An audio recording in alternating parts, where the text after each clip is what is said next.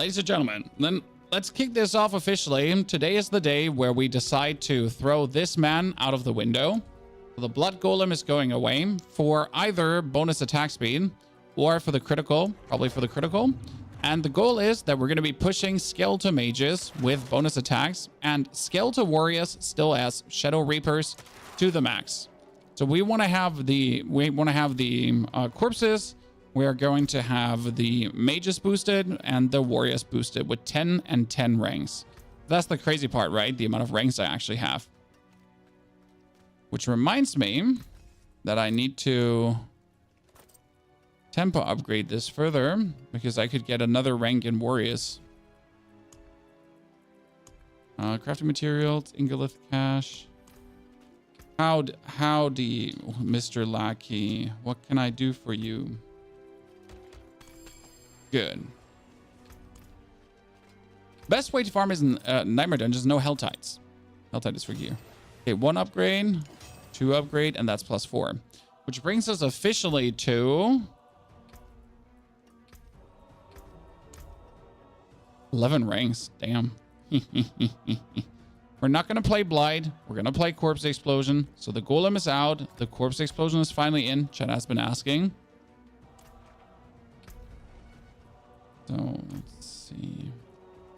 We're going to keep the Army of the Dead, most likely. We're going to keep the attack speed, even though I want to get rid of that one. And the problem is I need to keep the attack speed because it's the only way how I actually am maxed out. Now, what temper is the thing? What temper was the double attack? That was the weapon temper, right? Summoning was weapon temper. So it's minion attack speed or double.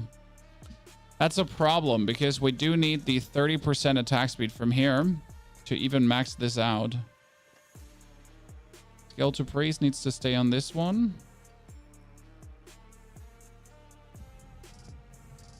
Yeah, the only aspect I could kick is the Frenzied because I want the Shadow aspect in. Because I've been thinking about if I could get into Shadow Minion, this aspect. The Curse. Aspect of the Damned. Right? You kind of want to have the aspect of the Damned. Because that would be you deal 50% increased shadow damage to enemies inflicted by any curse. And that should count for my minions as well, right?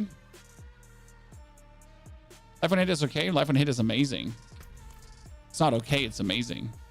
So might have to play a one-handed weapon, even though I really don't want to play a one-handed weapon. We might have to give this a go now.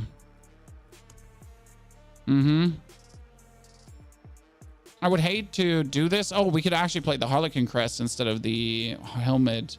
Because we're now playing Corpse Explosion, where the Harlequin Crest would actually be good finally. We're probably going to kick that out regardless. So Harlequin Crest is most likely a no-no. We're yoink these 2 points out. We're going to be putting... Unless we're playing Shadow, I probably have to go back to Terror. Do maximum damage. Oh, that's good. I can actually yoink these points out of the Golem because we don't need them anymore. That means I have 2 free-floating points. That's kind of interesting. Get more crippling darkness damage, actually. Not sure if that would be worth it. I'm gonna have to think about it if that's something I want to do. The unique size for easy update on Flesh Eater. So I could play the unique size, but the problem is I want another aspect. So the thought is that, again, you can play the 200 weapon for the 240% multiplier, or I could play 100 weapons. So, you know? So that's like what we're going to go for. But we'll try this out without the aspect first. So we're going to keep it as is. What we have to do, though, is we have to boost our armor. Because I have the cooldown reduction, I have the maximum life, I have the skeletal warrior mastery, and that's my problem right now because usually I have a helmet that has armor on it. What I need is another chest though, because the golem mastery is actually outdated. Which makes me think, what is actually the other rank that chest pieces can have? Can chest pieces have mage mastery too?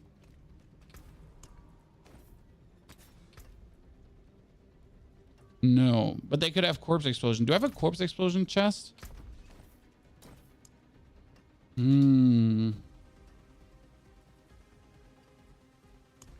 I should. Yeah, I have 3 corpse explosion armor. This is actually the perfect chest piece for this. Yeah, it brings me up to, yeah, that's unquestionable the perfect chess piece. That's like, that's godlike. That's perfect. That's not even a little bit perfect. That's just send it. You know?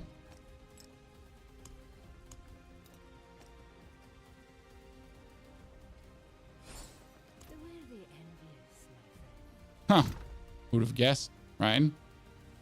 Yeah, Mage Mastery, I need new gloves because the problem is I can't temper my gloves over. That's currently a little bit of my problem because my gloves are obviously, they're tempered already, right? And I can't temper them into anything else. So I'm a little bit stuck with that right now. And that's a bit of a super bummer. Also, we wanted to get rid of the...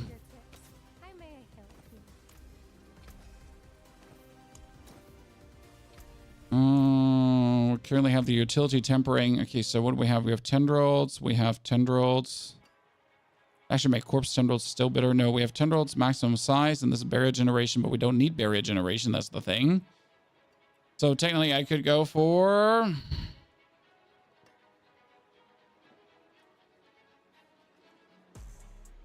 nothing. There's nothing else to go for. The utility temper is actually a joke for Necro often. But we could upgrade this item a bit.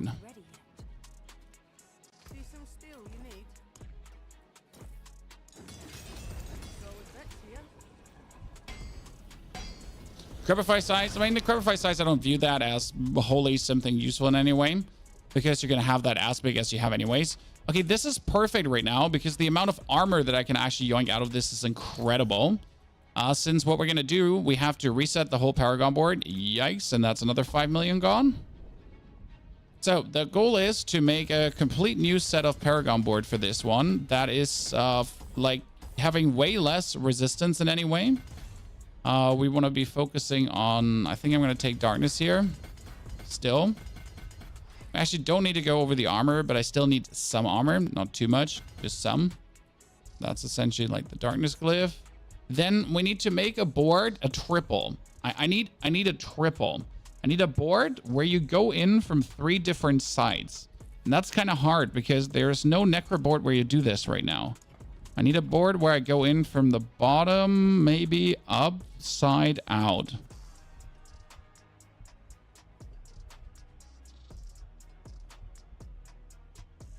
Because I need to go in 3 directions. But for this, I need to start with Cult Leader. No, not with Cult Leader. I need to start with Wither.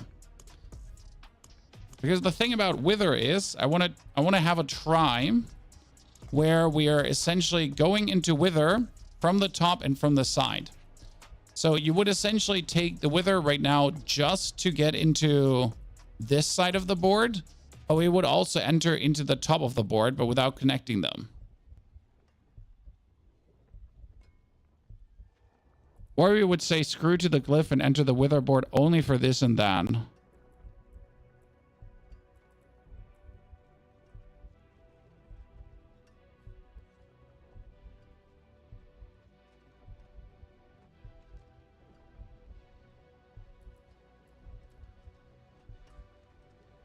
Wither can be really tricky to deal with at times. Wait, I need to know something. Mage glyph, mage glyph, mage glyph. So I want to activate the mage glyph. We're going to actually be playing. We're going to try out the mage glyph today. Mage glyph was based on intelligence. Not even worth it for the bonus damage on mages. Thought mages might get a multiplier as well, but actually the bonus damage they get, it's not even worth it to get multiplied. No, it's not completely true. It's still worth it to a degree to get multiplied. Yeah, minions gain armors. No, both don't do it. I'm thinking about like to put a willpower in there. But I definitely want to essentially touch on this side, like here at this point. Right, 1, 2, 3, 4, 5, 6, 7, 8, and then 9, 10, 11, 12, 13, 14, 15. So just 15 points just to get in there. And maybe just leave this completely open. Okay, let me try something. We're gonna begin with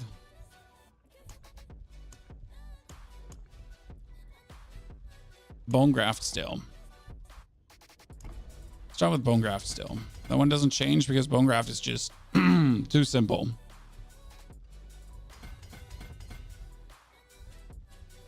Let's hope I can ignore all the resistance to elements. I'm trying to really like bypass that. Currently, we're going to go for exploit because exploit is like, see, I can activate this as I'm just going through, right? This would put me at a solid here, and I would have to yoink out the 2 gems. I need my 2 royals. I'm going to get those out.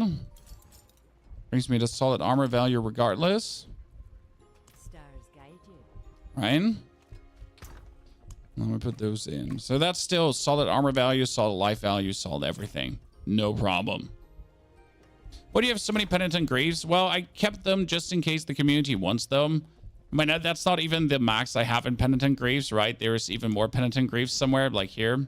Flicker stabs, and here's more greaves and more penitent, and yeah. I'm a hoarder. I'm a hoarder. I have issues. Send help. Call 911. Someone put me down. You know? Someone put me out of my misery. We could do the Send of Death board because so technically in the Send of Death board, right? You go in from the side. You take this, you take that, you take this, and we could go on the bottom as well. So the Send of Death board is one of the very few boards where you could technically take all 3 things. Because you notice, right? I could now just go out on the bottom and, for example, decide, hey, I want to take the Wither node. But essentially just for this. That's it. Right? Nothing more.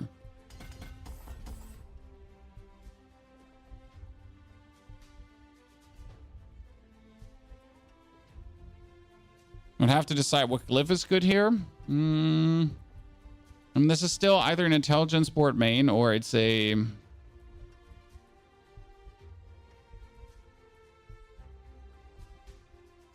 Could use it as dex board, but I don't like it as the dex board. Scorch is not an option. I mean, you and your minions deal 10% increased damage to minions, shadow damage over time effect. It is actually not bad. Let's just play with that for a second with a thought here.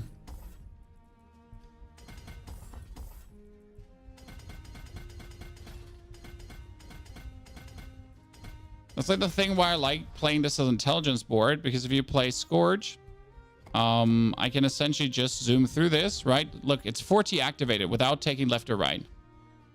Territorial, territorial is not an option here.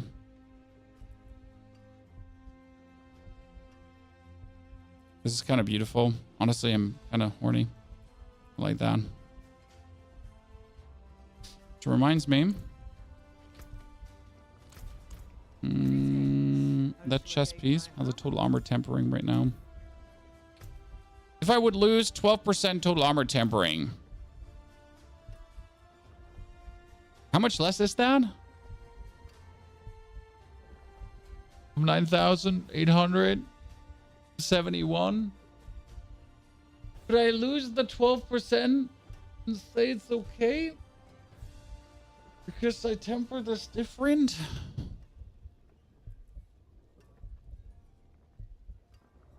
You don't have to tell him what to do. He's looking at a planner and playing it off as he isn't copying someone's siglols. I mean, siglols, it's nice if I could live in your head for a second. But you're plenty weird, and I hope you'll find help at some point. But I'm not here to help you, sir. So, good night.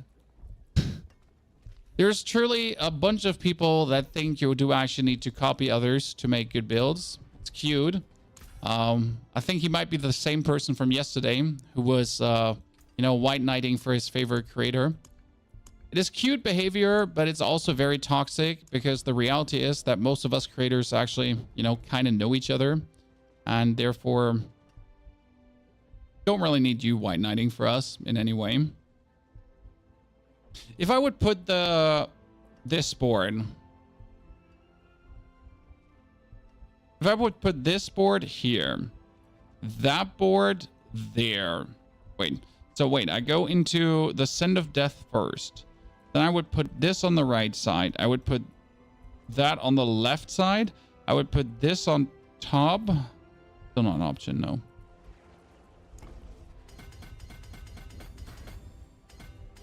You know, it's not like we creators can have our own beef between ourselves. You know, if we need to talk with each other, we'll do.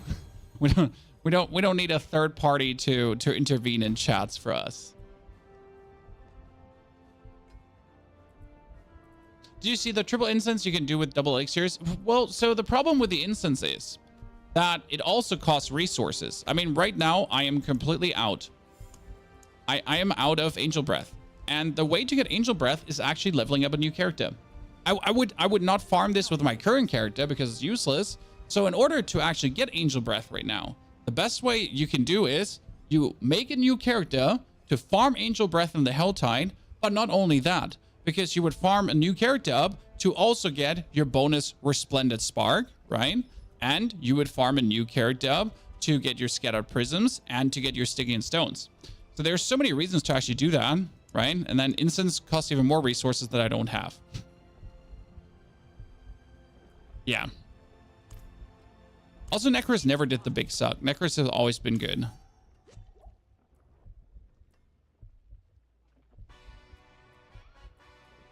I need more stats to make them work. That's my problem, that this is like right now the third board instead of like the other board. It's a bit of a bummer. Might have had to put this in between these two boards.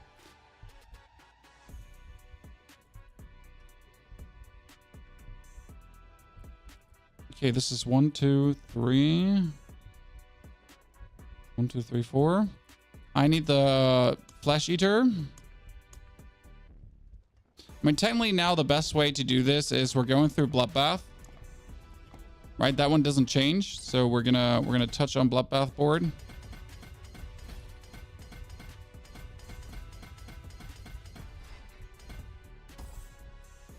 You get the Essence Glyph activated. Boom.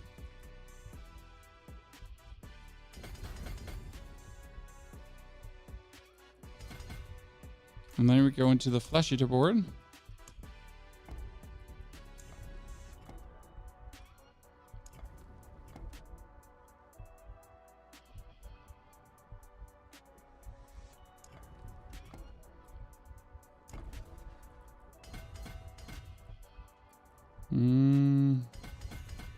One, two, three. I would need Corporal. Actually, we would need Amplify. And I don't even need Corporal, that's the point.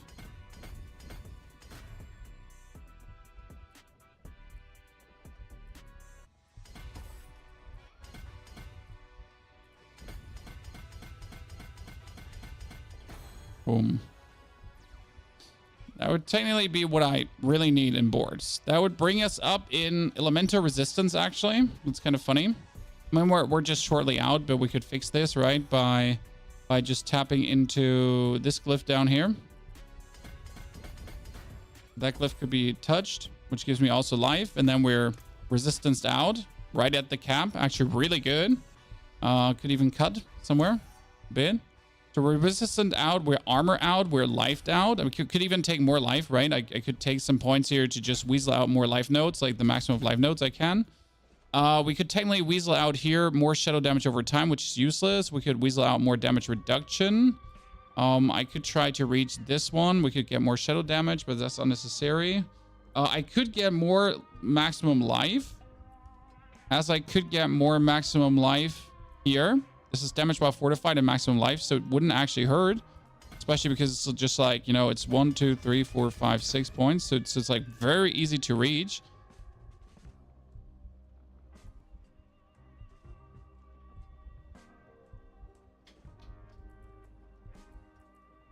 Now, the biggest problem is not meeting those stats here. And the 440 dex, that's mandatory. And if I take 2% life off here, could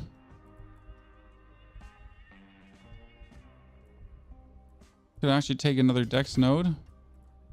And then I would have to make sure that as I'm going through, I take the most decks possible everywhere. Dex, dex, dex, dex. I could here. This one is, for example, a big one. Take the dex instead of the willpower. But take the dex instead of... Oh, you know what? And I could technically... No, the 3.7, I need to keep this. Because now we end up with enough dex to have the damage reduction.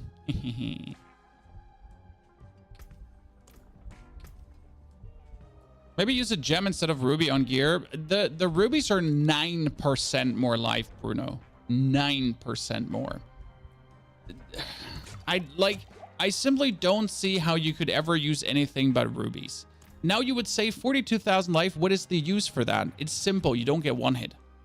I mean, like, I've been trying this out. We actually had a video about this yesterday. I can face tank hits from the end boss. I don't actually die from the end boss if I get hit in the pin, which is fantastic, no matter what level they are. Here we had this video from yesterday, right? Where we were trying to push deeper.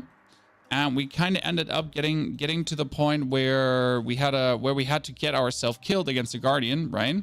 And he, like, we literally had ourselves wait here. We're going forward. See, we wanted him to kill us. Okay, I walked up to him to kill me. And look, he's like 1 hit, 2 hit, 3 hit, 4 hits. I can eat 4 hits of him before I would essentially die, right? 5th hit would kill me.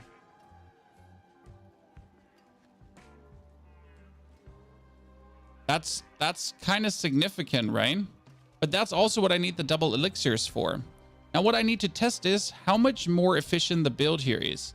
Because the plan... So what is our plan right now? Our plan is, again, Race Skeleton, Army of the Dead, then Corpse Explosion as much as possible, into Corpse Tendrils together with the Blood Mist and the Decrepify.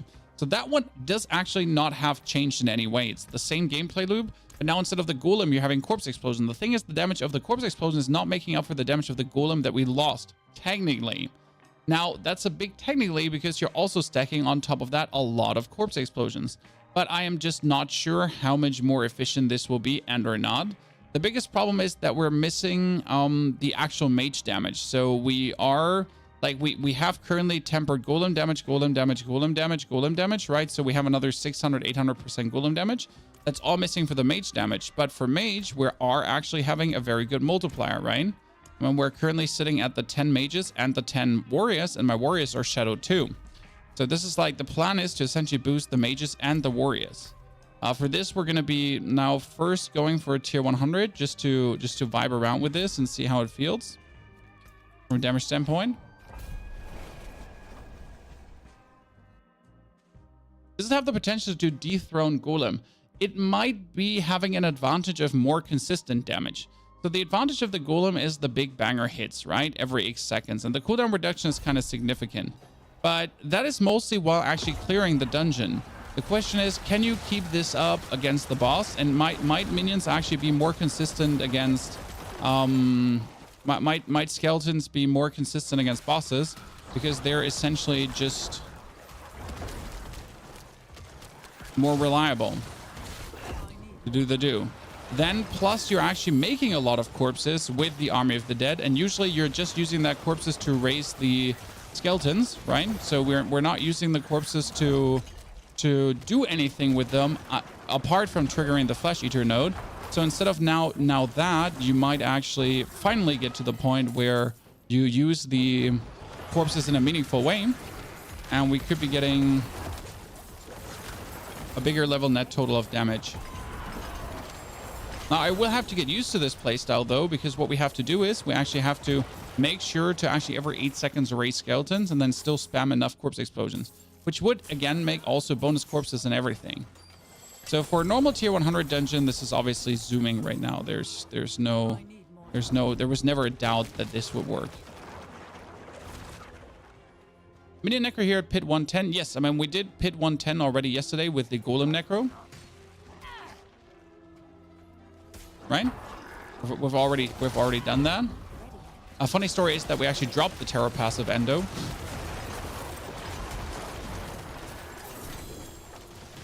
Because we needed the points somewhere else. Oh, which reminds me, we could actually swap a point away from... I'm at 9,800, right? I should be able to take 1 point out of here. Can I take 2 points out?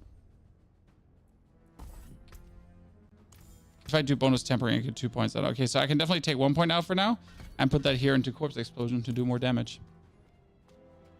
How tanky are you with mages? I'm not less tanky with mages than I am with Golem. There's no difference in tankiness. Main reason being that my mages don't die because Army of the Dead. Right?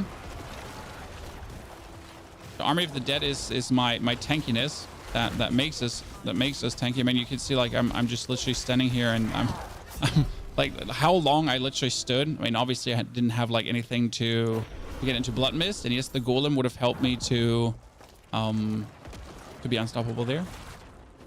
Which build do you feel is the best for tormented bosses? I mean, right now the Golem helped me to one-hit tormented bosses, but I would like to try out tormented bosses today, but I need to find a Stygian stone for that. Because that's my problem right now. I don't have Stygian stones. I would have to make a new character and again farm that new character up to actually get Stygian stones. We might put some levels into a new character today just to progress a bit the Iron Wolf XP, because that's how you actually farm levels, right, with new chars. Which golem did we use? The blood golem, obviously. That's the only golem that matters.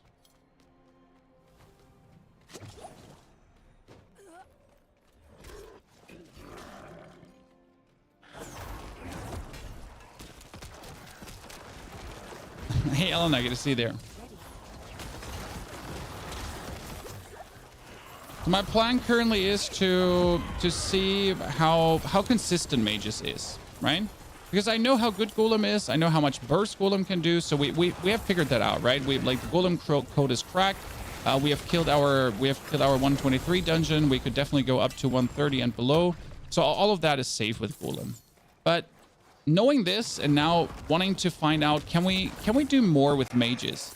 What I like very much is that we actually took the Wither node. So I could weasel out the Wither node on the Paragon board and this bonus damage reduction node. So we're actually getting a bonus damage reduction here. We get the damage reduction from Shadow. So that's another 18% damage reduction, plus the damage reduction from being fortified, right? That's generally a thing going on. What's your mage damage set sitting at? See, that's the problem. Golem damage, golem damage, golem damage, golem damage. I don't have the gear yet to swap around. I mean, I have the mage mastery plus 4 gloves. Sadly, I don't have another pair. I don't have another pair of masterwork gloves. What I have is warrior mastery and warrior mastery, which is very interesting to me because my warriors in this build are what they are shadow warriors, because I'm using my skeletal priest to make warriors shadow 2. That means I have, instead of 5 shadow minions, I have 11 shadow minions. Right? The thought would be that, like, since you're doubling the amount of shadow minions you're having, and then you're heavily investing in shadow, that technically could work very well. And I haven't even invested as much in shadow as I want, because I'm technically thinking about swapping out the frenzied aspect. So this is the frenzied aspect for bonus attack speed, right? And I would like to swap that out for the aspect of the damned. But in order to swap this out, I would need to have attack speed on gloves. I would need to have attack speed on the weapon, and on the rings, and on the amulet. And that won't happen.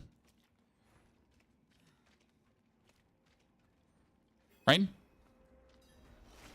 you have any Ubers? Oh, yeah, sure. I have, but I don't use them.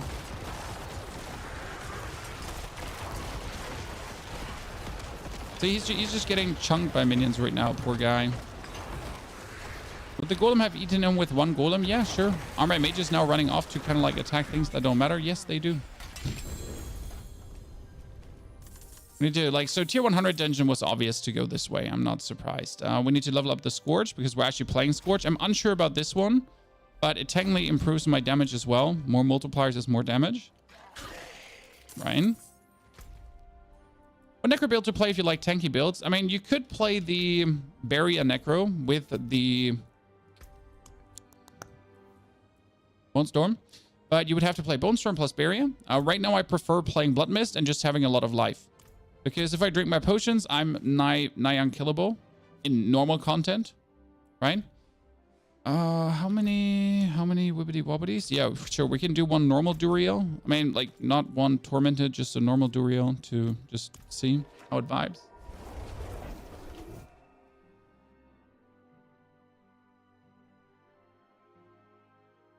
Do you think Black River C built with minions will be possible? I did do a Black River Corpse Explosion build. The problem is, okay, what does Black River do? It's a one-handed weapon. A two-handed weapon, all your minion damage is calculated off the base damage of the weapon, okay? So if you have a two-handed weapon now, all your minions do more damage. That's 11 minions do more damage. If you now take Black River, then 11 minions do less damage, exponentially less damage.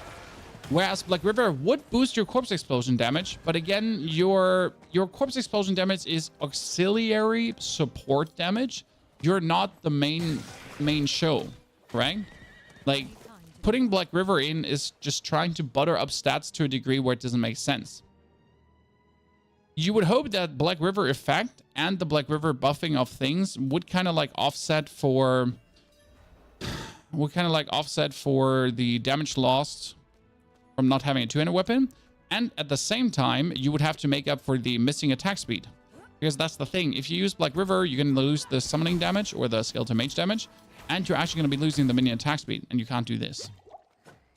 How much harder is Tormented versus regular Duriel? Well, we're talking about 2 billion HP versus 100 million HP. The normal Duriel has 100 million roughly, and a Tormented Duriel has 2 to 3 billion. That's the big difference. I mean, damage-wise, like...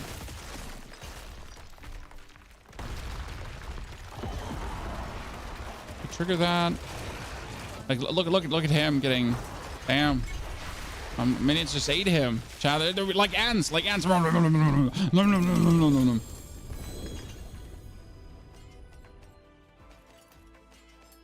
mean, that was obviously a normal one. I'm not surprised that this happened. Like, he was always sure to get eaten. I'd say let's do a tier 100 pit. Tier 100 pit is like a nice level, like to see how strong builds are. And yesterday I capped out at tier 110. Just if you're asking yourself, with the Golem Necro, we could have gone deeper. But for that, I would have to do more farm. Okay, we don't need the helmet, don't need the chest.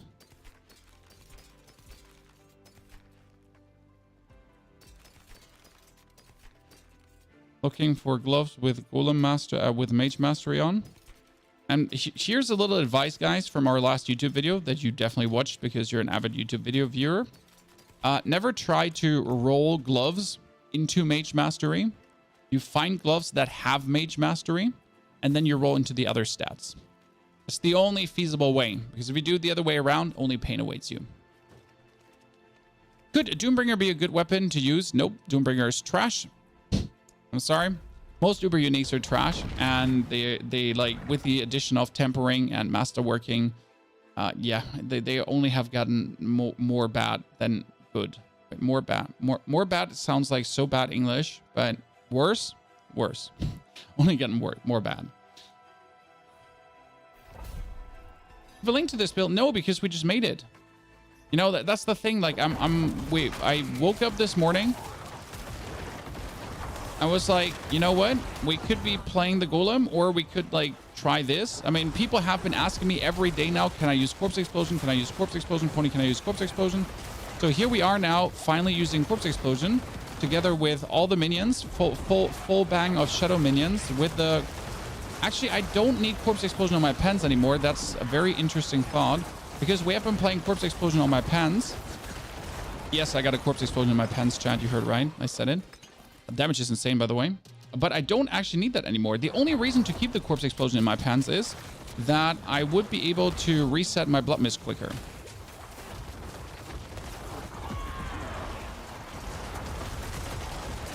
But yeah, for tier 100, we're just... Yeah, wow. Okay. Howdy. I mean, that's like, considering that we have not a single role in Mage Mastery. Okay, again, like, not a single role in Mage Mastery is here. Right, not a single role in Warrior Mastery as well. This is all just the base damage they're essentially dealing.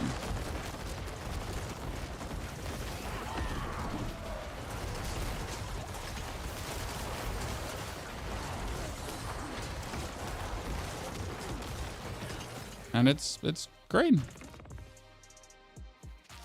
Wouldn't Shaco be good? If I take Shaco, I lose my helmet, Warrior Mastery. And that is another damage multiplier that I don't want to lose out on.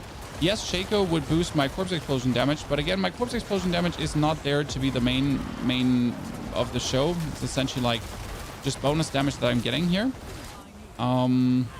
So I don't think it would actually be worth it, personally. Might be wrong on this one. I mean, I'm still thinking about keeping Army of the Dead or not keeping Army of the Dead. But on the one hand, it makes my minions nigh invincible. So you can't actually have them die. And if I would actually swap over to Bonestorm or something, I would have to swap a bunch of affixes aspects to accommodate for that. We don't want to do this. So, like, Ring of Sacrilegious Souls would technically work in this one right now, but it would be stupid because you would be trading convenience for damage. Because Ring of Sacrilegious Souls, end of the day, sure gives you some ranks and corpses and so on. But the main reason you're using Ring of Sacrilegious Souls is for convenience. You're not actually using it because Ring of Sacrilegious Souls is so damn good. It's just a convenience tool that allows you to have something auto-cast that you don't want to be bothered casting. The thing is, I'm essentially like, I'm doing this, right? I'm spamming my skeletons. I'm spamming the corpse explosions. That's me. That's me. I'm here. I'm full on in action. I'm blasting. And I'm enjoying the blasting. Enjoying hitting the buttons, right? Doing the thing. By the way, I'm fully convinced of the damage here right now. This is actually quite amazing. Like this. I mean, we like, you have to consider that we would do like a gazillion trillion more damage if we would actually get the Mage Mastery tempering going. So that's a nice shower thought there. How much of a difference that would make bonus. Yes, our cooldown reduction is off the charts. Oops, I forgot to hit that button fast enough. Our cooldown reduction is off the charts, which is nice. We're just getting everything like reduced so fast. Hello, Lethal Shrine. I like to see you. So this build is changing Golem damage to summoning damage. I would probably change Golem damage to summoning damage as we're trying to boost warriors and mages. Because our warriors are actually shadow. So in comparison to some of these builds that actually only boost the mages, we're kind of living the hybrid life. Because end of the day, getting the bonus warrior masteries does not hurt anything in the build. So it doesn't make us weaker to go for it. So summoning damage is vastly preferred because you're playing both. Now, what I would really like to see is how much damage difference it would truly make to get those mage enchantments going, right? Thus, I would really like to see.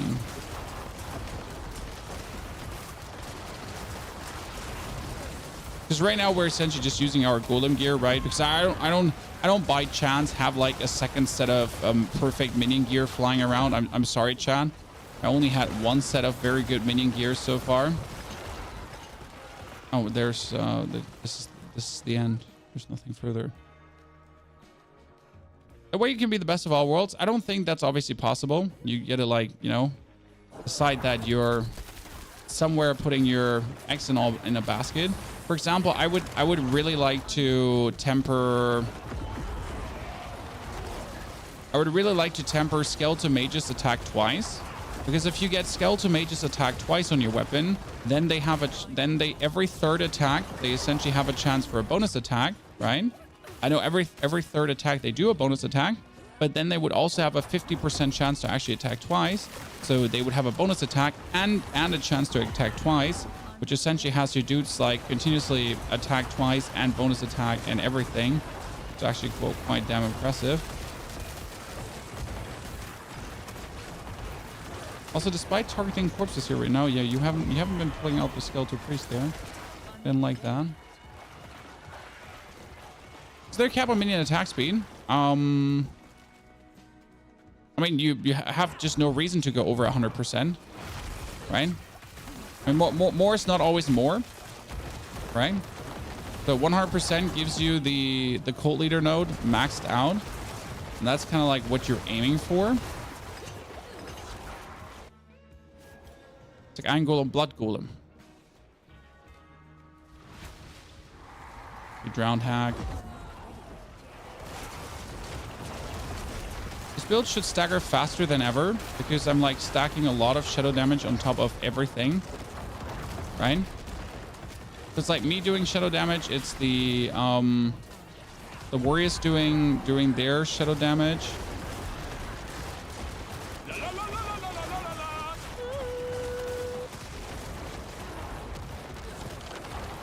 I mean, it helps that this is the hag, because the hag is essentially a static boss.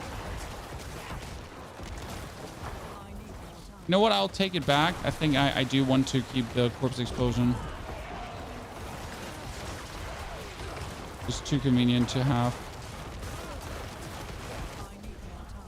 Well, that was almost bad.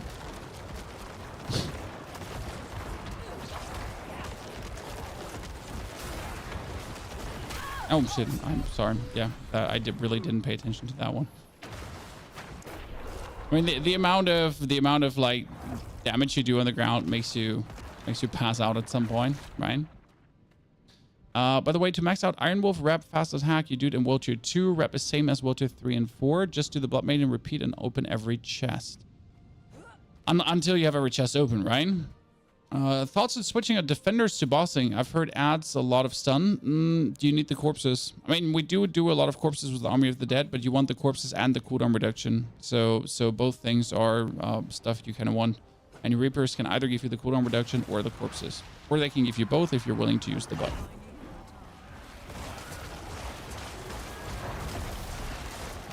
Right? So like, kind of like... Oh, shit. Ow. I mean, seriously. Uncool. You hit a poor man like that. One thing we definitely have to get used to is adding the skeletal warrior thingy here. So the thing is also, you don't want the defenders for one reason. We're playing the aphotic aspect. The aphotic aspect already gives our warriors a 20% chance to stun, which essentially just makes them already absolute demonic demons on the stun department. They don't need more.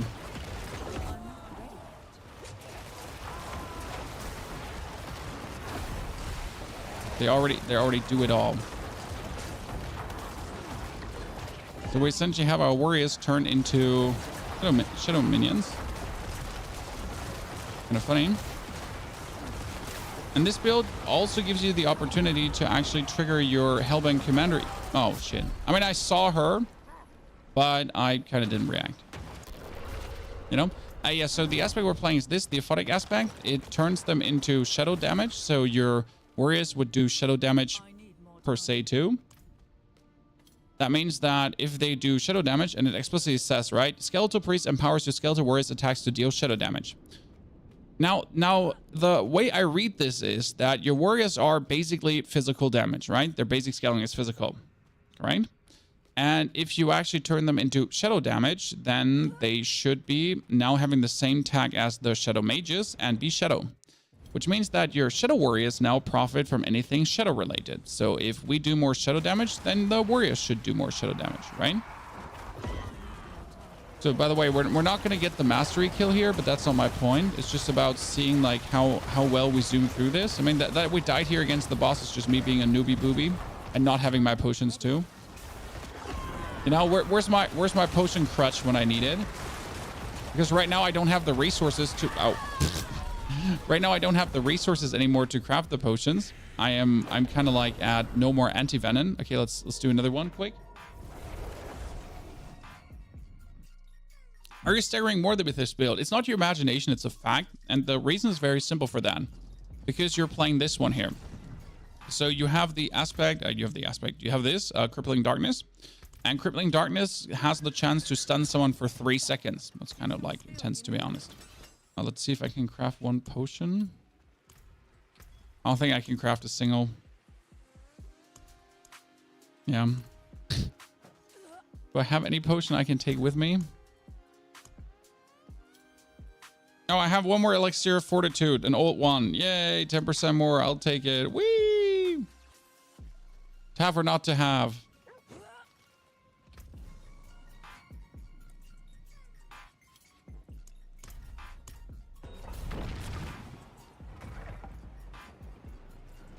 Trevor, the Holy Bolts we did try yesterday and we get up to 123. But that's like before we start using Holy Bolts in any way again, right? We need to try out like we need to try out to max the build before, you know? Now the interesting question is, what is more damage? If I turn my skeletal warriors into shadow as well, right? Or would it be more damage if I add the aspect of the damned, which would make me do 50% more shadow damage? Right? This is where you actually do need a DPS meter, because right now, what would I like to check? I would like to check if I either do more damage by having my skeletal warriors be shadow, or if I would choose to essentially drop that aspect and add 50% shadow multiplier, if that leads to a net total of more DPS. Now, obviously, you can check this by doing multiple pit runs in a row with each things and then just like seeing in the middle what does more. But why can't we just have a DPS meter? Right? Why can't we have nice things, Chan?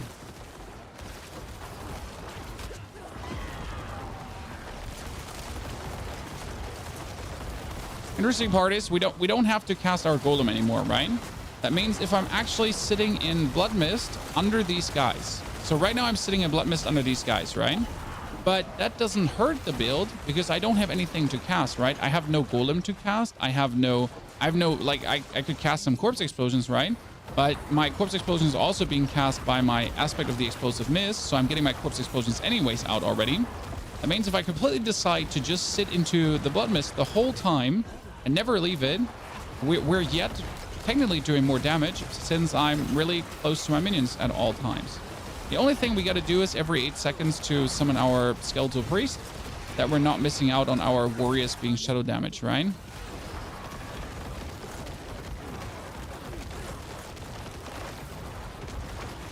There's another aspect you could technically think about which is the aspect of the inner calm, because we're blood misting a lot and I don't actually have to travel with blood mist, right?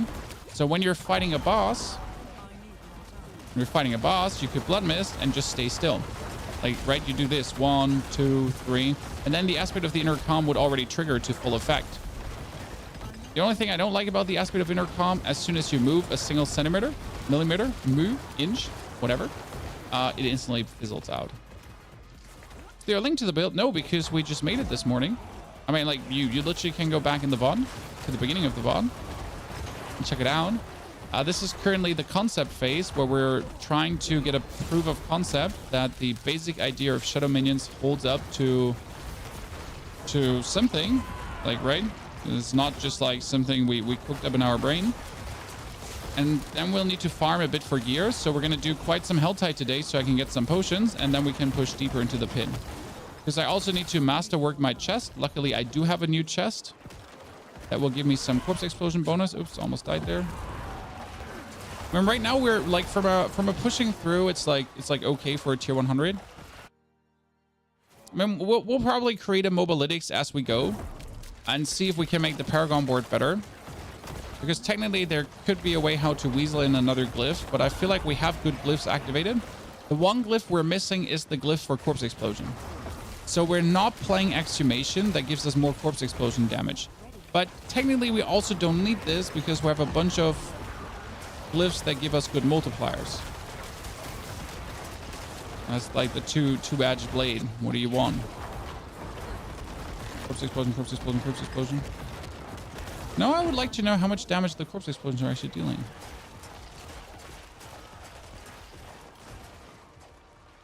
We can go like Sork and drop every defensive. We don't really have any defensive. I mean, we have 1 damage reduction affix, but the thing is we could only drop that for another utility one.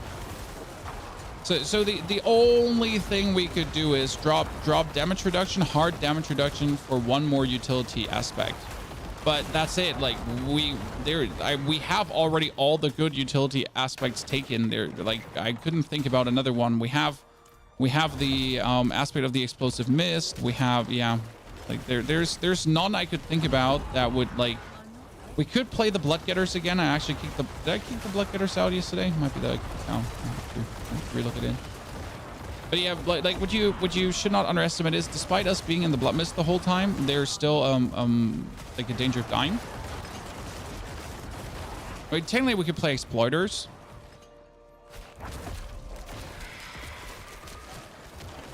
Sork drops everything, no armor cap, no life, just damage. Yeah, but Sork has a flame shield. That's a bit different. Like we might have Infinity Mist, but Infinity Mist is no flame shield. Fundamentally different concepts.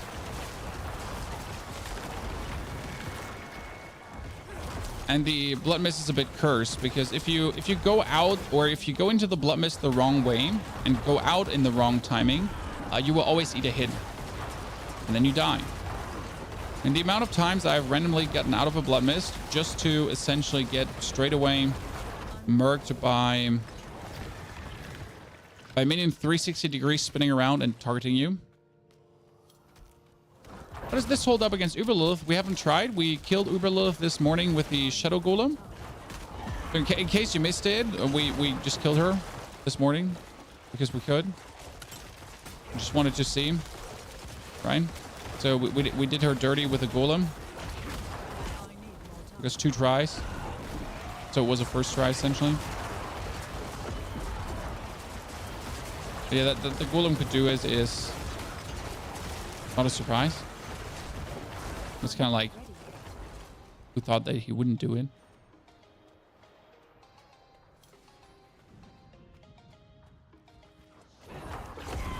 Krister, I mean, at the end of the day, there's only that many ways to build the Golem, right? The Necromancer. Like it's not like there's 400,000 different ways to build it. So I'm happy that great minds think alike. I guess the biggest difference in all the Necro builds comes kind of like from Paragon boards and such, like how you decide to go through it. I mean, for example, I have seen other Shadow Minion builds, right? I didn't like them because none of them was taking the Wither node, and I was like, you know what? I kind of want the Wither node. If I'm already doing Shadow, I at least want to yoink a point in, because it's kind of like free damage. But it's only like 6 points it takes me to go into the Wither node, but it essentially adds free damage to my resume. It's like, you know what? I want free damage. By the way, he's the bane of every damage over time build, because he just vanishes and goes away, right? We talked about this yesterday, that when you're playing a damage over time build and you're playing this lad,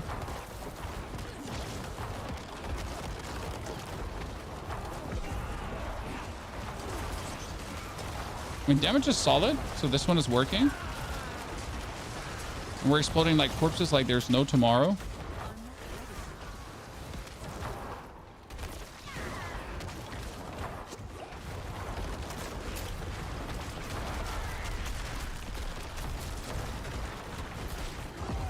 Man, I think if I get the Golem mastery together, if I get the Mage mastery together, we're gonna be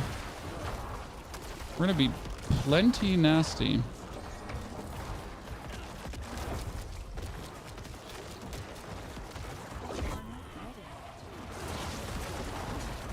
I mean, how long did the kill on the boss take now? 2 minutes right now? I mean, for a boss that's inherently flawed for this build, that's like really good. Because you like notice, right? There's all my corpses are back there, which is actually not completely true, because all my corpses are back here as well. Oh no, that's bullshit. I was super out of that. Robbery. Second one, also the stupid wolf one. The stupid wolf one is okay, because you can force the wolf one to always be in the same spot. Doesn't the Golem just one-shot this? No. This is a tier 100 dungeon, sir. I don't know if, like, I mean, like, if you play the Holy Bolt Elixir and this would be a thing with ads, yes, you would one-shot this. But no, this doesn't get one-shotted. You might have been harnessing unrealistic expectations because you watched someone use a Holy Bolt Elixir. You know? This is essentially a build right now where we're not using that, and this is a boss without ads. So 2 things that actually come together here. So the wolf you can force to spawn in the same position always again. Like, but if you're literally standing still, he just goes exactly back where you want him to be. With this dude, it's a bit of a gamble. He kinda goes back where you want him to be, right? Not really, but also not really. Like I can like stand here now, and then he kinda comes back. if I have the, if I, you know, can stand still.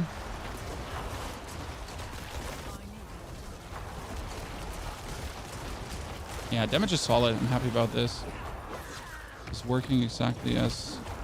See, now he just moved away. And I essentially have to, like, straight follow him to make more corpses.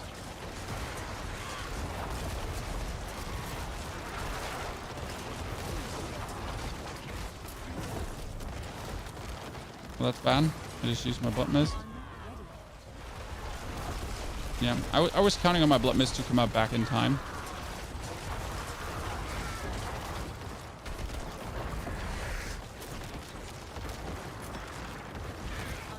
We get him stuck in a corner, Chan.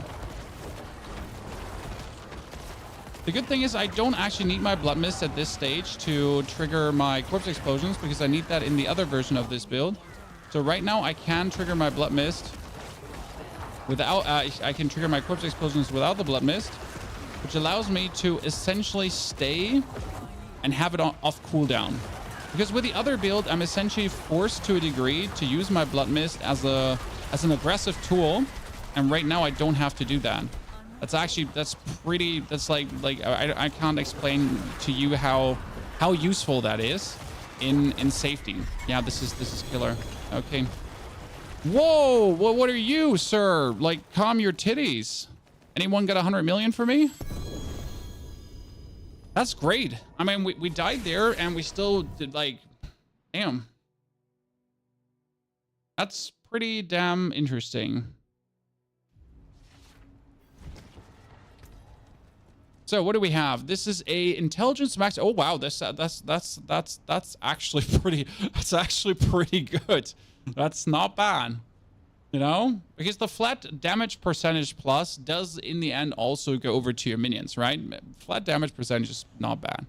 Impairment reduction can eat my ass. Life per second. Oh, they're so bad. That one is something. Jeez, that was something. Take it if you don't need it. That's you're looking at 100 million running around or something like that. I don't even know. I don't have any clue about the parasis. I can't give that to you. I might use it myself. Does Tyrions might proc with minions? It does. It does. I don't have it, but it does. Okay, that was a 100. Now I could try a 110, but it feels like stupid to do this. The first thing we're gonna do is we're actually gonna. Oh wow, I'm just not using one aspect the whole time. Yeah, chat. So we have not been using one utility aspect because if you're looking at this right now, we do have the same aspect of hardened bones as we have on the helmet. Interesting.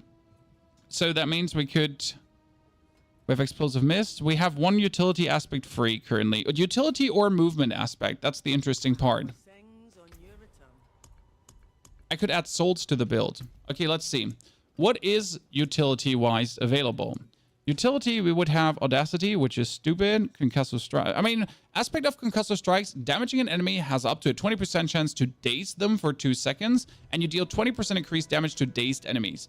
Technically, with all my corpse explosions, with my shadow damage over time and all that stuff, we're most likely going to daze them, and we're going to do a 20% damage multiplier. Technically, not bad. Doesn't work against bosses, but it would add a bonus stagger. Wouldn't that add a bonus stagger?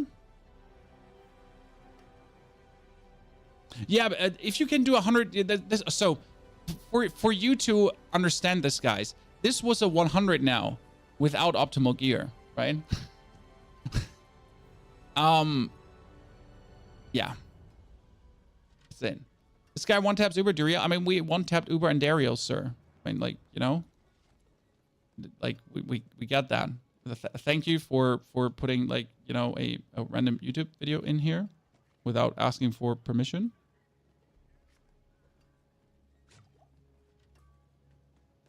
You know, gotta remove that link. Sorry, sir. And then I can untime out you.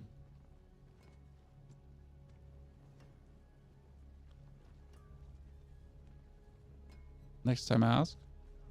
Our mages meta now. We're trying out things. Okay, so mages are not meta yet. No, you know what we could play, and that would be really fun. Chat.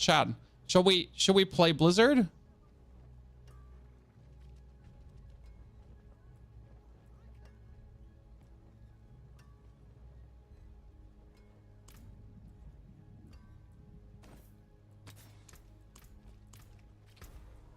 And this just makes me happy on a level that you can't understand. It's kind of like, it's so stupid because the Blizzard aspect is kind of like dumb, you know? Let's see. We did a 100 now in kind of time X, right? Let's do another 100 and just see how fast that is.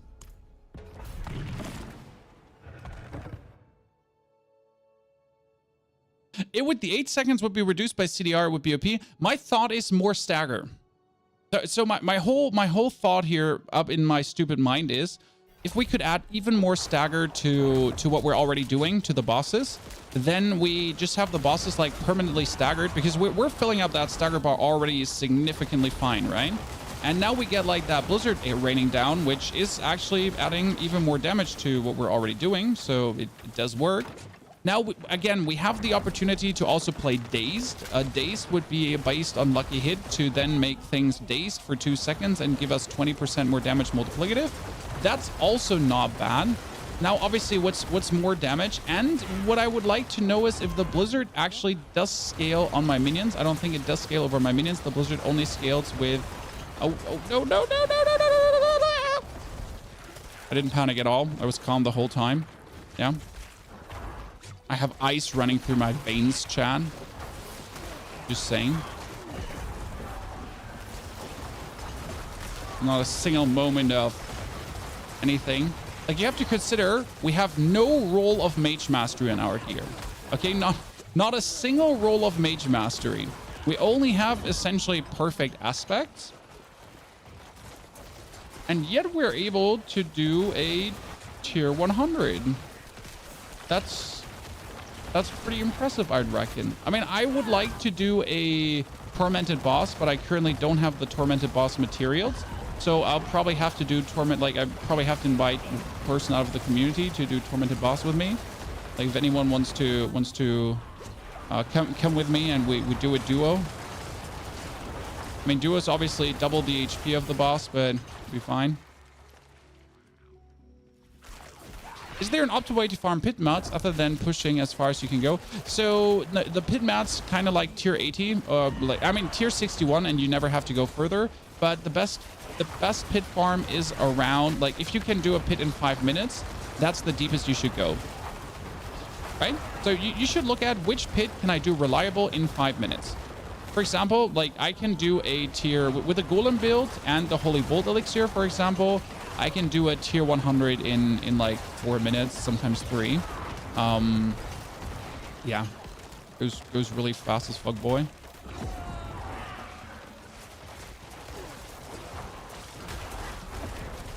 I completely forgot to raise my skeletons this whole time, which is very important because if I don't raise my skeletons, I'm missing out on my Skeletal Warrior damage, because Skeletal Warriors are again doing only physical damage. But as soon as I eat a skeleton, they also do shadow damage. Yeah, I feel like we're faster than before, Chad, with that stupid Blizzard aspect. Are Tormented bosses harder than Lilith? Nope. Lilith has a bunch of mechanics that you have to go through while Tormented bosses don't. For example, I do one-hit Endariel for 700 million, and then she goes already in her final phases. She does her final phase 2 times, and then you win. Whereas for Duriel, for example, if you hit him for 700 million, they have like 1 or 2 billion HP, so that's not very much. I think Lilith has like 4 or 5 billion HP, and she goes through the motion of the ocean that the Tormented bosses don't have. I think, for example, that Tormented Barshan is actually harder than Tormented Endariel, because Tormented Endariel might have like her mechanics there with the fire beams and whatsoever. But as a Necro, at least, they can easily be avoided, and she's then quite like a cakewalk in the park walk. So, yeah. Okay, why is this so strong? Like, seriously, why is this so strong? I want to try this out with the Holy Bolt Elixir and just see how much we can also burn through with this. It's kind of cool. It's kind of cool, I'm not gonna lie. Yeah, this is kind of cool. It's kind of cool. I'm pretty happy we did this today. What's better, Golem or no Golem? Well, I cannot make a conclusive statement here yet. I think the Golem is more pleasing to play, because with the Golem, you have these visceral, nice, ginormous hits. I think this is the boring German efficiency build. Because this probably has more DPS. And where's the DPS is often the question, right? I mean, as it stands, as it seems right now, the damage is just more consistent and I'm just getting more damage out per second. Whereas with a Golem, I can do these very cool hits where I suddenly, if everything works out and if I really crit very well, it's like, Golem, Golem. By the way, chat, we're 10 minutes almost through. I mean, last time we were at 8 minutes through. So did we just make 2 minutes good, roughly, to the boss? As it seems, with a Coldbringer aspect.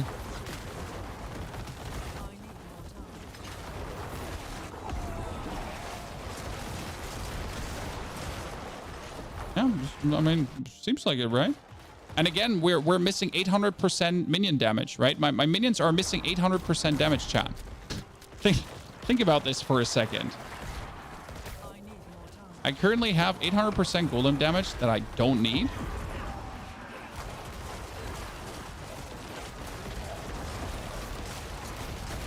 Let's see how much stagger we do. I mean, technically the thought is that my stagger is going to be absolutely incredible, right? Like I should stagger this guy and he shouldn't even know what to literally do with his arms.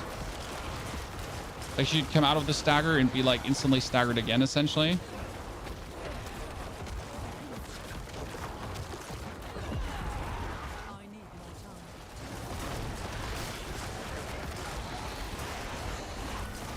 Yep, that's kind of working out, I guess.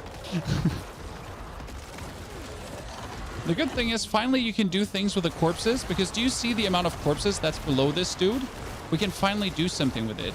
Because before you couldn't actually do anything with your corpses, like you had them, right? Corpses existed, but your corpses were only used to summon skeletons. So right now I create this army of corpses and I'm holding down my button. And here comes a bonus piece of knowledge you might not have, chat. Did you know that when you're having attack speed going on corpse stuff, it's X2. So corpse explosion, for some reason, as one of the few skills, has an inherent X2 multiplier to attack speed, which means that like I get 20% attack speed to myself.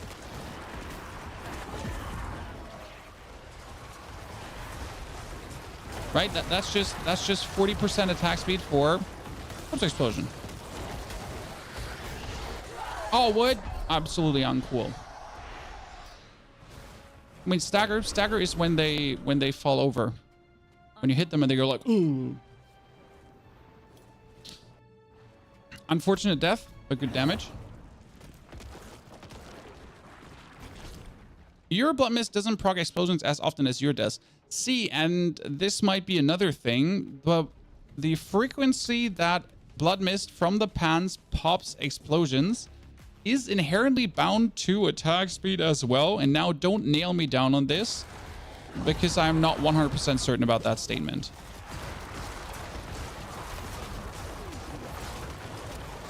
But if I'm not 100% wrong, there was something there that oh shit, yeah, that was just bad.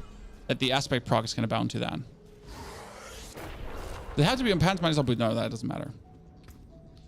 And I only have like one ring with 20% attack speed at this point, right? I could get more attack speed. Can you try Bone Spirit build next? We already did. We have the perfect Bone Spirit build. Sir, we have it on the channel. It's perfect. It does 250 million damage per Bone Spirit. It's flying through the pit, so like you can speed farm tier 70s, tier 80s kind of. It's brilliant. By the way, these things here would probably not kill me if I had my potions on. Just as a reminder here, we're currently working with very low life margin. We're only running around with 46,000. So this is with the cold bringers currently, and me just dying like a bot. I guess that's one downside of the build, because I'm actually busy doing things. So like right now, I'm standing here doing corpse explosions, and that makes me static. On the other hand, we could think about playing Aspect of the Inner Calm, because again, we're standing still. I'm just not a big fan of Inner Calm again, because you're standing still. Right? But look at all these corpses. I cannot feasibly explode them all. I mean, I'm essentially holding my button down, right? I'm just really holding my corpse explosion button down. I'm not tapping it. I'm not spamming it. Really? Really? You blasted me in the one thing and blasted me from the other side? That wasn't cool. That was uncool. What's the best Golem Variant build? The Shadow Variant? Yes, the Shadow Variant. I mean, you want to play it with Shadow Blight. If you're not playing it with Shadow Blight, you're just missing out on the damage ceiling. Simple as it is, right? Okay, we definitely have to get more vibed in with the build or with the play of this, right? But the damage is solid. Now we have to talk about this one, right? Do we really want this? Do we really want to play Coldbringer? But if we don't play Coldbringer, what else do we play? If we don't play Coldbringer, what else will we play? That's the bigger question. Dude, he gets staggered like so fast, not even funny.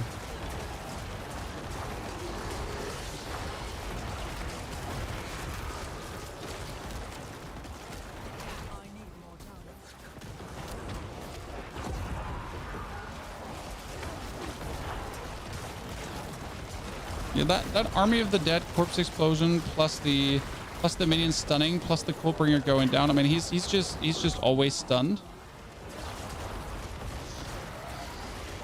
I mean, even though the stagger doesn't really do anything for you because like it's not like you're dealing much more damage when the opponent is staggered. There is some damage increase on stagger, but not that much for the build. Could you all? I'm just really pooping here on getting hit by the effects. We need to change these boots for attacks reduce evades cooldown to triple. Your time's going to be close. We're not here to push a lower universe. We're just here to min-max the build and try out some Paragon boards and see if we want to go for the territorial glyph. Because right now we're playing exploit here for bonus vulnerable damage. But it seems like as we're mostly standing close to our opponents, it might be better to play territorial just to get the bonus damage reduction. Because we get damage reduction there, we get damage reduction there, we get the damage reduction from Scent of Death, which is actually permanent, the damage reduction. We get the damage reduction, we get the crit. We get the damage reduction for the Debt Razor and everything. Might be better to have that going. Not 100% certain, as always.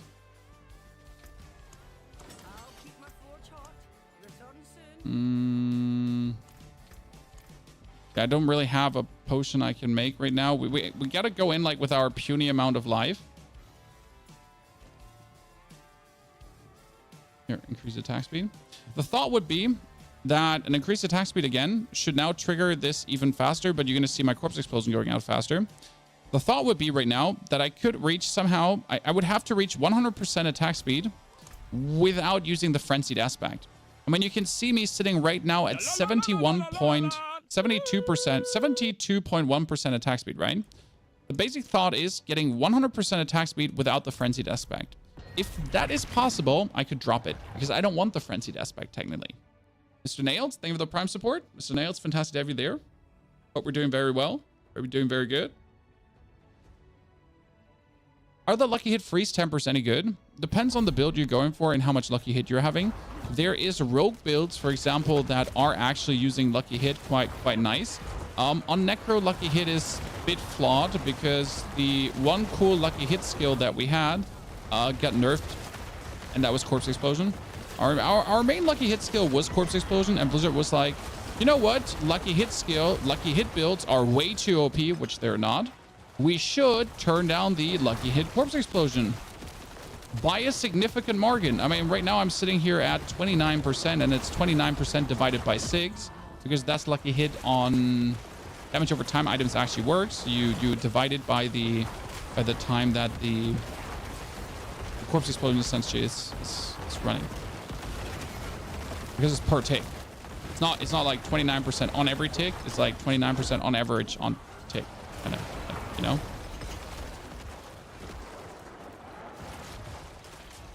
Are you using grasping mains now? No, I don't have space for it. There's no world where I could in any way put grasping mains in here right now.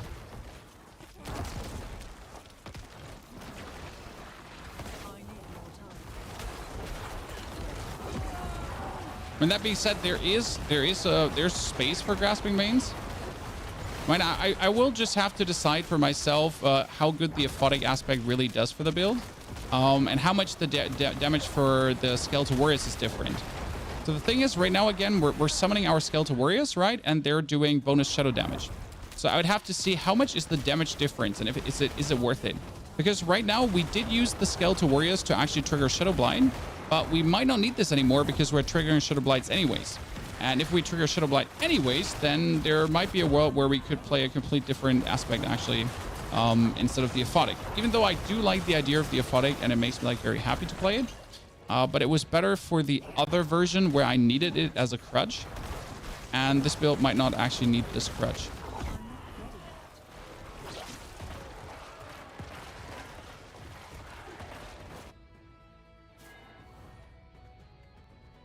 You can't play the game, still crashes. That sucks. Which build is the best, easiest to achieve Uber boss killer? The Golem. Which is not true because this build might be even better, but again, I haven't been. I mean, I just killed the normal Uber bosses, you know, like, but I didn't kill a tormented boss with it yet. So we just went to Duriel just to see what we would do to him and how we would. Well, I was still my blood mist, sir. I mean, I was still my blood mist. I think. But yeah, we just killed Andariel. We just killed Lilith this morning with the Golem build. So is the Golem build good? Yep, the Golem build kills Andariel. Andariel, that too, but it kills Uber Lilith. But no matter how good your build for Uber Lilith is, like, you still have to actually play her phase 2 mechanics. Because that's the thing, like, most people don't struggle with the damage. Most people don't struggle with anything in that direction, actually. It's just simply that you actually have to play the mechanics now, right? You have to avoid the fireballs. You have to make sure that you don't get your feet cut off. I mean, it does help if you have an equivalent amount of, like, damage mitigation. I mean, for example, currently with my 42,000 HP, I can just eat the fireballs. I mean, I think I get damaged by 3 before I get in any way, like in a territory where it gets clutch. And that's really helpful.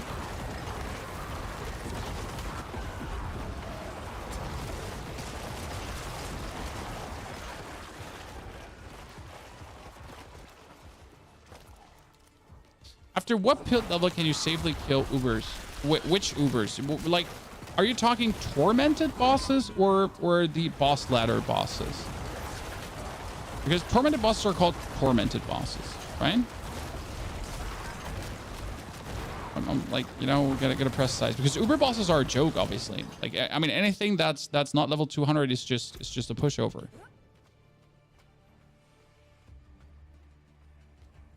And there will never be a level of pit where you can kill, for example, Lilith easy, because she's just not easy. I mean, like, she's easy, but she's not easy. Okay, could my mages, my skeletal mages, they're like kind of stuck there at the start of the wall, could they just move in, please?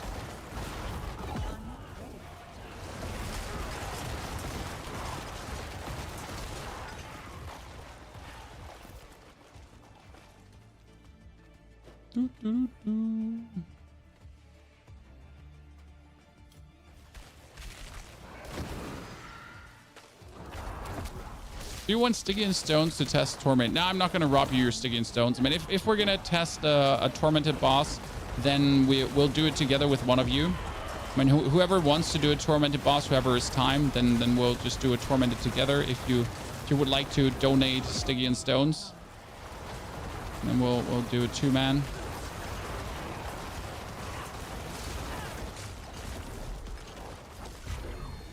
Oh, great. This is... oh, God. I hate the layout of this one because it kind of has, like, enough minions to often exactly like just serve the purpose, right? So you gotta like go through this, and you gotta essentially go through every nook and cranny to find every single mob, and then you're exactly making it. I hate this level. So because of exactly that. So.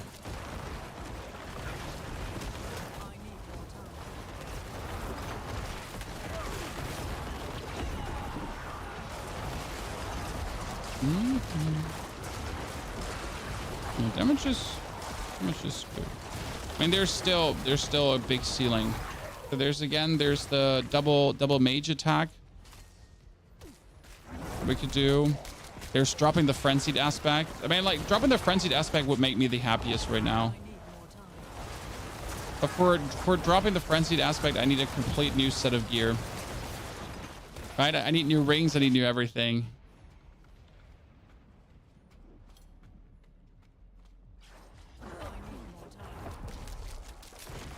You have no hearts for more ags? I can farm you 2 ags quickly, no problem. I got Varshan mats for days. I can even give you Varshan mats for days instead. That dude is taking way more damage. I mean, look how he's just going down. Oh, you went into the corner? You absolutely disgusting shit nerd. Butt crack sniffing. Butt crack sniffer.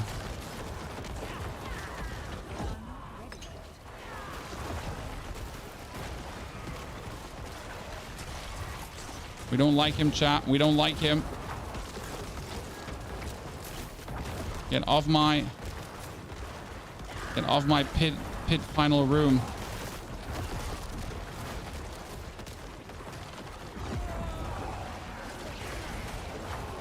Oh, come on now. Come back right here. You went all the way back there. Stinky pooper. Not even willing to avoid the mechanic. By the way, when you have 60,000 HP, guys, you can actually eat... I tried this out accidentally. But when you have 60,000 HP, you can actually eat all 3 balls that Elias does without dying. It's kind of funny. Because we wanted to know if it's possible. No, I mean, like, we didn't want to know. It just happened. It's called a calculated risk.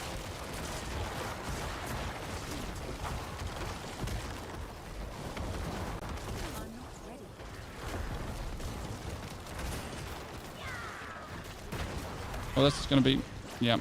This would have killed me if this would have actually pulled me the right way, as it's supposed to pull you.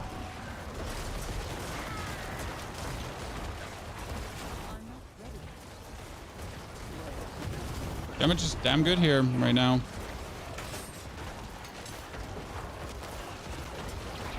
Oh, you went all the way there.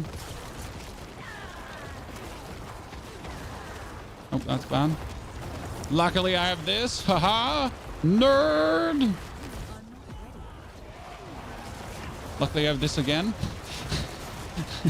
It's like we don't actually care about boss mechanics at this point. Oh my goodness, really? You just joined me at the same time? How is that even possible? So you don't even care about boss mechanics anymore, right? You're just like,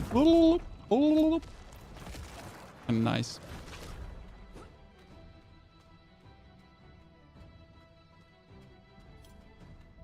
This is going very well, but we're not sealing out on damage because we're taking a bit too long for my liking.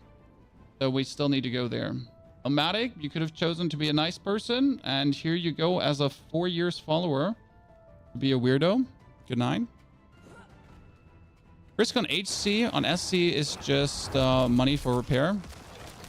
I mean, the risk on HC is that I'm essentially getting annoyed about dying, and the risk on SC is that I'm like still having fun, but I'm not getting annoyed, I guess. So, you know, for me, it's always a very simple equation between hardcore and softcore. Why would I play a video game to ever get annoyed?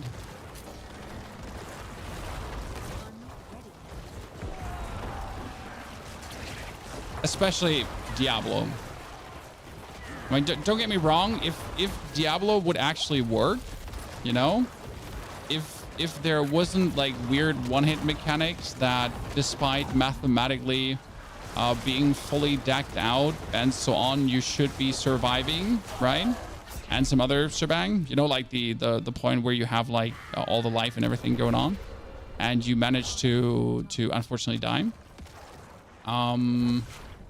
It's kind of like, if that would be working, that's that. But even then, I would never play hardcore.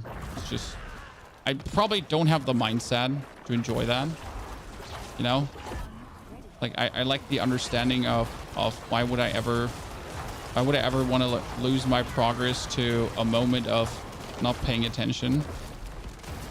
Blame my ADHD, I guess, for not wanting to do that, right?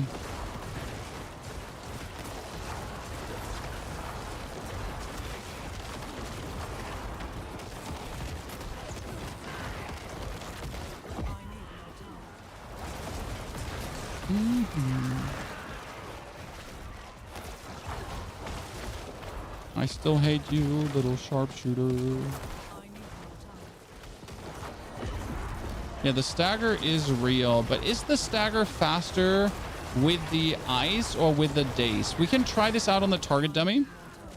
So after this, let's go to the target dummy and try out which one does actually stagger faster. Because we already do know that we have a significant amount of stagger, right? I mean, that's set in stone. We already do know that. But the question rather is,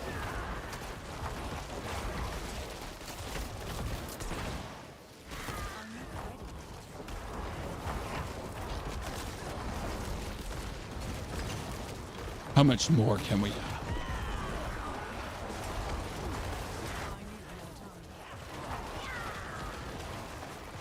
Where did you go, Button Eye Joe?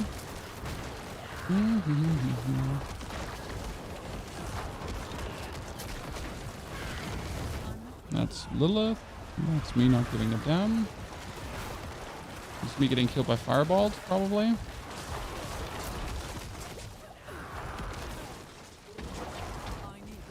Wonder if your minions could trigger the traps to perfectly micromanagement into them.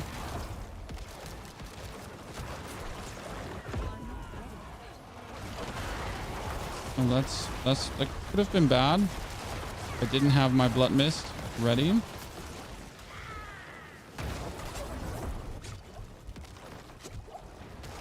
Meanie, everyone hit me at the same time.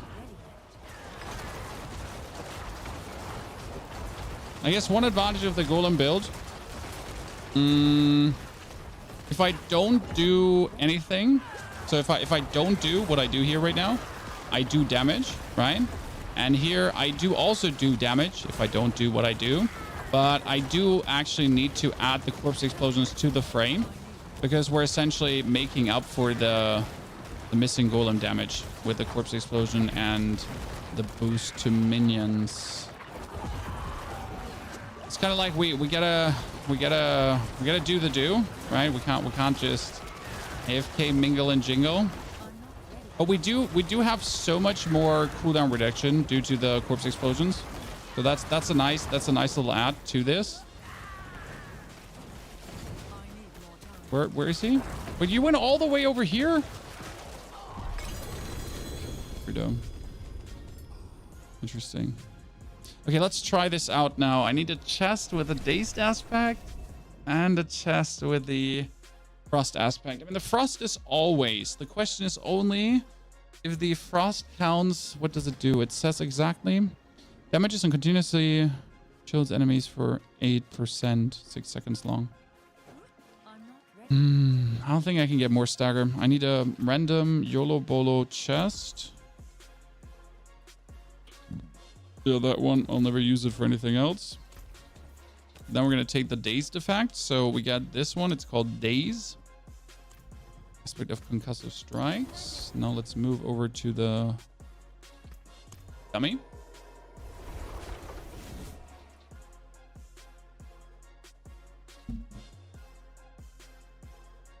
Blood Mist Mace stuff on the ground. That's the Corpse Explosion from the Pibbly Pans. So we're playing Blood Mist triggers Corpse Explosion, which is very useful, since you're essentially doing damage while you're avoiding damage, right? You wouldn't take the Golem off though, Fazoo. It's the only way to make this work, because like if you're looking at the Paragon board right now, we essentially stopped using the Hulking Monstrosity board, obviously. Full went in on the minions. Didn't even have points with the Infused Caster yet. We did actually go here for still critical strike damage. Then we also went into the Wither board to actually get Wither. So we do have Wither, which is kind of nice. We have Darkness damage. We have Shadow damage over time, which we can actually put out. So this is Shadow damage over time. But technically, instead of that, you could also play Control, because we stagger a lot for 20% multiplier, but it's actually providing us with a 10% multiplier. So that's that. So this is Elite Boss Training Dummy.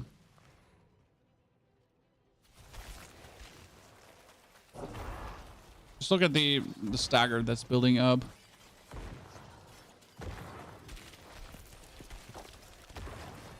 So that's the Cult Bringers aspect right now, correct? Only the Cult Bringers. If I now add the Aphotic,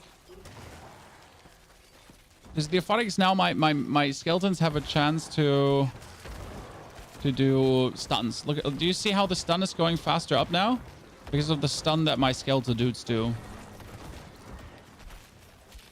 I'll let that run down. We're going to change the chest piece to the Dazed.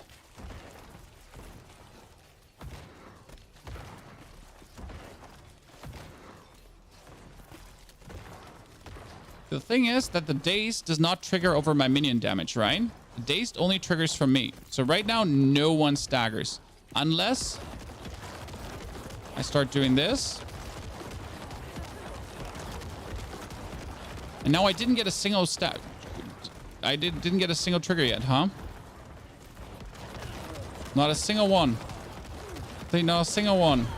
Maybe this gives me somewhere. You see, now I triggered a single Daze. Wow. Wow. Now, interestingly enough, how much do my skeletal warriors stagger? So this is now the warriors, only the warriors stagger from the aphotic aspect. Look at it.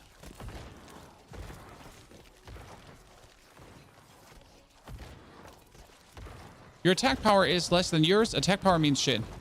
I mean, attack power is absolutely... See, there's my attack power 50k. Congratulations. But attack power means shit. I mean, here, like, suddenly attack power 20k, right? So if I have attack power here and suddenly attack power is 70k. Ta-da!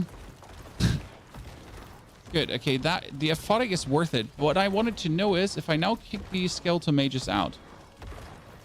Okay, so now the mages are out. It's only the warriors.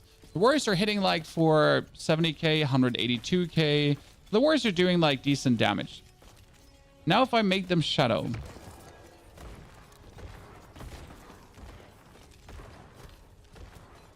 Currently just an increase on... I mean, the shadow doesn't seem to be increasing their damage much. Because we got... Like, we turned them into shadow, right? But the thing is, they get a 30% damage bonus anyways when we do this. And you do not even notice the aphotic being shadow. So I don't think that we're actually doing more shadow damage. Like, gee, they do 300k hits.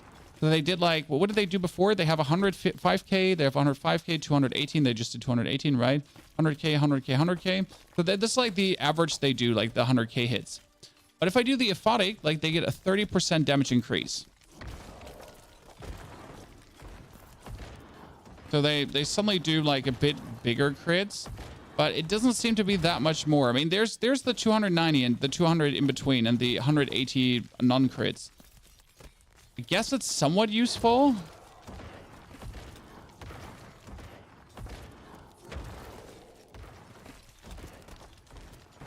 But that's the thought. Now, if I would put on Aspect of the Damned, because here comes the interesting part, right? If I now...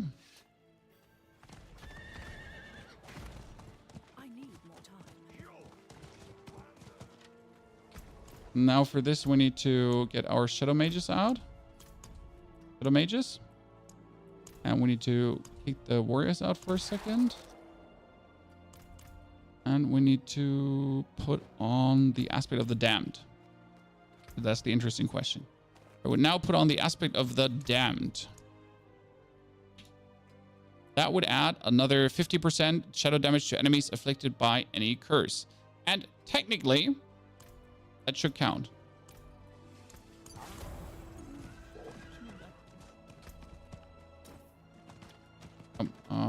Nope, I don't need the blizzards right now. Blizzards are going to make me weird. Why is the Shadow Blight stack so slowly given the minions are Shadow minions? Exactly, Jack. I mean, it's enough for the other build, but for this build, it's not needed because of the Corpse Explosion. So we need to boss training dummy. We need to summon our mages.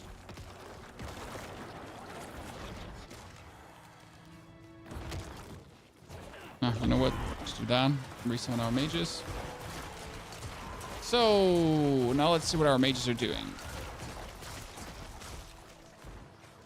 Our mages are currently doing millions, actually. That's interesting. The 4 million damage. That's kind of cool. So without any bonuses stacked, right? So without any bonuses stacked, they're just doing 800k standard crits. 1 million standard crits. That's kind of nice. And they're actually stacking it up themselves, and then they go crazy. So the Shadow Mages themselves are already very dangerous. Now the question rather is, would they do less damage with, like, I curse this, right? Would they do more damage if I curse this? Because technically they would have now 50% increased damage, right? 2 million, 3.5 million. 1.2, 918. Wait for the tenor stacks. 3.7, 2 million, 2 million. Somewhere around that ballpark, right? I now take the other gloves. I hear these gloves.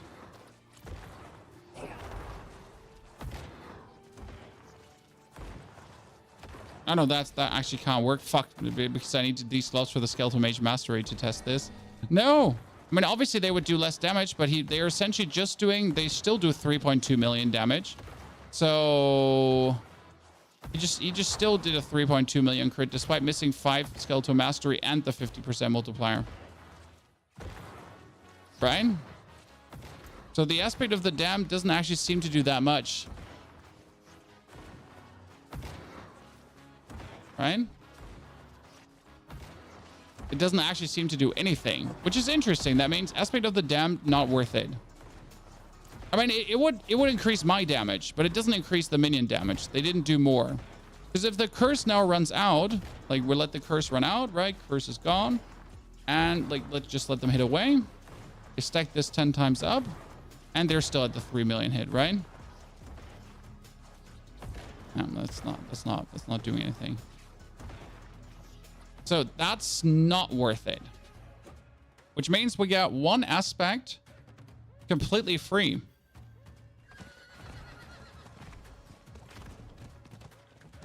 Do we have any ideas? And having one aspect free is kind of nice. It doesn't happen often in builds that you have something to choose from. Well, we could get more crits, but we don't have core skills that we use for this. The Curse Touch is not an option. Decay is not an option despite stacking up really quick because we're not actually doing the damage. Physical and Shadow, that's not working. Empowering Reaper is not a thing. I mean, we could play Grasping Veins, actually. Yeah. I could try to see if Grasping Veins works at this point. We do have 900% critical strike damage, so it does make sense. Right?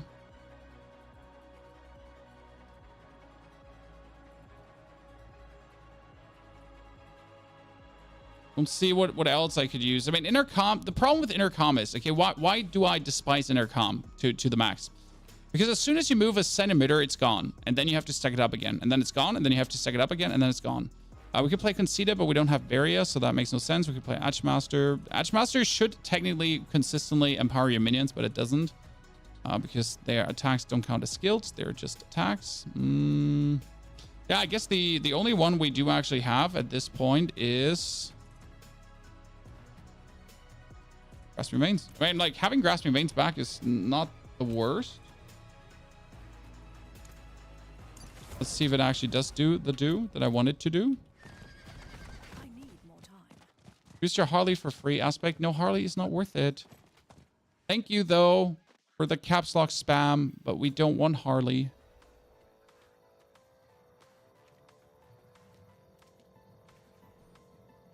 And now we got this to attack. They're doing their do, right? They're doing their millions of hits. They're very happy. They're like, hee hee hee, ha ha ha. I'm not ready yet. 1, 2, 3. Now I'm going to Grasp Remains this. And it still doesn't correctly go over to your minions, right? Thing. I'm not ready yet. If Grasp Remains, right? But it doesn't actually increase their crits.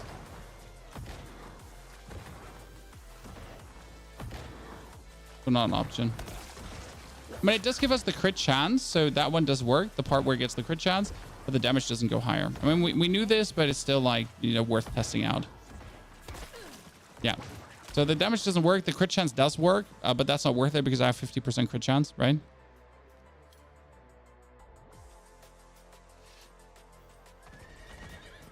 Use it, sacrificing the golem for bonus crit and then sacrifice bonus. No, not worth it. Maybe we might actually have to go back to using intercom, and I want to throw up in my mouth by the thought of using intercom, because again, it like forces you to play very stupid, and I really don't want to play that stupid. Are you gonna be forcing me to play intercom? I just don't see what else to use. I mean, we could use Aspect of Decay, but again, we're not actually the main damage with Shadow Blight, so that's not really like doing the do. How about Aphotic? We used Aphotic, but it doesn't really boost the damage. Andy, thank you for the brand new membership on YouTube. Appreciate it. So it doesn't really boost the damage of our minions. Like, we tried it. Literally tried it. Now, what we could do is we could cut a ring, and we could technically put in a Ring of Mendeln, which wouldn't be worth it because the Ring of Mendeln, again, scales of me and not of my minions. And it wouldn't add as much damage as you would like to see, because we're also going to be losing the temper rings. The only advantage is that I have a 21% attack speed Ring of Mendeln. But the problem is that the rest of the stats on Ring of Mendeln are shit. So since we have a free aspect, like, you could play in. Right, like here. So you could take, for example, this. This is here my minion attack speed, right? It's kind of good.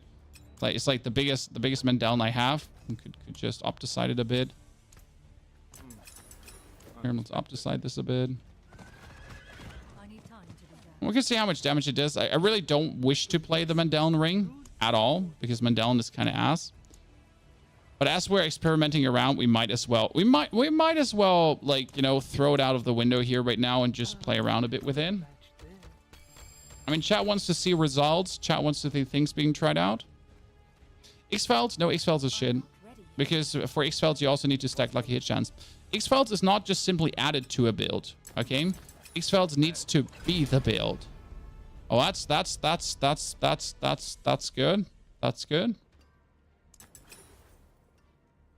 That there is worth the coin.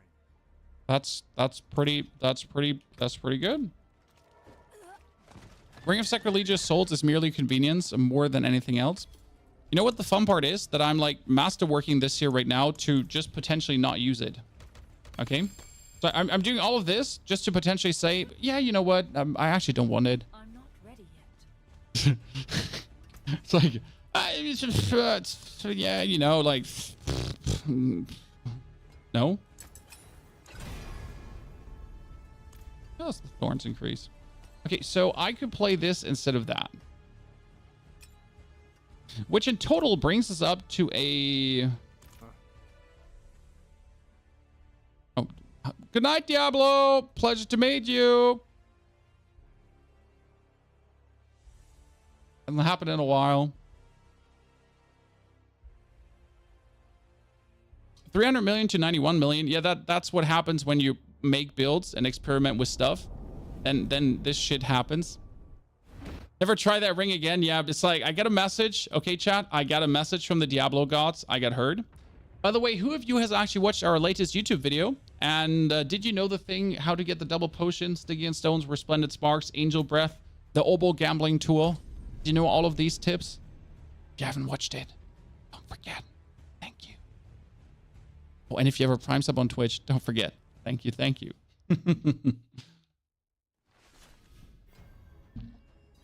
By the way, my kids are doing the coolest thing in the world today, guys. They're going to a trampoline park.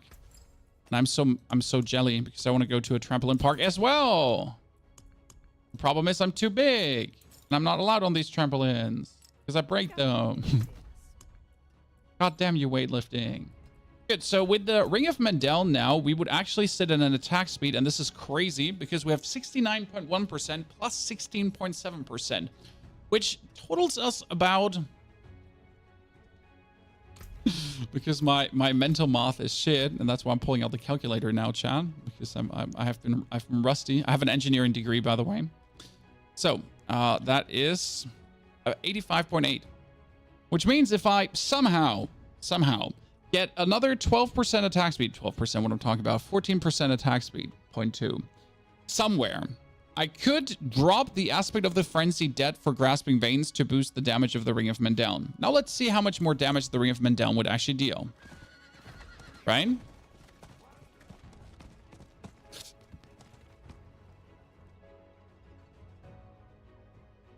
What do you think about using the Ring of Starless Skies? It should work to boost your minion damage. I just don't have it to test it.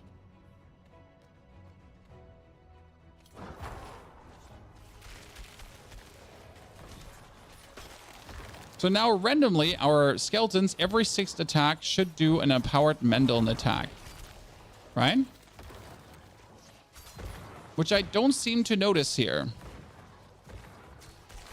I mean, there's a million hits, but we had them before.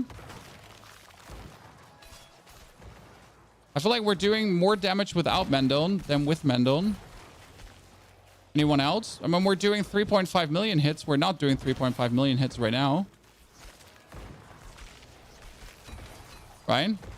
There were 3 million hits. I feel like we're doing more damage before, but let's try this out like this, exactly with this, with a not with the corpse tendrils. We need the frenzied debt back, right? Because currently we have the corpse tendrils. We need the frenzied debt currently back. Actually, the frenzied debt would only add another 20%, so it's only a 30% multiplier. You know what? Let's try it exactly like this. But this is faster. I mean, we know we could get to the boss in roughly, what did we do? Fastest was currently 5 minutes and 30 seconds to the boss, right?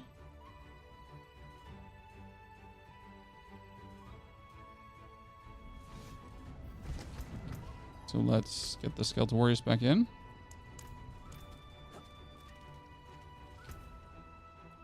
Back to 100 as our baseline testing room. A simple DPS tracker would be amazing. A simple DPS tracker would go such a long way, wouldn't it?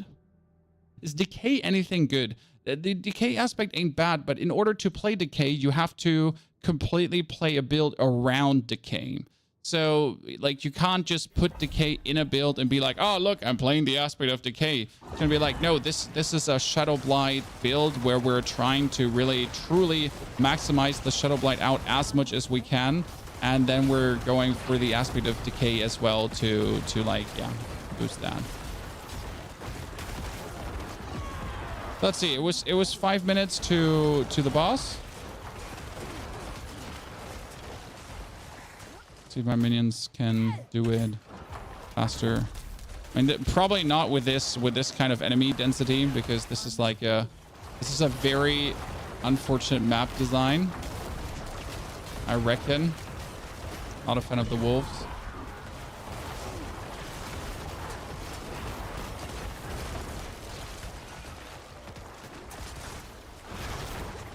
Oh. I mean, seriously, what was that? Like, they're just like, yeah, let's just be very annoying.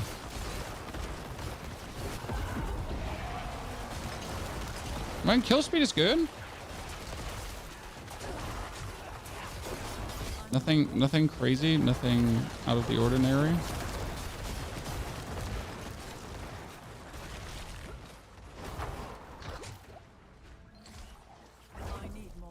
Mhm.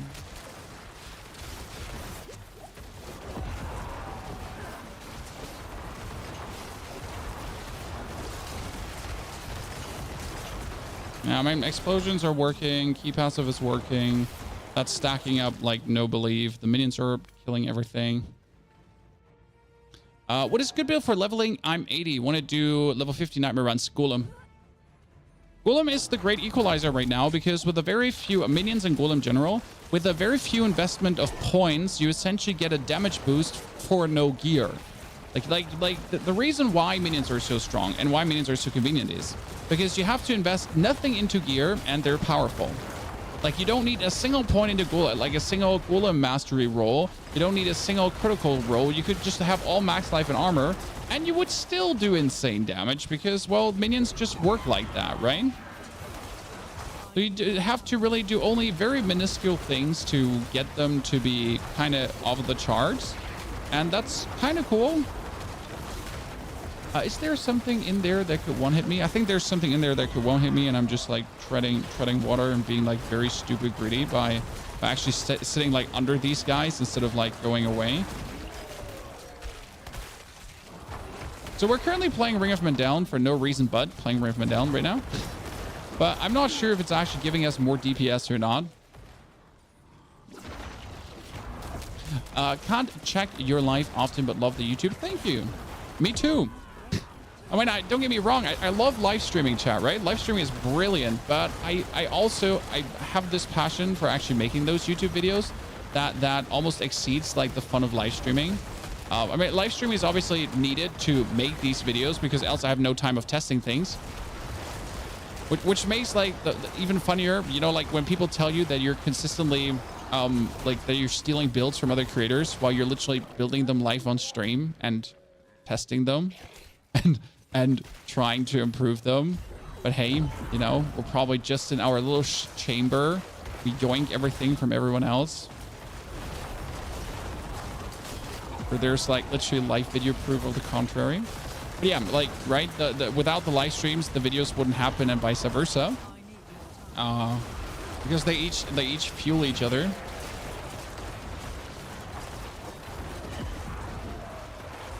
Oh, you get absolutely destroyed. I mean, that damage boost we're getting when unyielding commander actually triggers is still nice. What I'm still missing about Army of the Dead is that there's an actual value being told us. Because did you know, chat, that Army of the Dead essentially doesn't even tell you how many skeletons you're getting? Because it says like 7 seconds long, skeletons emerge and explode, right? But it doesn't tell you like 20, 30, 40. Is the amount of skeletons from Army of the Dead maybe bound to attack speed too? Like, do I get more skeletons if I have more attack speed? Maybe? I don't know. Like, I'm asking you, chat. Like, maybe do you know? Because I would really like to know. Because it's like this elusive value where you're getting skeletons for, but you don't know if you're getting skeletons for because, with, why, when. Okay, by the way, we're looking here at the same speed that we had with the aspect of reanimation currently with Ring of Mandown, essentially. Intriguing.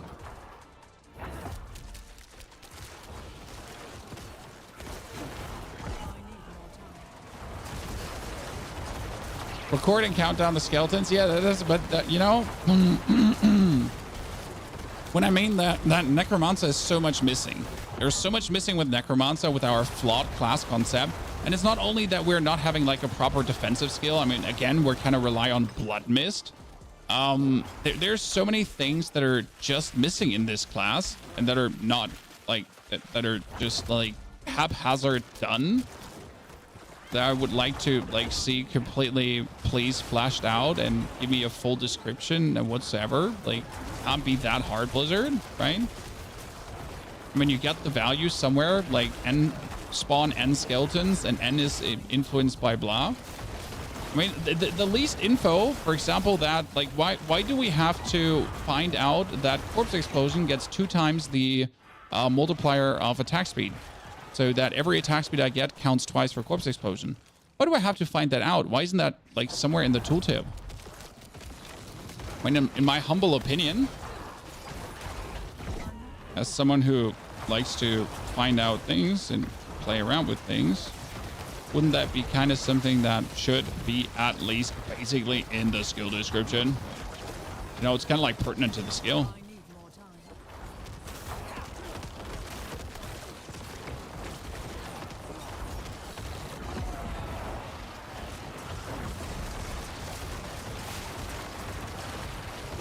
Currently feel like we're doing less damage to the boss, or still there's just more tanking.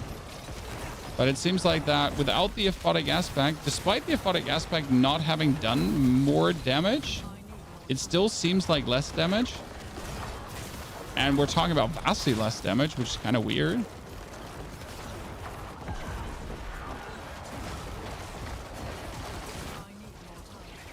You know?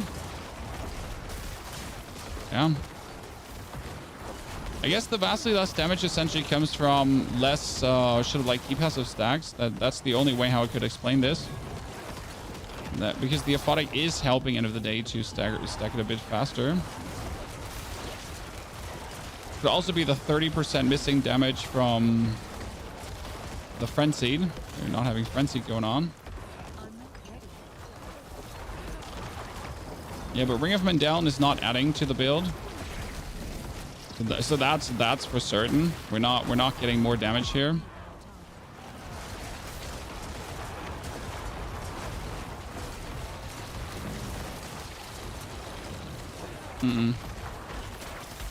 It's actually really sad.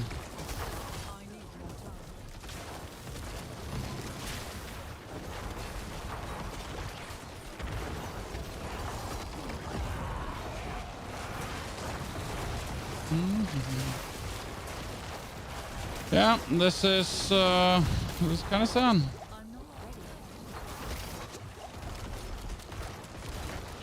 And that I just used my blood miss is kind of unfortunate, because if I missed the rhythm there, I would have died.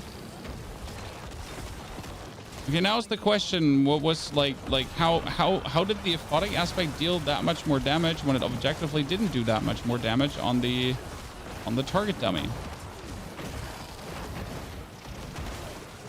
Where's that more damage coming from? Was it really only... Yeah, Shadow Blight key passive uptime is just lower.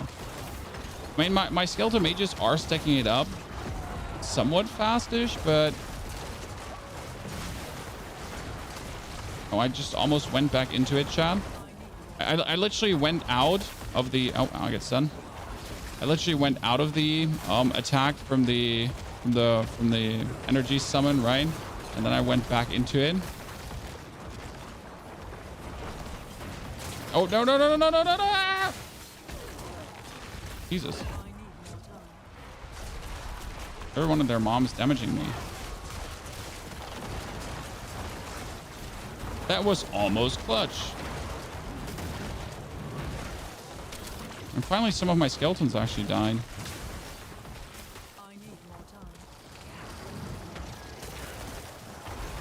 It's interesting, but since we forfeited the golem, right? Since we said no more golem,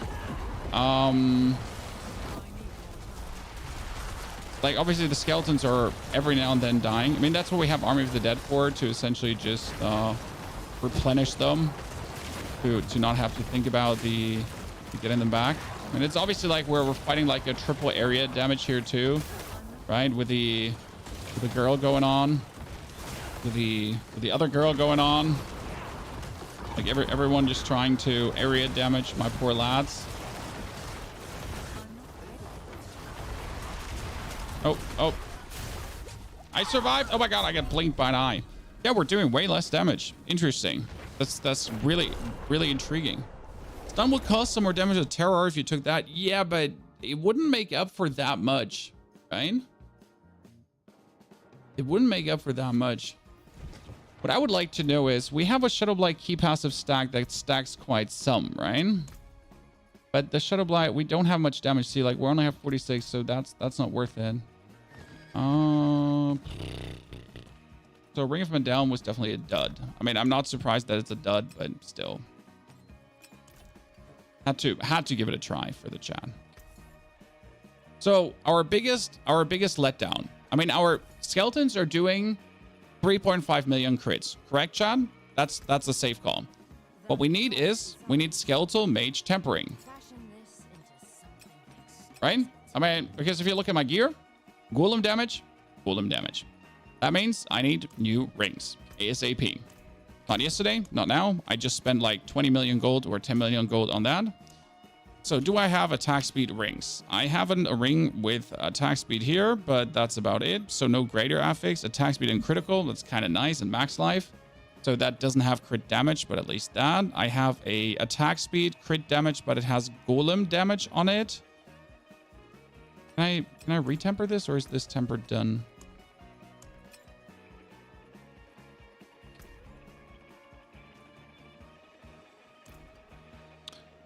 I mean, if I get the golem damage into summoning damage, I'm kind of okay with that.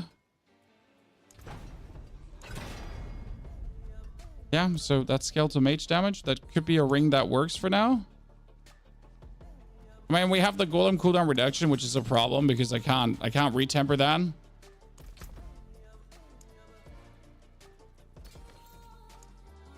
Okay, attack speed. What do we have? We have... Well, that's fire resistance. Not attack speed. That's attack speed and overpower damage. I could reroll overpower damage and critical strike damage or something.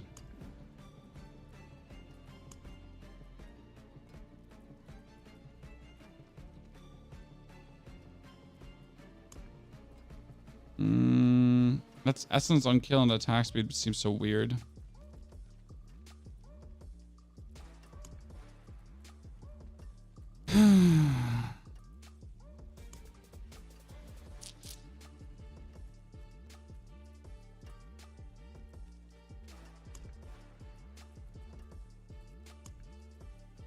Should probably reroll the overpower damage to crit damage, right? How high is my crit chance? My crit chance is at 43% currently, which is actually more because it's plus 12 and plus 18 for the minions. Don't forget, plus 18 for the minions. I don't have Angel Breath to reroll. I remember that. I don't have the materials to reroll. That's bad. So I can attempt to reroll this overpower damage into something else, but I don't really have the mats to actually do that.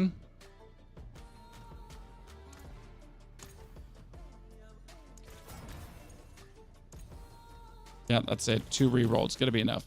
Long story short, the golem rolls. I mean, the golem is strong, but I do believe that if I get all the mage rolls going, my mages are actually scaling up more DPS. Because that's the thing. Like, the mages can have a bonus attack, and then a bonus attack, and another bonus attack, which the golem can't have. Here you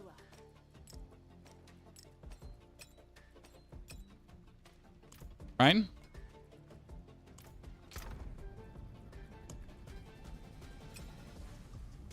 Hey, who doesn't want to just waste his money on some basic ass rings? At least temper them at least masterwork them 4 times each. Do you have enough Ingolith to do that?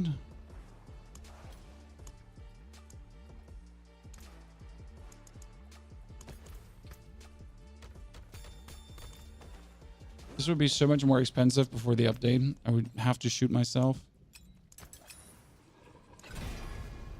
Skeletal mage damage. Thank you very much. Well, that one we haven't even tempered yet. Yikes. Okay.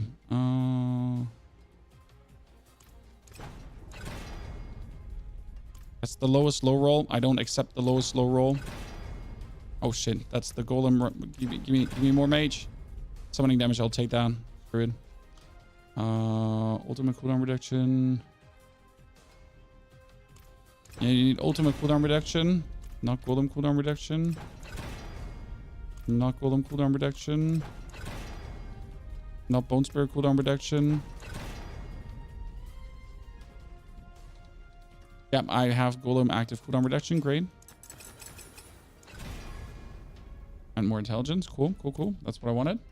So we get the attack speed. We get the attack speed. We're now at 30% attack speed. We get the corpses. We need Oh no. No, wait, it doesn't cost, that doesn't cost, yeah. We need to get frenzied back for now.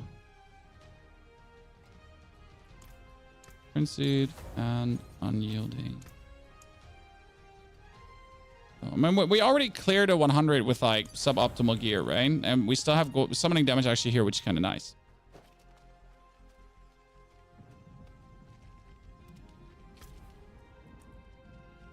See if this is... So back to spawn A with the... Oh no, aphotic aspect still, right? Yeah. Screw that. We put the aphotic aspect back on because the aphotic... It did work, right? I'm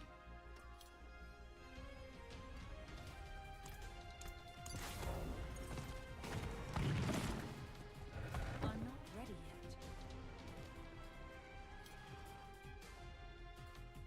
yet. You could do a remix of Golem and Mage is the way to go. That's impossible. You either do... I mean, sure, you get some mage stuff, but you either focus on the Golem or the mages. I mean, like, this is what we have done before. We have done the Golem Summoner. That is mages and Golem, and it's fantastic. But the question is rather, still, if with the Corpse Explosion and the constant upturn of Shadow Blight, you could do a bit better. Because obviously the problem, quotation mark problem, with the Golem build is truly making sure that the Shadow Blight is as often up as possible. I mean, we made it work with our build now, with the aphotic aspect and everything. So I'm really impressed at our uptime on the Shadow Blight. But like with this build, it's obviously even higher.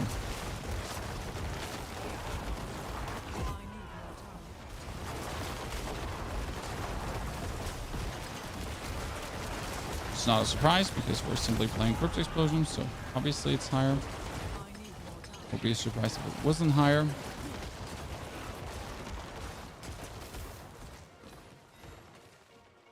You should follow up on us. I'd really like to have as my 2 potions, but again, for the 2 potions, we need to make a new character today. It's funny that that didn't kill me. For the new potions, we need to make a new character to essentially get some more Angel Breath together.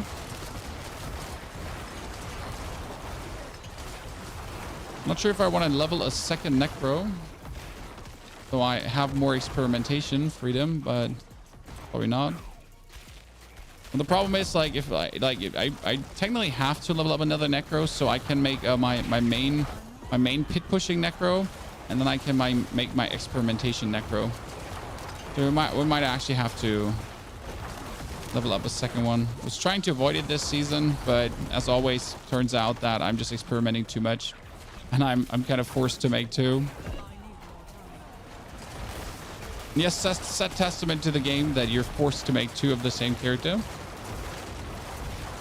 You're not stupid for playing Bone Summoner, sir. I mean, we made a working Bone Summoner 2 that can speed farm the pit at a lower level. I mean, tier 61, tier 70 can be speed farmed by Bone Summoner. It is a really fun thing to play. So don't feel stupid. Right? And for the Bone Summoner, it's still better to go for Bone Critical Strike damage because you're multiplying up critical strike damage, and the more critical strike damage you have, the better your Deathless Visage is. So Deathless Visage over everything. Or Deathless Visage boost over everything. Kind of, right? Bokito, thank you for the 40 months of support. Bokito, thanks for being with us for such a long time. Appreciate it. Is there a good way to get Angel Breath? Helltide is the way to get Angel Breath, and to make it like so. You should make a new character and farm the Helltide, because that Angel Breath that your new character gets goes onto your main character. You're going to level up a new character at the same time, and while you're doing that, while you're leveling a new character up at the same time, you're essentially doing the Iron Wolf questline again, and the Iron Wolf questline gives you hundreds, if not thousands, of Angel Breath as well. So there's like no reason to actually play your main character to kind of get things done, because even if you're farming for boss materials, right, for the Uber bosses, that is also better to be done by a new character, because the amount of materials you're actually getting is atrocious. So yeah, it's always better to just make a new character. Silly almost, right? And with almost always, I mean, it's always better. I just don't want to, like, you know, I don't want to push you. I don't want to push you too hard. Make your own decisions.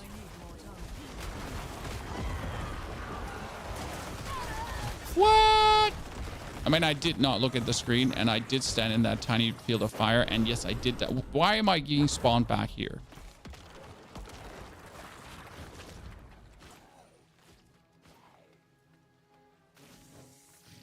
The spark, honestly, at this point is just a little bonus on top of all the other stuff, because the real material that you actually want to get, the real deal material you want to get from doing the quest line again is Stygian stones. Because Stygian stones are unacquirable right now, more or less. I can farm for 5 hours and I might get 2 Stygian stones. Simple as is.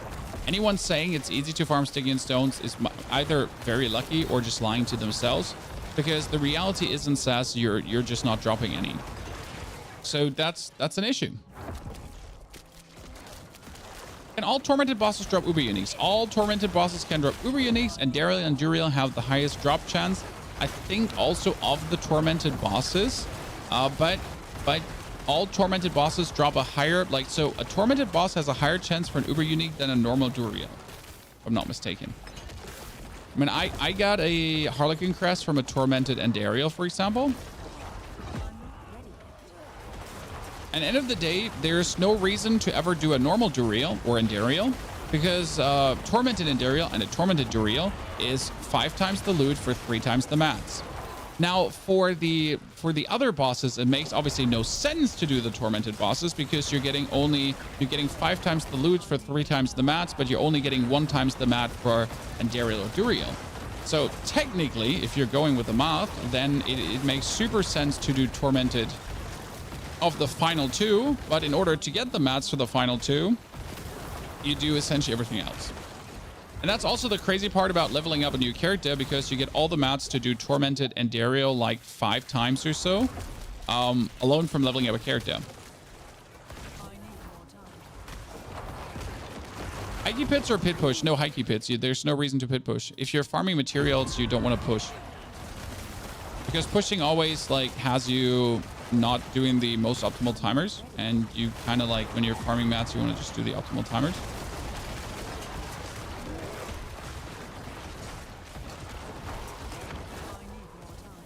Why do I feel like we have gotten slower even though we haven't changed anything? If you have 100% attack speed without the frenzied aspect, then you can actually drop the frenzied aspect to make to go for another offensive aspect. That being said, like, the offensive aspect gonna be obviously worth it too, right?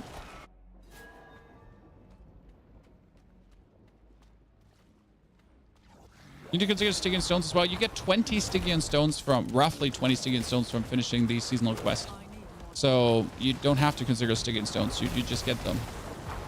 Hey chat, did you know that there's a bug where the Blood Bishop does too much damage and just kills you? Yeah, crazy, right?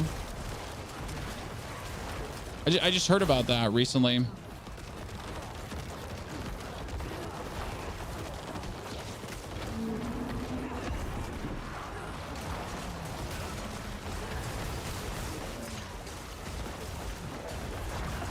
So if you're standing too close to your minions because you're trying to activate their Hellbang commander, you might just kill yourself.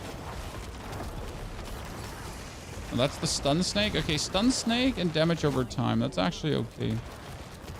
Okay, we're back to doing our normal levels of damage that I'm very comfortable with. By the way, how do you know if Hellbang Commander is active, Chad? How do you know if your minions are getting the close to me bonus? They do actually have hands that start glowing when you're close to them. So they're tiny skeletal hands. When you stand in their vicinity, they get this blue otherworldish glow around them. And that tells you, hello, sir. I have Hellbang Commander activated. I am ready to dish out 103% bonus damage, 105% bonus damage. And that's also how you figure out what close means, because you'll slowly learn what the limit is. Okay, I would say conclusion right now is that we are doing the amount of damage we're doing because our Shadow Blight key passive is truly always active. I mean, I barely see our Shadow Blight key passive not being active. And that definitely adds to the damage total nicely. And I just get hit by whatever. I don't even know what I get hit by, I'm gonna be honest. I have 0 insight. What has been like trying to kill me there now? I've been just hounded by damage.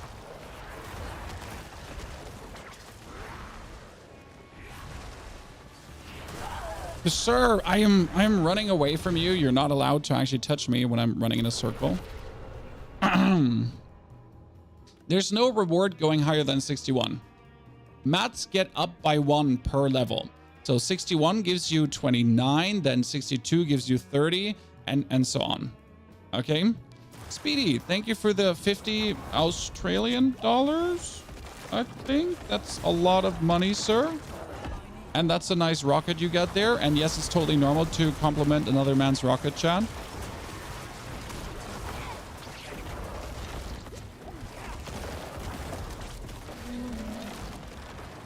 So when he gets stunned, by the way, all his blood orbs go away. So thank you very much for your support. Very kind. Can I ask something? You did. You get a second pass, though. But you did.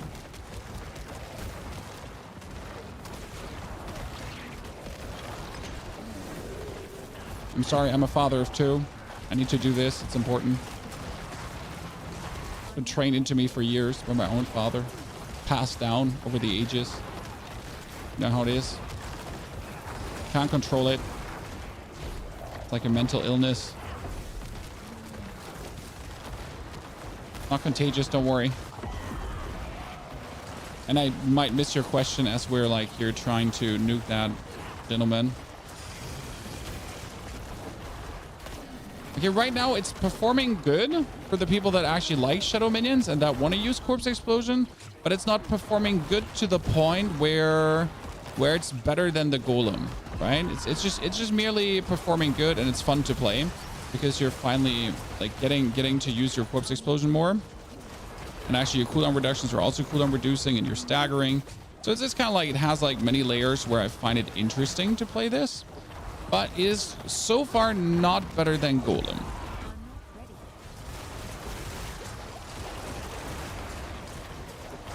That being said, what I would like to know is if you would actually have Tyrael's Might, that is the chest piece that gives us... Oh, shit. I completely almost forgot her.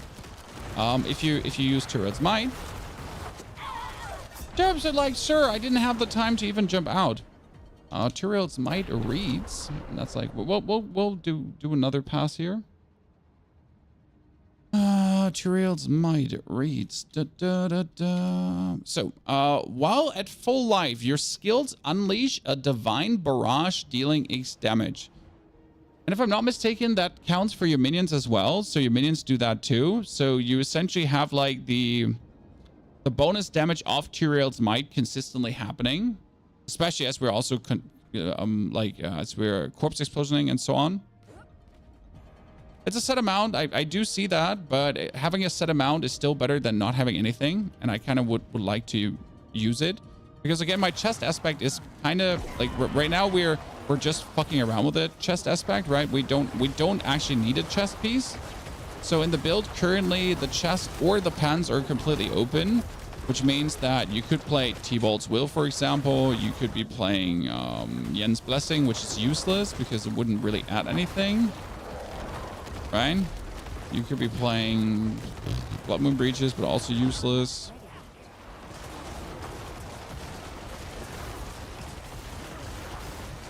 You could not be playing Harlequin Crest again.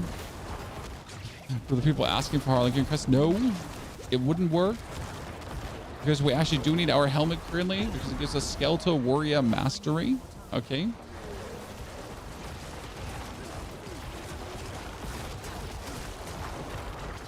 Helmet gives us Skeletal Warrior Mastery. I have to say it's nice to see like our dear puny mages do this much damage. It's a very pleasant experience.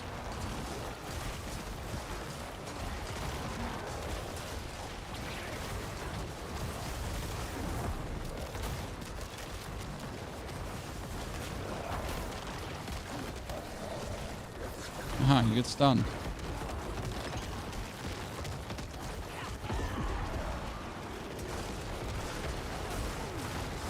Oh, ow, ow, I was scratching my head. Sir, can I not, in peace and silence, just scratch my head without you attempting to, like, absolutely bamboozle murder me? Oh, that's bad. So I just went into this. Oh, no, he grabbed me. The double team. I get grabbed and slashed, guys. Oh, the pain. The pain of getting choked left, right, and center. Is your Necro 3.0 still good? Yes, nothing changed about the Necro 3.0. I'm just merely trying to push the boundaries and move forward to see if new things are an option, right? How much prize do you get to kill a level 100? Again, so tier 61 gives you 29. And from that point on, you always get one more. So you add another, 39 levels plus, and then you get 39 more neath iron. That being said, most gear pieces you're currently masterworking are only going up to +8. Because the problem is, if you want to masterwork something to +12, that's actually not an issue of the material. That's an issue of money. Because you start at 2 million, 3 million, 5 million, and then 10 million. That's how much tempering costs to +12. 2, 3, 5, and 10. So it's exactly 20 million to actually 12 times masterwork an item. And that considering that you actually do hit the right masterwork straight away, right? Because if you're not hitting the right masterwork, you might have to reset it for 5 million, then to do it again. So, yeah. Currently, if you're farming, it's mostly like 61 is enough. Why would you ever go deeper? Why no golem? Because we're testing no golem. We're testing... Oh, ow. What if you add minions to the frame? What if you're adding corpse explosion to the frame? What if you're adding the wither node to the frame? So a bunch of things that do work together with the shadow minions. And then you're focusing actually on your skeletons.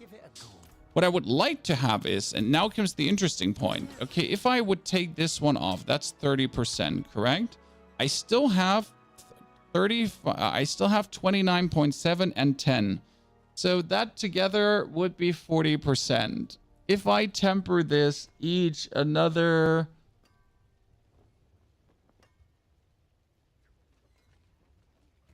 4 times, it goes up by 5 attack speed each, which is not enough for frenzied aspect.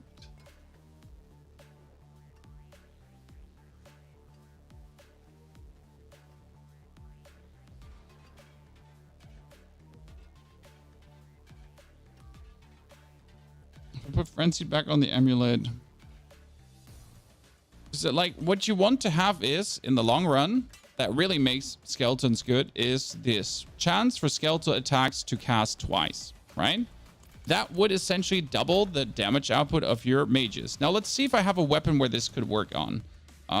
Two-handed. How do I put two-handed? I have weapons. Let's just go for weapons. I have a sword. I have a scythe. This is critical damage and damage. I need life. I need life on the weapon. Yeah, I need life where I'm too squishy.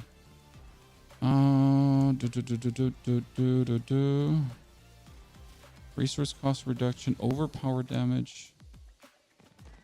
Oh, we had this one, right? Ah, that was for my bone build. Yikes. Wrong. That has max life and intelligence, yeah. I mean, I can't reroll into anything anyways because we don't have it. We would take this. Then we'd take this to the Temper Doctor. The Temper Doctor gives us a chance for skeletal mages to cast twice. Okay. Chance for skeletal mages to cast twice. That's 33 out of 45. I need to hit the 45 or I might as well just eat my ass, right? Yeah, thank you. 41. And then we're going for skeletal mage damage. Oh, blah, blah, blah. Thank you very much. Let's fucking go. That's what I'm talking about. Sorry. By the way, did my sword that I'm playing the whole time there actually not have any sockets in it? Have I not been playing gems the whole time? While I'm actually already pushing like for pit 123. Seems like that's the case, right? Chat, why did no one tell me? Like, look how it, like, it seems like I'm a complete noob right now. Come on. Why did big yikes there?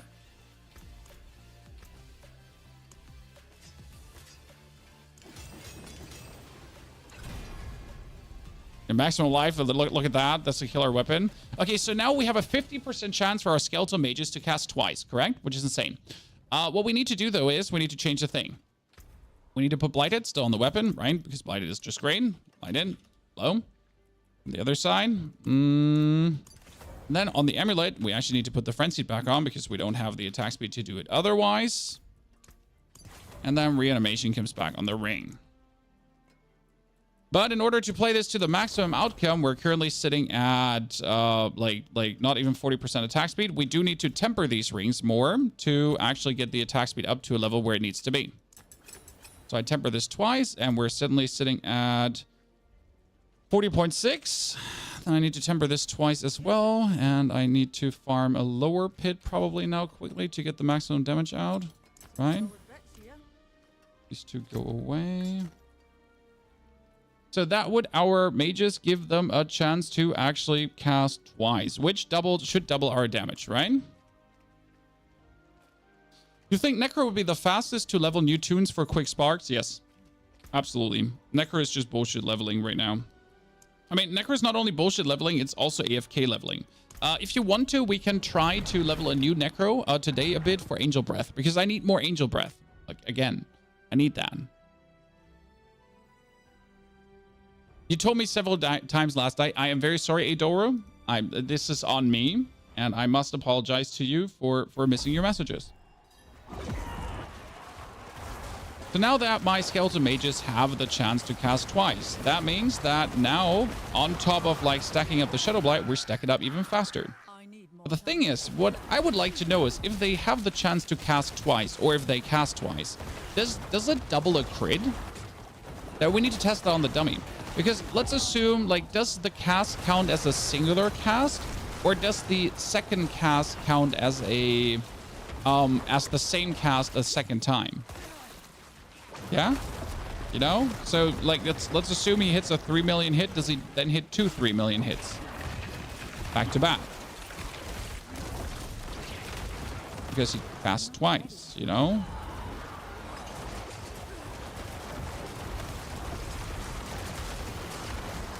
I mean, I feel like we're doing more damage. I mean, obviously, but I feel like we're doing more damage. Or do they come out at the same time? Ah, that's also like I didn't think about it. Or did they come out at the same time?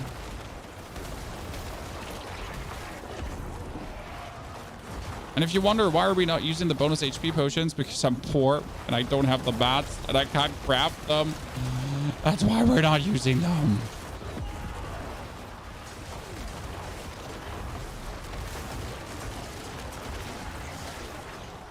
Yeah, minions are going places.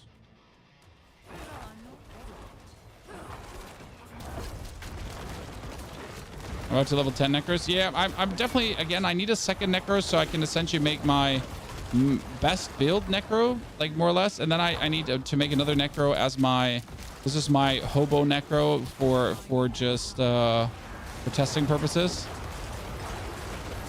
I know.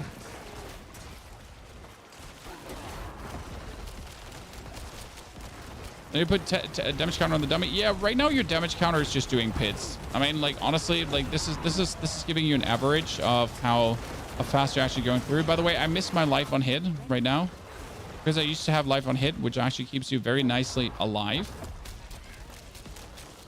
in many situations, and I miss that. But I do definitely cherish the bonus damage my lats are dealing.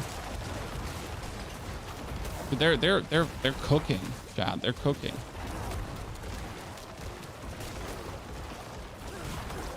Yeah. I think I saw an 8 million hit. That bonus mage damage is calculating.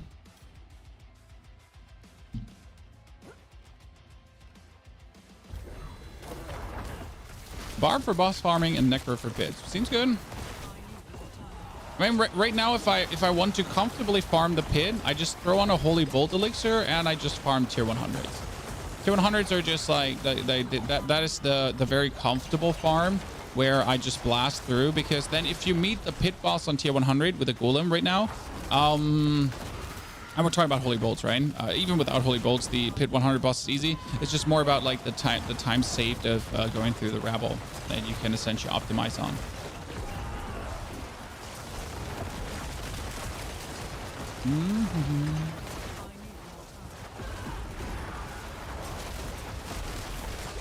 Are we cutting it very close there? We are, chat. We are. I mean, where's the fun in not cutting it close?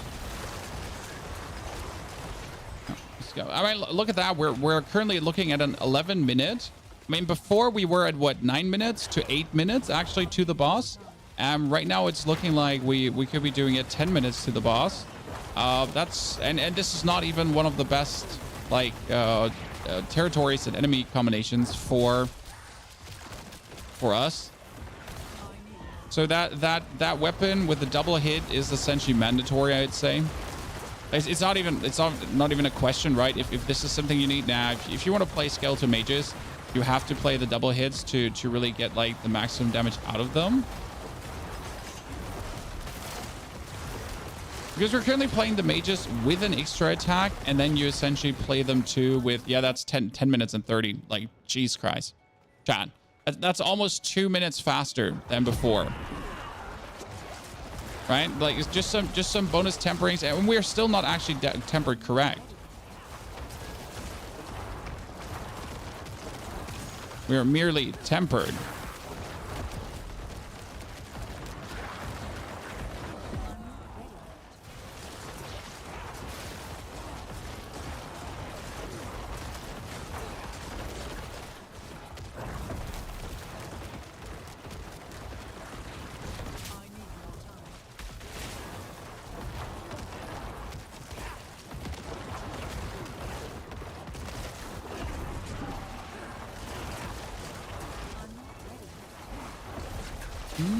And he's staggered again. It's hard to get like the Hellbang Commander on all my minions when my minions are being pushed apart the whole time.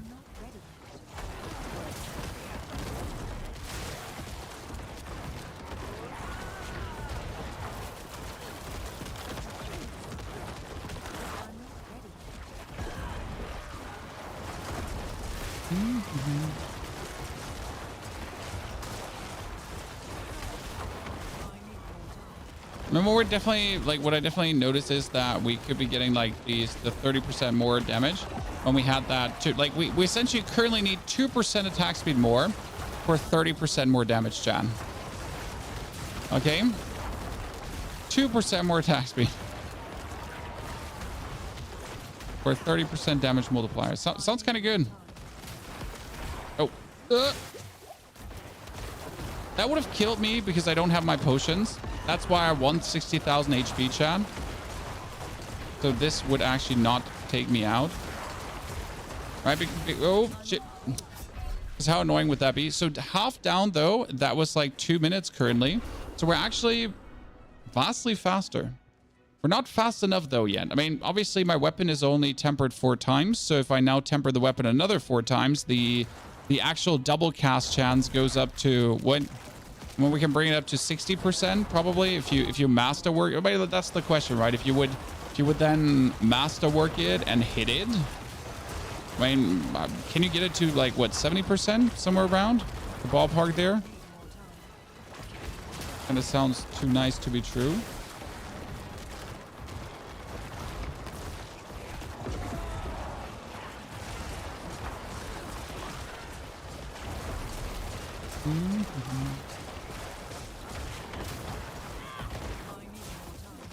We get bullied around. I mean, you should change our boots drastically fast. And if any one of you has Skeletal Warrior Mastery boots with triple evade charge, chat, that's what I need. Because I have Skeletal Warrior Mastery boots, and they'd have what? Chat, what do they have? Evade cooldown reduction on attack. Yikes. The worst thing possible. The worst thing possible. Considering that we can still swap out the frozen aspect, by the way, or for a unique chess piece again. Right? We don't have to play this chess piece. We could be playing Soulbrand, which gives us potion overheal shebang. Not even sure why we would play Soulbrand, but we could. It's just that we could. No one could stop us.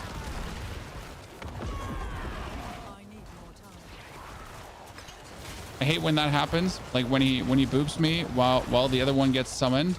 That is to most times a death sentence. Right?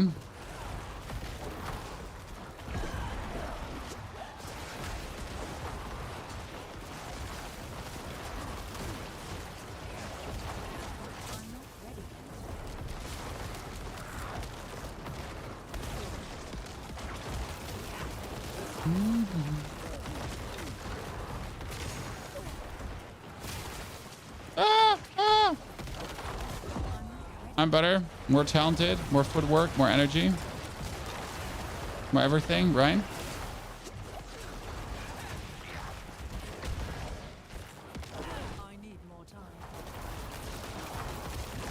They thought they had me, but they didn't.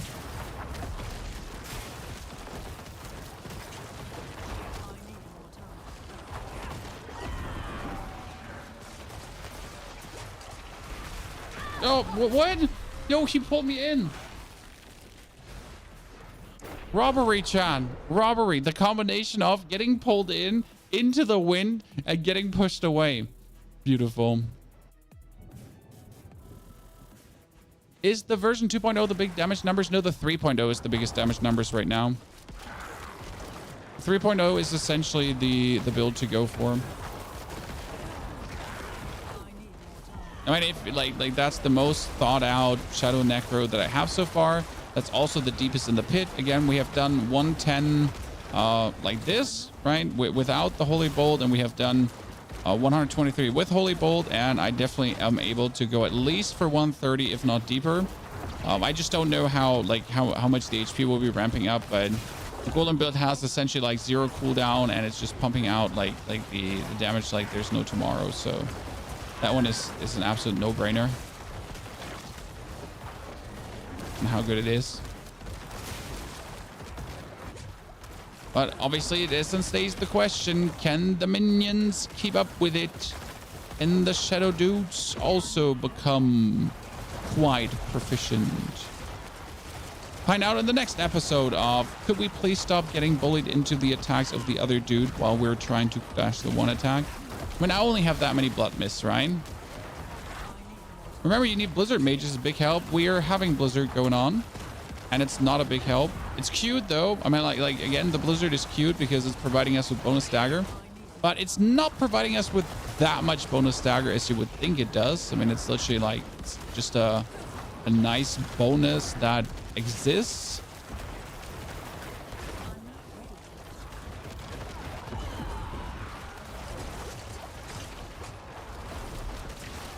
I might be super den. Yep. Because I just used the blood mist. Oh my goodness. Legally, I should have been den. Because I used my blood mist to essentially avoid an attack that I maneuvered myself into, like having to take because I was out of position, right? So I put myself out of position, and then I should have died for standing out of position. So I had to take the blood mist. I hate the wind lady. See, she would have like sucked me into the wind lady again. That would have happened. Wind lady sucking. Ah.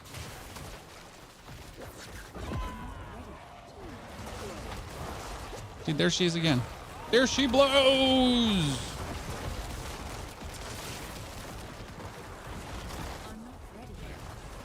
Since I absolutely despise the wind lady, I tend to like automatically go into my blood mist as soon as I see her, because I really don't want to get hit by that. Aha! Not gonna get me. I really don't see a reason to give you an opening there. See, there she is again, and she's gonna summon her wind, and her wind actually on that distance still hits me, despite like, you know, being blocked by my minions and everything. You're still getting touched by that wind weirdly. Absolute dislike. So damage definitely improved. I mean, if I hadn't died there 2 times, right, we would have just killed him in the time of actually getting deeper into the pit.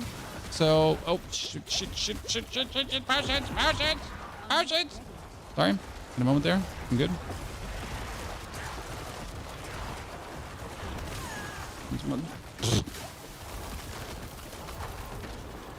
We're having a really nasty boss combination here. That's bullying me. I don't like to get this bullying happening, chat. Okay, cute. I like it. Does the video come out with this build? Yes, there will definitely be a video coming out with the build. Since I want to see how far we can take this or how much smarter we can do this. What we're going to do today is I think we have 2 plans, right? We need new gloves because, again, we need new gloves. They have Skeleton Mage Mastery and crit damage and critical strike chance, which is amazing. But I would like to re-roll my rings, obviously, to get me critical strike chance as well. Ditch the intelligence, get critical strike damage, because right now we're only sitting at 1,000 critical strike damage. That's kind of low. Our critical strike chance is only 35.9%. Like, are we even trying, right, Chad? Our weapon can be masterworked higher, so we need to farm some masterworking, and we need Angel's Breath because we can't make our potions. Because the thing is, all these close encounters you've seen there are not even close, right? Because if you take the quest elixir, this one, Antivenom, for 15%, and you would take the elixir of destruction for the elixir of fortitude for Angel's Breath, then we would be good. Now what we're going to do, quickly, is we're going to farm... Let me see if I do a 100 pid. But this time, same build with Holy Bolt. Just to see. Last night I had a combo with CC Snake and Lilith. Combo actually sucked. There, AQ, sometimes there is horrible combinations. I mean, like, it sounds always as if you're making excuses, right? It's like, oh, I'm only losing because the boss combination is awful. But let's be real. I mean, some of these boss combinations are truly atrocious.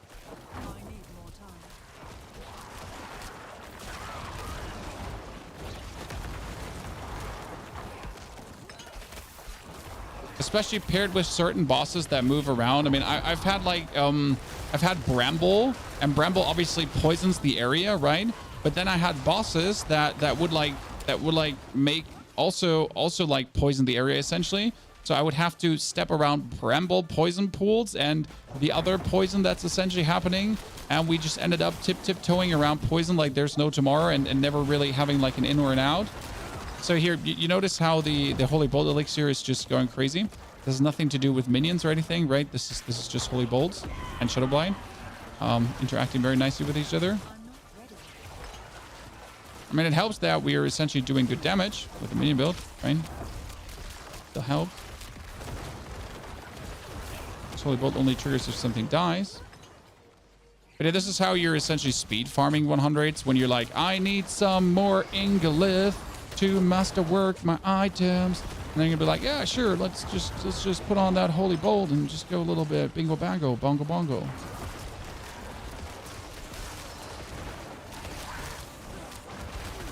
Sometimes it's just impossible. I mean, like, simply when you're pushing the pit, you anyways have to just get at bosses, right? I mean, yesterday we did a little bit of pit pushing with Holy Bolt elixir, and it's just like, as you notice, like sometimes you just really, I mean, you just have to wait to get a boss with an ad. And if the boss doesn't have ads, you just leave. Where's your Holy Bolt? Yeah, I mean, Holy Bolt is essentially our seasonal mechanic. Sounds so weird to say that, but that's your seasonal mechanic. Welcome.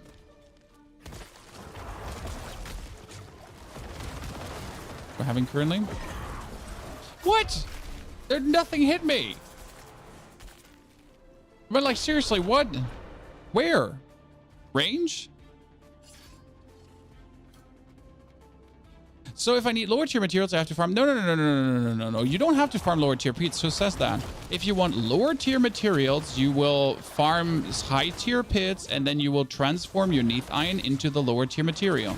They altered that it costs like too much, so it doesn't cost crazy amounts anymore, because it used to cost crazy amounts. So that was almost unaffordable to actually do that, but that's gone now. It is plenty affordable, and you can actually like downgrade your materials super nice.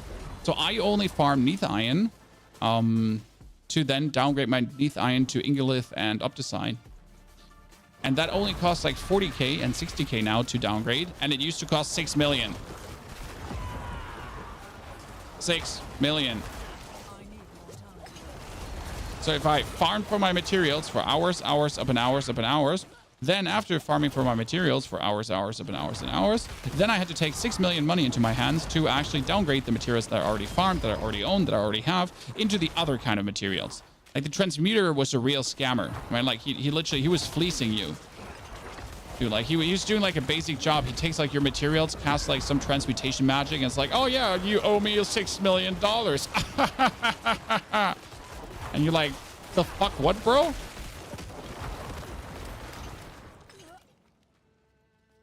I'm not ready yet. Reminds me of that meme where the, I don't know if you know the video, where the skeleton blacksmith touches the sword with his tiny hammer to upgrade it. So I think it's a Skyrim video.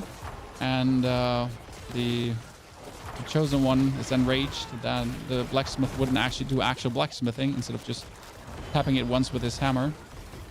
Absolute scam, chat. Is the pit reward gold? You can sell all the gear.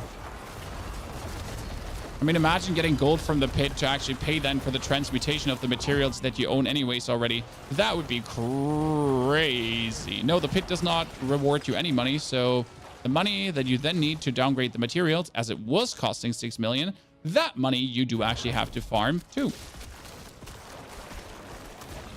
So you have to farm the money, and then you have to farm the materials, and then you have to, you know, and yeah. You notice something very flawed going on. That's why they lowered the cost, because the cost was just bullshit. I mean, I'm already paying like very high tax. I don't need to pay tax in my computer games, right? Yeah.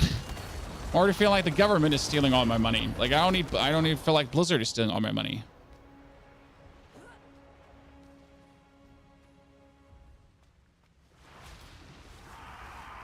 You get 177 gold after clearing the pit. Yeah, but 177k gold when the rework costs 6 million. And when the downgrade costs 6 million. You notice how that is not in relation, right?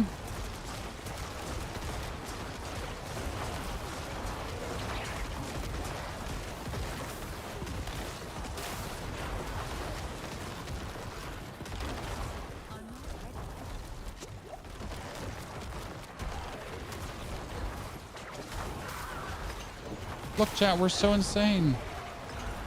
Totally not the Holy Bolt Elixir, it's us. We're just an absolute demon.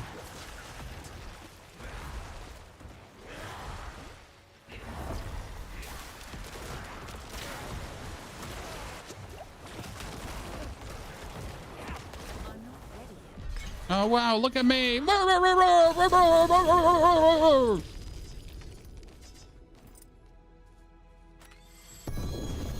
Demon. And that's Holy Bolts in a nutshell, right? 10 million a Whisper Hand in. No, it's 3 to 4 million. Ugh.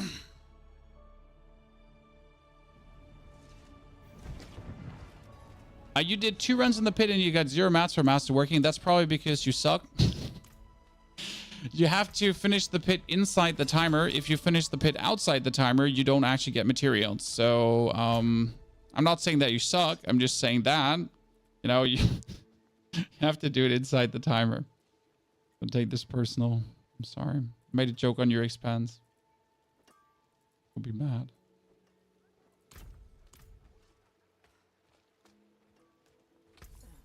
Much thanks, friend.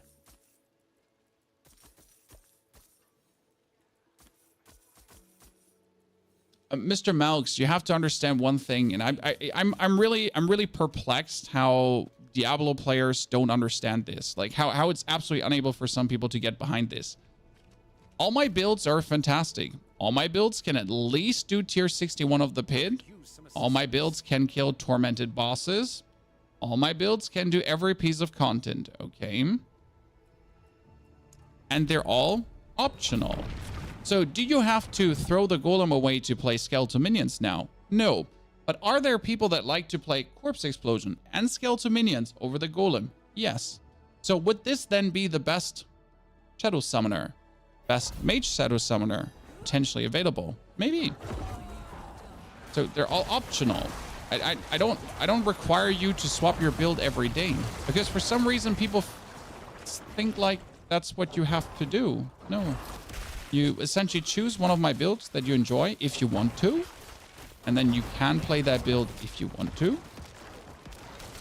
And I am constantly trying to reiterate and improve on these builds to give you an even better experience, because, well, that's what you do, customer service.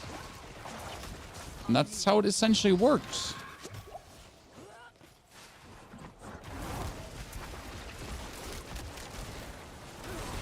Right? But for some reason, this seems to be a concept that's quite hard to get behind. Unsure why.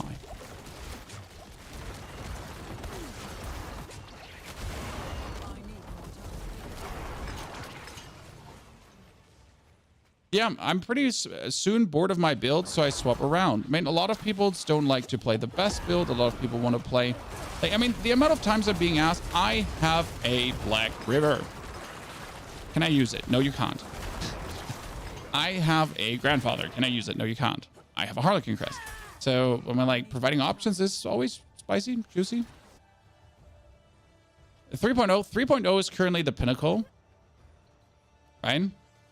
Definitely, when it comes down to like just the pushy builds this season for me.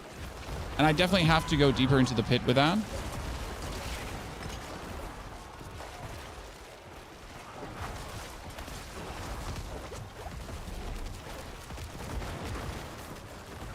We'll definitely have to improve on... Ow, ow, ow, ow, ow. Definitely have to improve on this Shadow Summoner a bit more. Running Black River with Blyden is great. Black River is always great, and it's always fancy. The problems start if you face a pit boss that moves. I mean, as soon as you face a pit boss that doesn't stand in one spot, you can essentially just leave the pit and that's it. Right?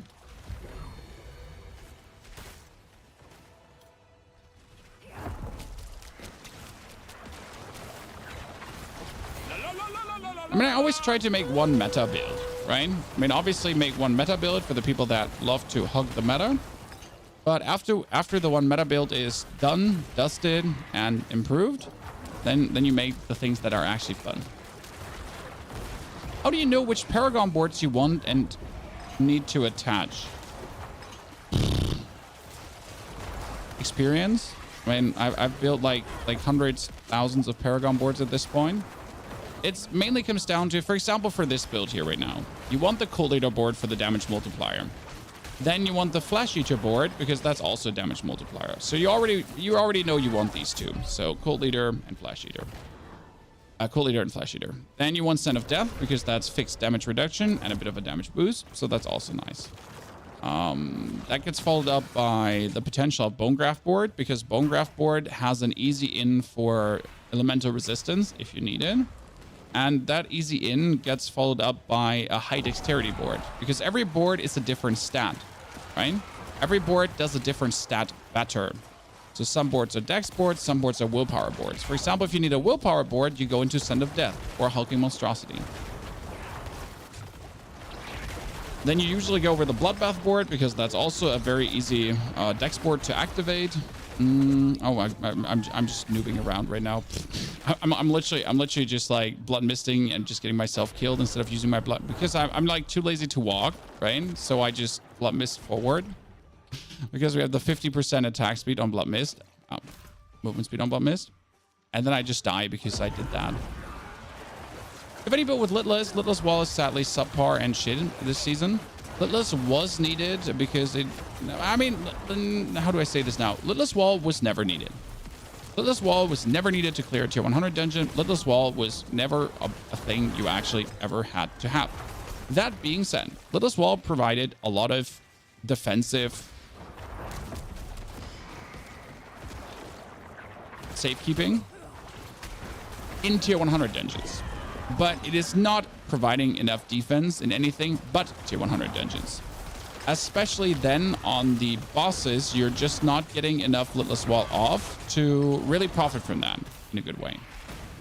So long story long, short story short, it's like the Lidless Wall used to be the poor man's shield to just cheese out some, I don't know what I died to just cheese out some infinite damage reduction that you could essentially like barrier up and never be out barriered, right?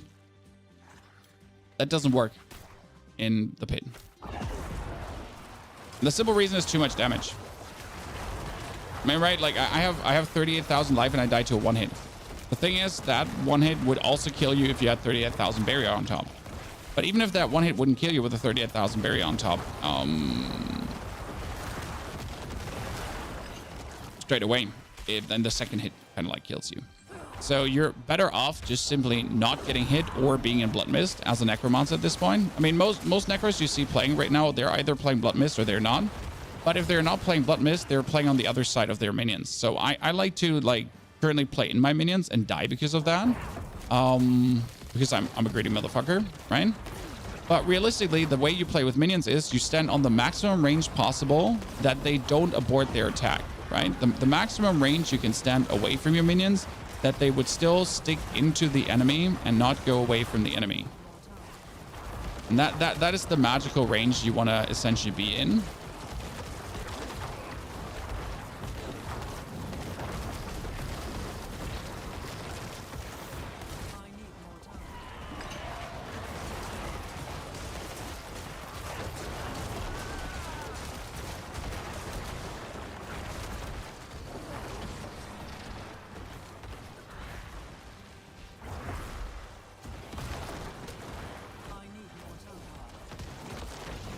I feel like the explosion that the exploding Lilith does, right, happens a little bit too fast after she slams down. Like she essentially slams down, right? And then in the next second already,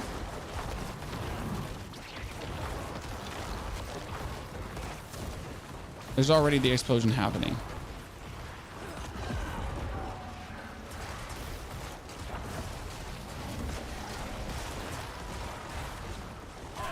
Yeah, that's what I meant.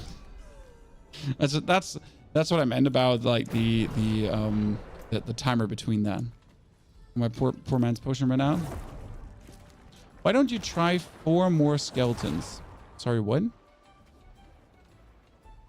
You can get +1 more if you put it on your amulet, but that's useless. I mean, that's literally like the most useless thing you could ever do. Oh no, we're so good. So not worth it. You need more movement speed. Well, so the problem often is that movement speed, like, I don't need that. I need boots that have double dash.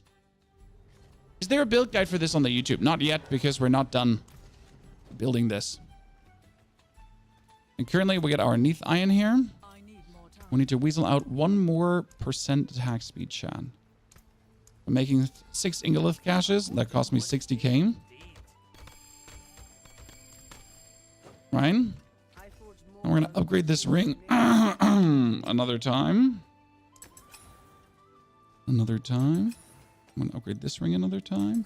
And we're going to check our attack speed. And we're now at 32.4%. And that 32.4% with the minion attack speed bonus is 42.4. And that together is a 100% attack speed bonus. Let's go. We got it. You know what the fun part is about me doing this right now? I'm essentially... Oh my goodness. Jesus Christ. Okay. I'm just wasting all this money to make this work. And tomorrow I might have to throw this whole build out of the window again.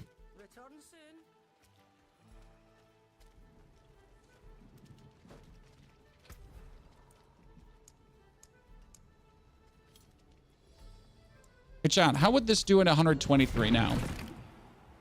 With the Holy Bolt Elixir. How would this do in 123 right now?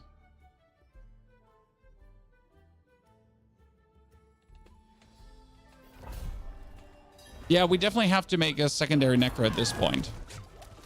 Because I'm just burning through too much money. And right now I am happy already with our Shadow Mage, but I think we can all agree on that it's not perfect yet. Something is missing to like kind of take it to the level where I feel 100% content. Right, I'm happy. I like it. It's nice. I mean, again, we're not sure if we even want to play the freezing aspect. The freezing aspect is nice to have.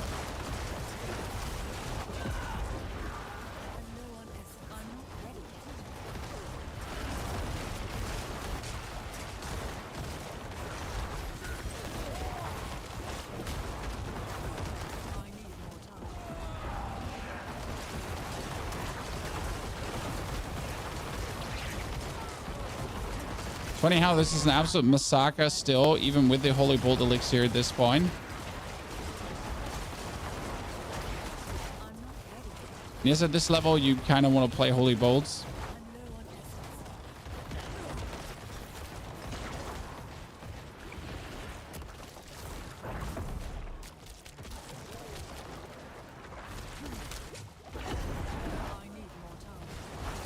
I missed my life on hit. I used to play life on hit on my different weapon, right? And what does life on hit do, chat? Life on hit gives you life whenever, well, you hit with an ability. And that is incredibly useful, surprisingly so. We've never given it credit for like the usefulness that it actually boasts, but it does.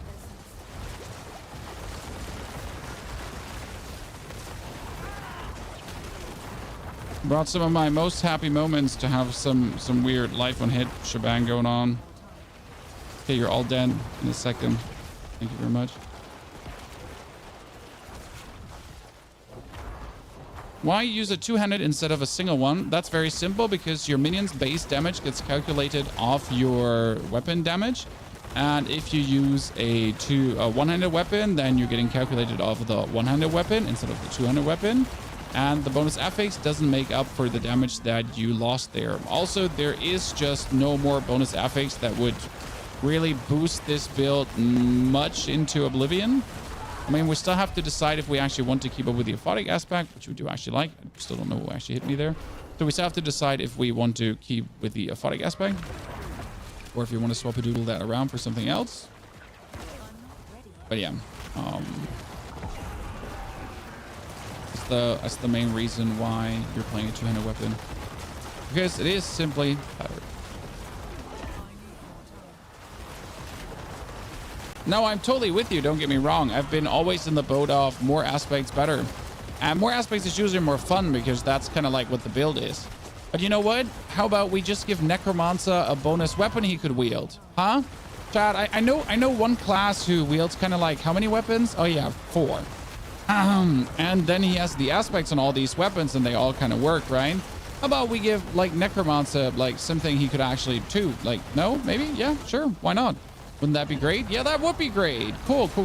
So listen, how about I could dual wield two-handed weapons? Yeah, you know, like I can have a two-handed weapon in my left hand and I can have a two-handed weapon in my right hand. Just a wild thought, you know? Man, I'm strong. Why can my skeletons not like have an equipment piece? I mean, I have skeletal mages, I have skeletal warriors, I have skeletal something. Why can I not give them an aspect? You know? Why can my minions not carry an item with an aspect that activates? Because I have them. You know? Why is your thumbnail so homosexual? You're the first one to ask that, so you're the first one to notice that. Ergo, sir, if I attract you, just ask. No problem. I mean, if you want a kiss, you can ask for a kiss. You don't have to like beat around the bush. You won't get one though. Sorry, I'm married. But thank you for your interest. Appreciate it.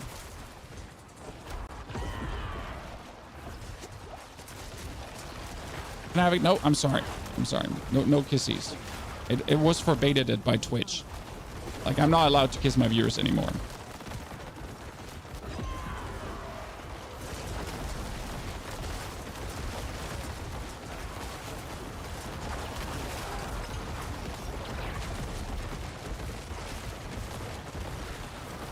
Anymore? What? Sorry? No one said anymore. Never was. Ow! That happens when you're looking at the chat.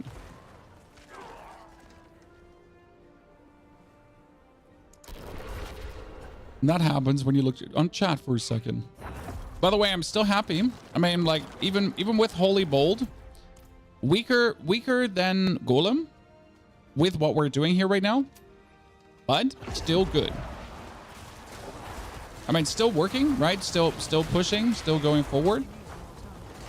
Weaker than Golem, yes. Golem was sailing through this, currently, but possible. Possible to push with it. And I think like there's more improvement we could probably do to the Paragon board to boost our damage. Right now my thought is maybe more shadow damage. We'd have to see how much the shadow damage nodes truly influence the minions to like see the damage boost. Because we have like a couple of million currently happening. It's kind of good, but that was more. But it's fun because I think we made our skeleton mages hit for more millions standard than the golem. So again, the golem does have a good million hit, but when your mages actually start hitting harder, kind of when the fun starts. What about the terror passive? We're playing the terror passive. We have 3 points in. I mean, if you're playing skeletal mages, then you have to play this terror passive.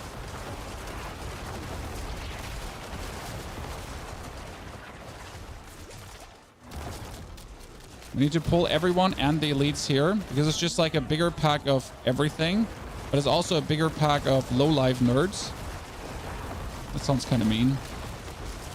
I mean, people that have low life, you know, not much HP.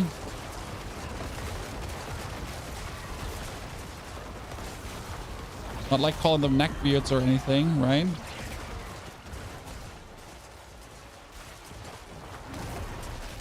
I want you to disable text damage because I want to see all my billions of numbers. So.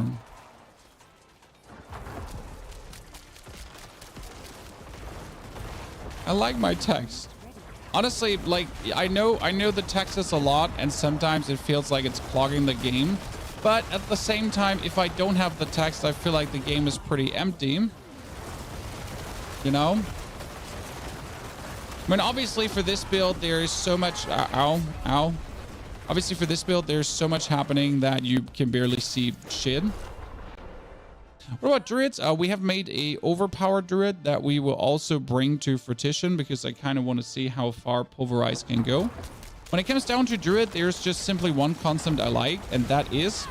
Seriously, you stunned me out of the blood mist, the 1 millisecond out of the blood mist? That's crazy. That's crazy.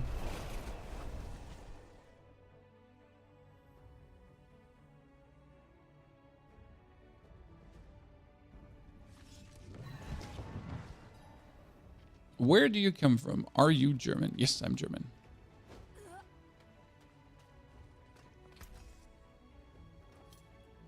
The big damage in one hit... No. The big damage in one hit is the Holy Bull Potion. So right now we have one season mechanic. It's called the Holy Bull Potion. That works on Necromancer really nice and multiplicative and gets the Necromancer to go crazy. Now, that Holy Bull Potion is essentially what really allows you to push deep into the pit. And why do you need it? Because you essentially are facing minions with billions of HP. I mean, we're talking about 100 billion, 200 billion, and further later on, where you won't be able to go further, right?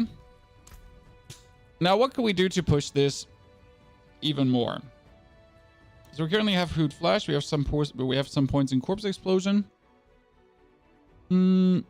Skeletal Warriors, Grim Harvest, Shield by Death. We get the Death Embrace, and we don't have the movement speed. I mean, we could probably put the points into the movement speed. We got the Terror. We get the Crippling Darkness. Honestly, more points in Crippling Darkness didn't do much, so we'll just do movement speed for now to avoid our death. We got the sparring leader into the Hellbent commander. And we do have darkness for shadow damage, so that allows our minions to do more shadow damage. Now, I kind of want to see how much shadow damage actually makes a difference. So let's see. This is plus 50 points in shadow damage. How much can that be? How much can that be?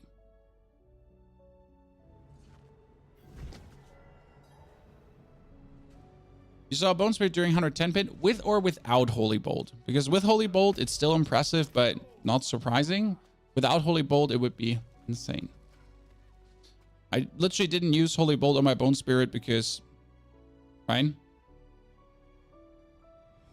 The Holy Bolt one-shots bosses if they have ads. Only if they have ads. Okay? Here, try with Golem same pit. I don't have the Golem build spec anymore right now. So warriors go away for a second. We're getting the mages summoned. So the mages are doing now. Let's get a damage average on them. And they're going to do million crit, million crit, million crit, 4 million, 4.5 million, 3 million, 4 million. Something around that ballpark, right? Wait until they stack the key passive up again. The key passive stacked up again, and then they're doing like 5 million, 5 million, 5 million, 3.8, 4.2, and so on. Now we will remove the shadow damage, right? Because everything goes up. So we have this glyph here that gives our skeleton mages shadow damage bonus.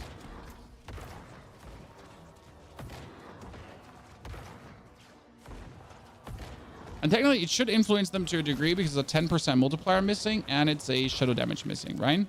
So we shouldn't see a single 5 million anymore. There's 4 million, 4 million, 3 million, 4 million, 4 million.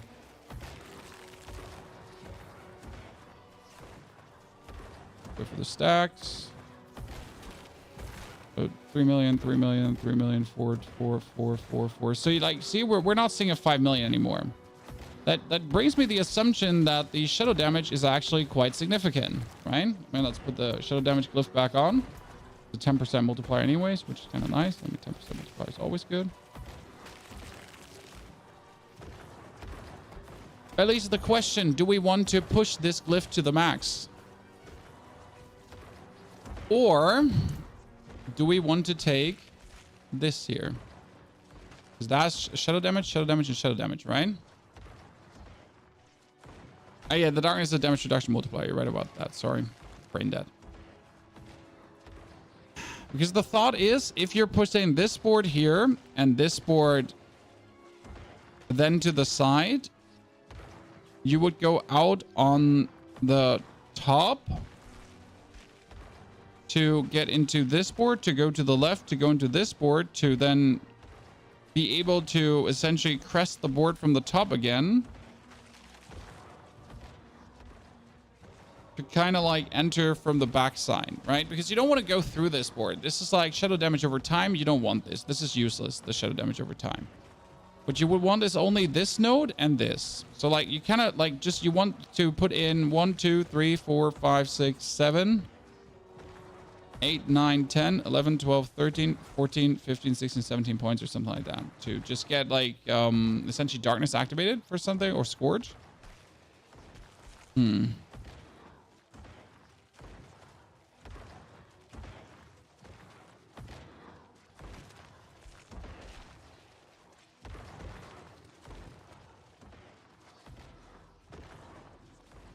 alternative, I could sacrifice some max life here. Just to...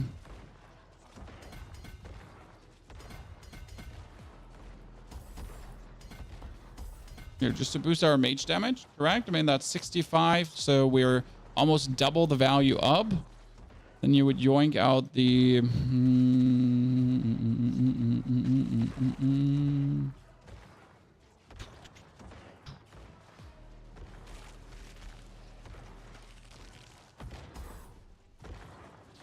And we would go with... I can't get that point of intelligence. No. So now tell me, I'm running to the toilet and you're going to tell me if you see a hit that's higher than, like, that's now bigger. Okay?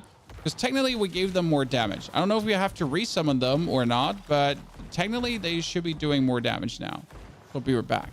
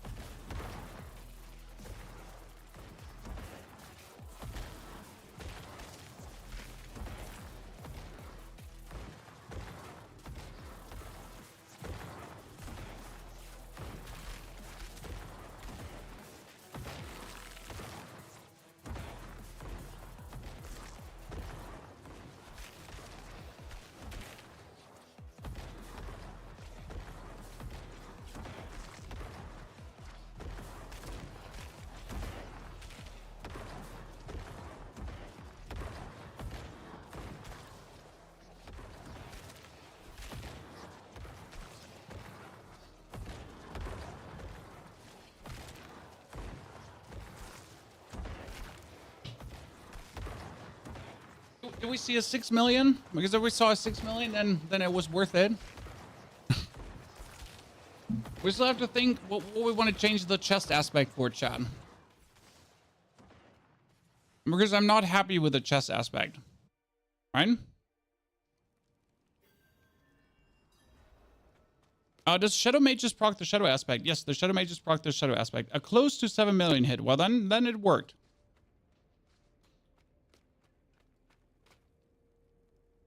What's the most playable build? The Golem build. The Golem 3.0 build. I mean, this is me just experimenting, Jan. I mean, we could play a unique chest. But this chest gives us 2,500 armor, so can't really. I need more time. Okay, chest can be defensive or utility aspect, Jan. Chest. Currently playing the Blizzard.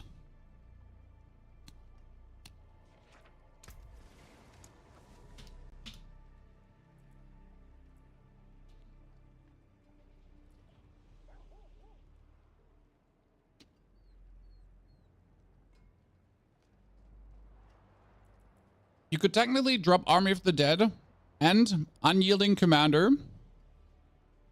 to put in Shielding Storm and Shadows.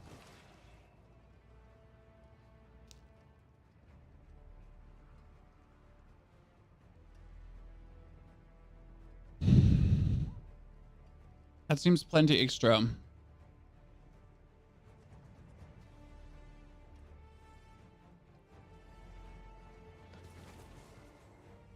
So what you could do is take the chest, put in Shielding Storm, stay with the Orphotic, drop Unyielding Commander, which I don't like, put in Ultimate,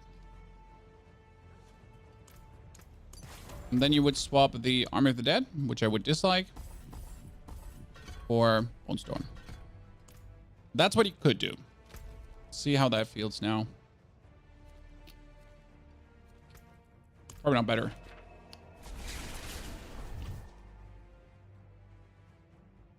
Any way you've seen to get Warrior to hit more than 50k? Warriors seem to be, for some reason, just scaling way too low. The biggest problem is that they're phys damage and you can't change their physical damage. I mean, don't like... Maybe Skeletal Warriors should also be, if they're Reapers, Shadow, if they're Defenders, Physical, and if they're Skirmishers, I don't know what. You know, maybe they should change their affinity too. Wouldn't that be fantastic? That would be fantastic.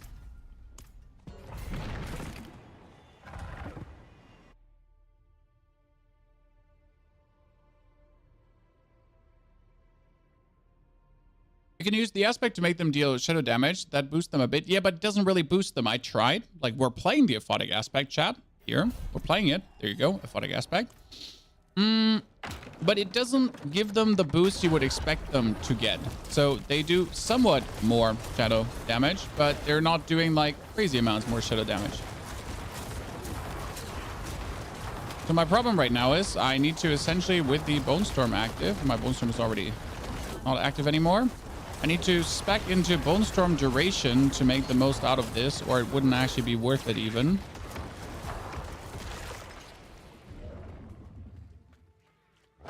I need more time. And to really get the most out of Bone Storm, that's another thing. Like, if you want to play this with Bone Storm, and the problem is if you play this with Bone Storm, your minions are going to die in certain situations, and you will have to resummon them.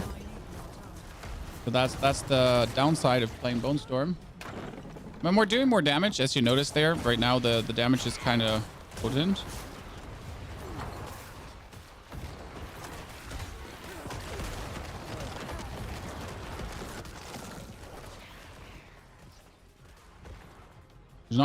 Which is not surprising because Bone Storm Ultimate Shadows is like a very, very, very nice pool of damage, honestly.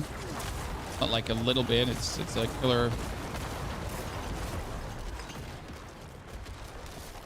pool of damage you're adding.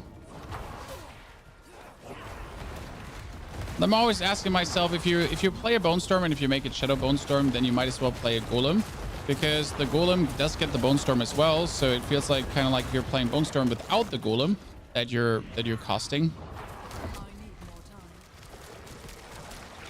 Which makes you then think, would there be a build without minions? So where you're essentially not playing skeletons at all and you're just playing the Golem,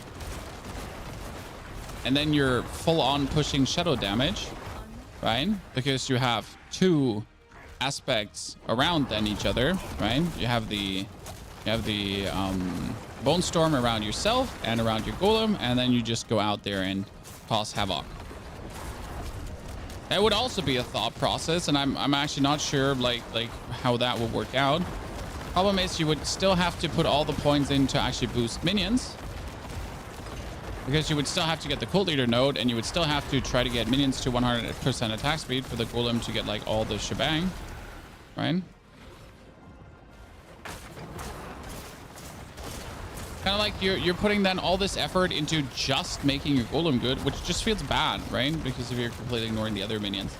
So right now you can see my minions died, and I need to resummon them, despite them actually not should die, because they got like the full resistance and everything happening. And that's like one problem with the build in my eyes. Like when you're not playing Army of the Dead, it just makes it feel bad, right? And then in order to offset that feels bad, you would kind of have to play the Ring of Sacrilegious Souls, because the Ring of Sacrilegious Souls would offset the bad feeling. But if you then play the Ring of Sacrilegious Souls, you're like, you have to sacrifice an aspect again, and then you have to go for a one-handed weapon and a focus to actually play this. And then you're losing out on damage because you're playing a one-handed weapon and a focus. So yeah, you notice the problem. I mean, let's see how visible the problem gets during a boss fight. I mean, right now you can see our clear speed is quite decent. I like it.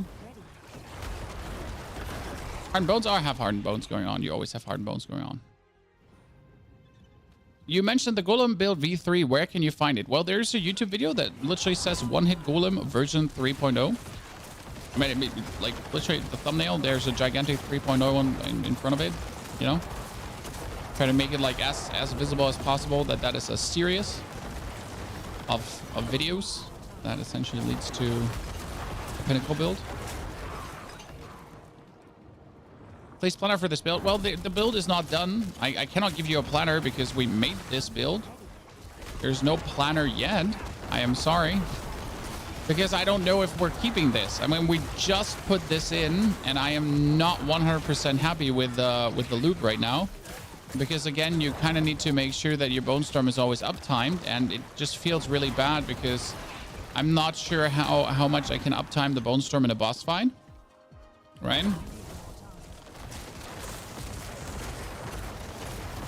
And right now with Army of the Dead, we were actually faster. I mean, the advantage of the barrier is right now, you saw how I took the laser bolt, right? And it didn't die. So the amount of barrier that we got from Bone Storm was obviously enough to offset any kind of damage, to put us like in the position of like, I can just face tank this. That's nice, because I know a lot of people, they like to have this face tanking going on. So now we're at the boss. Let's see. The hag. Well, the hag is going to be stupid because I won't see shit. Okay, right now we need to get the cooldown of the Bone Storm as low as possible, correct? And my Bone Storm is not cooldowning. There now it's cooldowning. Back up again. Boom.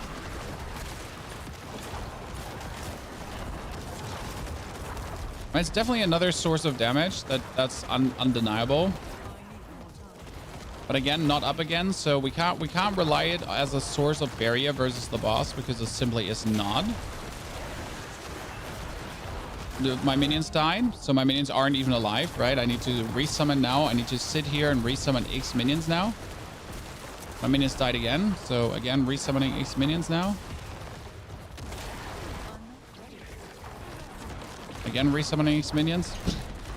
That's what I talked about. Like, I'm not trying to make this more of a problem than it is, but people are annoyed by having to resummon their minions.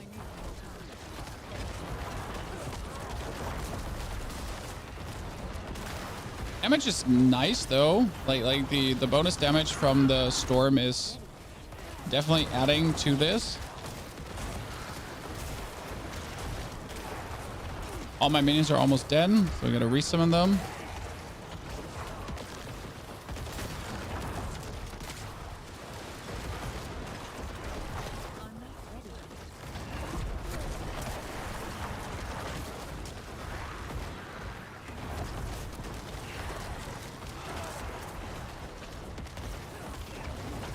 I am genuinely surprised that didn't kill all my minions.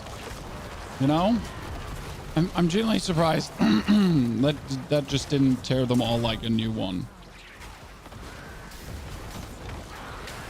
Okay, I don't see anything. There was like too many effects happening at the same time. If I now stumbled like into a pool of whatevers, I would have just died. I am so dead.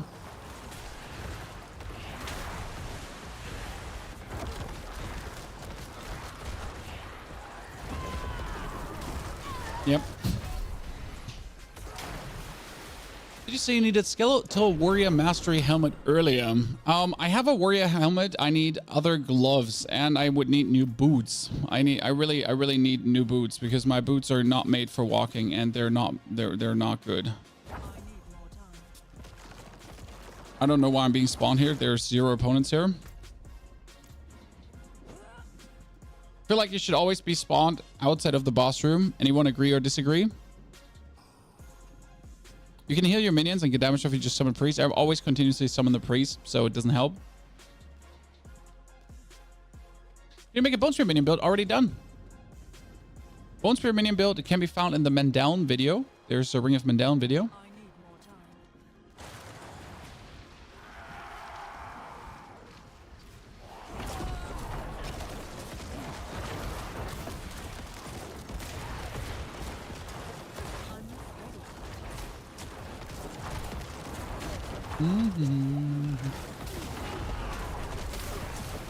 I mean, see like how I didn't die there, Chad? That was the barrier, actually barriering enough just to keep me alive.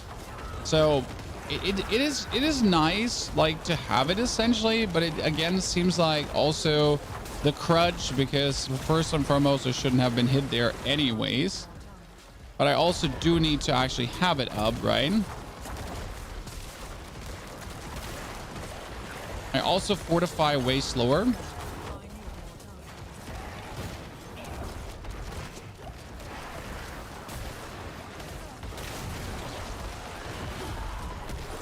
There's so much going on that I literally don't know where the things is that the lady makes on the ground.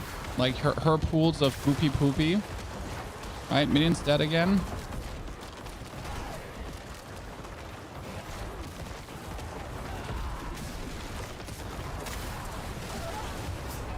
Huh? I didn't see it. Okay. Good. Damage is better with Bone Storm, but I'm not happy.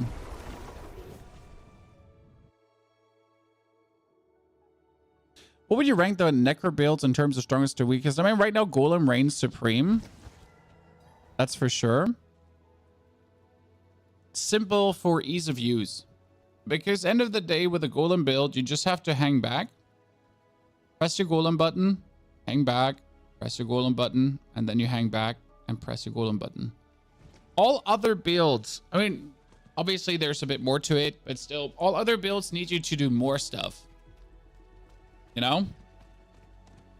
Whereas that is quite simple. Bone Storm did add some damage. But it didn't make it feel better in my eyes.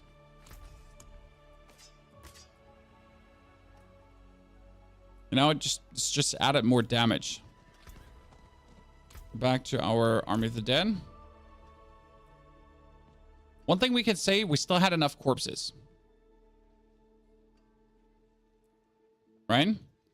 Which makes me think, if we have enough corpses at any given time, we could not just kick the Reapers out of the window. Like, it's kind of like, you know, you have enough corpses due to my permanent Army of the Dead active. Could we just play the Skirmishers for the bonus crit bonus? For the bonus crit bonus. I said that. I said it twice. Now that brings me still to the question of, that is Unyielding Commander back again. Right? So we're bringing Unyielding Commander back. And we're playing on our chest. Crowded Sage is not worth it. I mean, you have 8% more dodge, and successful dodges restore 20% of your maximum life. That doesn't work on your minions. Nope. Embalmer, funnily, it would actually work, but it wouldn't work. I mean, Undying would heal you. Undying would just heal you. Let me just put it on for Jiffy. I want to see that. Try Tyrael's chest. I mean, I obviously just have Tyrael's chest just flying around because why wouldn't I? I've already made 20 alt characters to farm every single Uber unique. Since yes, that's what I would do.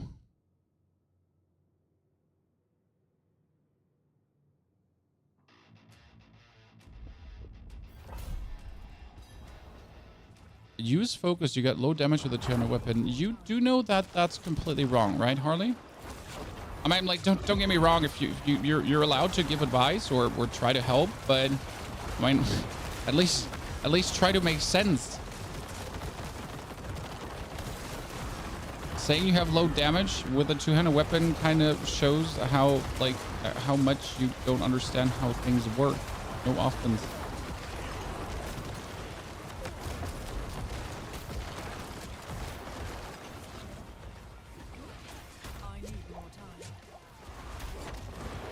Now let's see. Do I have always enough corpses if I play the Skirmishers? Right, because technically I have Army of the Dead. Technically I have my thingy to pull things together, right? And I have less cooldown reduction, that's for sure. So that's something to keep in mind. Why do you have less cooldown reduction? Because your Reapers are fantastic in that department.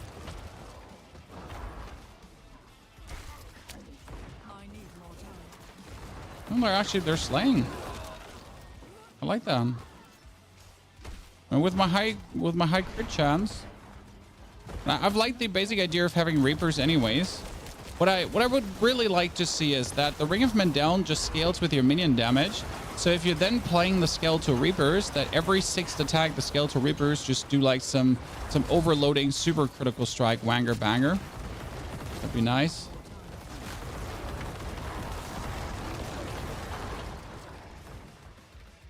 Right? How long would it take to take a new character Helltide to hit max Wolf XP? 5 to 6 hours around. I mean, we're obviously saying you're just focusing on Helltide. You're not looking to go for Nightmare Dungeons or anything. So really just Helltides. You know, Helltides, and you just really spend all your time in the Helltides, then you should probably be able to like do it in like 5 to 6 hours. Because you also don't need to max the renown. You just need to get level 18 of the renown. And that goes really fast. I mean, considering that you also have like all the materials to essentially boost your character if you need to. When do you sleep? Like from 7 p.m. to 3 p.m. to 3 a.m. That's when I sleep.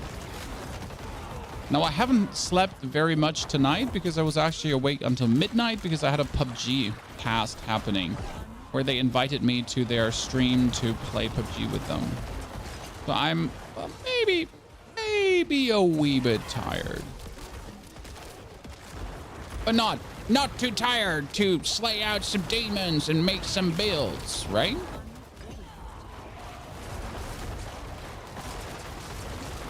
You know what? So far, for the first version of the Shadow Summoner, I am very pleased. You know, for having put this together just like 2 hours ago, I am very pleased. Not 100% happy.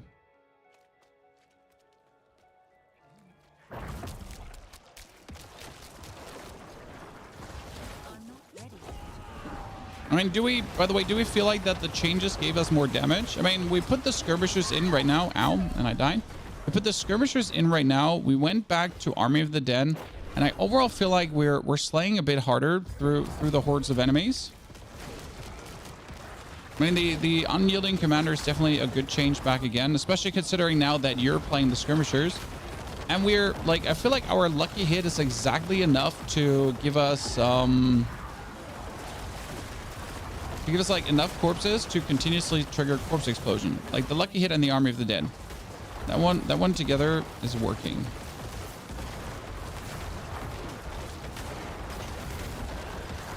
Now, you know what would be crazy? If the aspect of the grasping veins would actually work with minions, that would anyways be crazy. But if they would work with minions and then you would be playing the skirmishers, that would actually be plenty nice.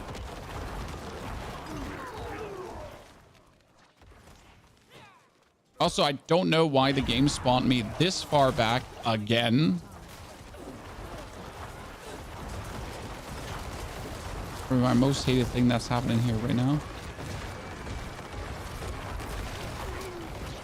See how that's going to work in a boss fight, for sure.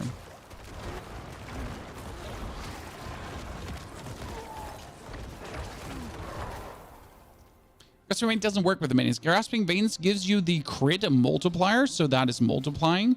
But then after you get the crit multiplier, it doesn't add the crit multiplier. The bonus critical strike chance, but it doesn't give you the crit multiplier for your minions. Oh, we tried and tested by mini creators and myself actually today.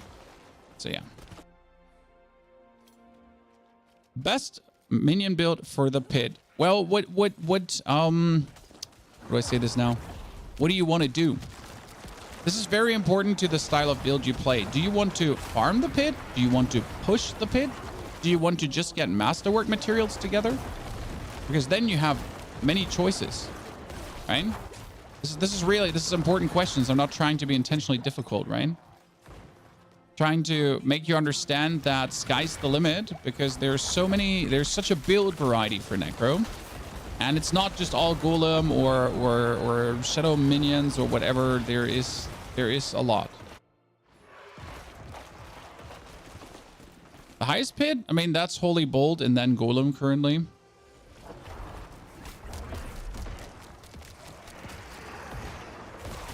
And our build is currently sitting at 123, but that 123 is literally just because we hadn't had more time yet. You know? It's not because 123 is anyway a limit, just we hadn't had more time yet.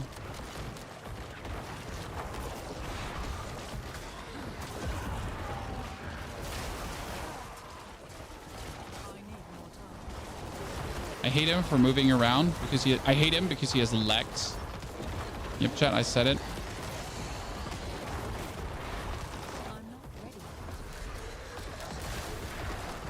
Damage seems higher.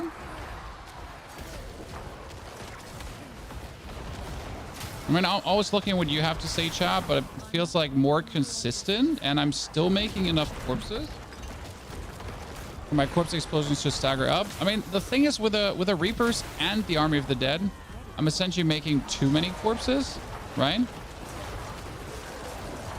That I cannot consume at all.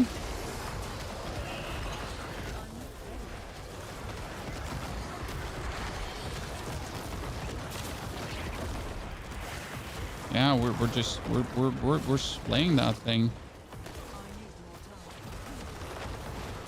Oh, wow. Okay, almost got Lilith there.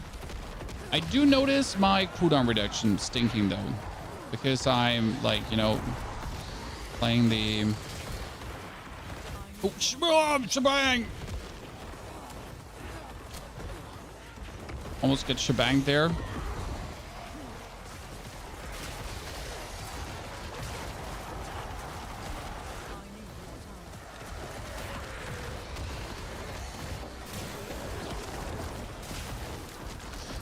I mean, seriously, what was that? It was way too clutch for my liking.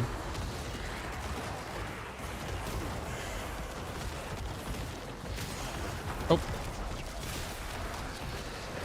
Yeah, that's smooth currently. Smooth as butter. That was the smoothest we've had so far. God. I mean, seriously. That was just smooth. Damn. I like that.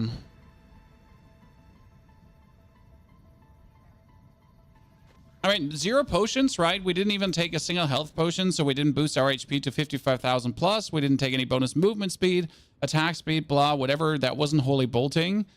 And yeah, that worked. Let's see. Should we see how the damage difference is on the warriors if they're critical striking and not critical striking? Would you like to see that?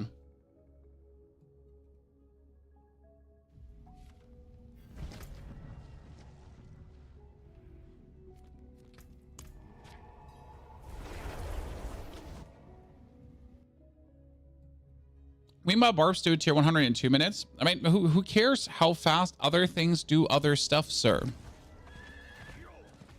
If I pull out my golem and put on the holy bolt, then you can do that in 2 minutes too. But that's not the point.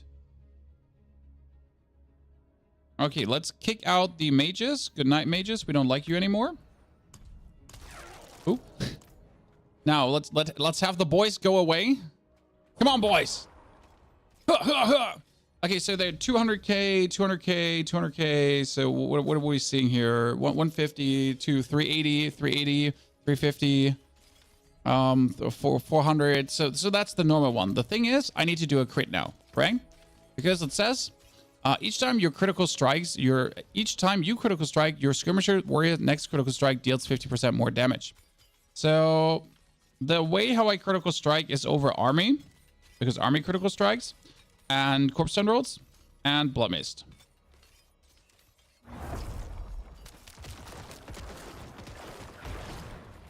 That's just very hard to kind of display. What I'm gonna try to crit strike with this. And then their next hit is like empowered, but I cannot see it. It's hard to see. That wasn't critical striking.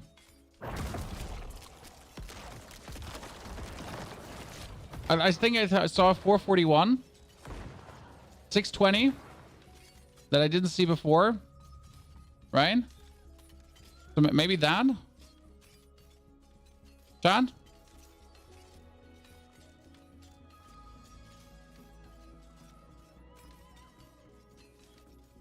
I used the fast blood aspect with Embalmer to increase my Army of the Dead cooldown.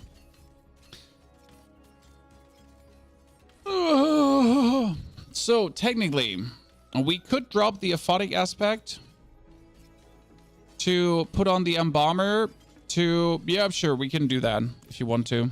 Yeah, I like that. Sure. I'm not ready yet. I'm not 100% happy with this. I do think it's a terrible idea and you stink. But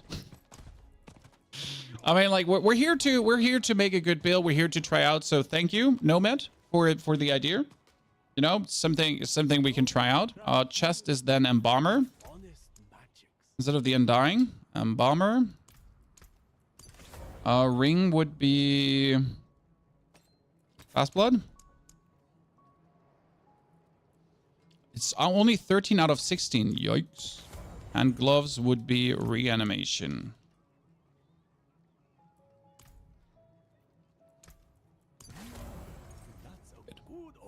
Why do you only have 3 out of 4 options at the smith? That's simple. I cannot explain it in Deutsch, but I can tell you in English because you haven't cleared a tier 46 tier 46 dungeon yet. And if you clear a tier 46 dungeon, you can masterwork too. Because you don't have materials.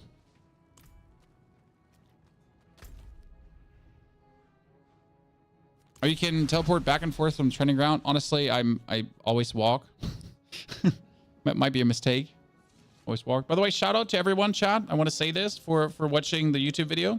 I mean, YouTube has been cooking the past days, weeks. Also, everyone that's actually here on Twitch, like we've been pulling very nice numbers, and I'm very happy with our success.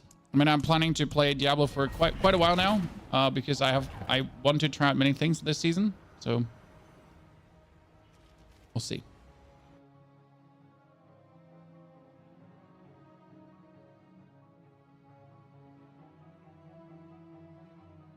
Can you test Mandel? We tested Mandel today. It's shit. Sorry. We tried. It didn't do anything. It made us slower. Okay, so we have Army of the Dead, Fast Blood now. Then we're going to make corpses. So what's happening right now, guys, is we're making corpses. We're exploding the corpses. The corpses make blood orbs, so they have a chance to make blood orbs. Then as they're making blood orbs, we're reducing the cooldown of Army of the Dead. Boom, there's Army of the Dead already again. Boom, Army of the Dead does more crits. More crits is more crits. And then we do more corpses, and then we get more corpses. We explode more corpses. We make more blood orbs. Then, as we're making more blood orbs, we make more corpses with Army of the Dead. Then make more blood orbs. Then more crits. To have the skirmishers crit harder.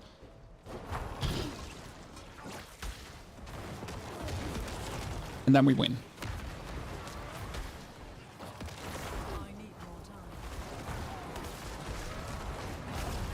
Okay. And in theory, that's actually a very good plan. And in practice, that's actually working out too. So that's kind of funny. And the best part about this is that we didn't talk about yet, but if you actually do this, your blood orbs are healing you and your minions. So that's actually a funny part and something really overlooked, that when you're making blood orbs and as you're going over the blood orbs, you are actually empowering yourself, like you're healing yourself and your minions. So I make some blood orbs here, I dash in, boom, I heal. I go into blood mist, I go in and I heal.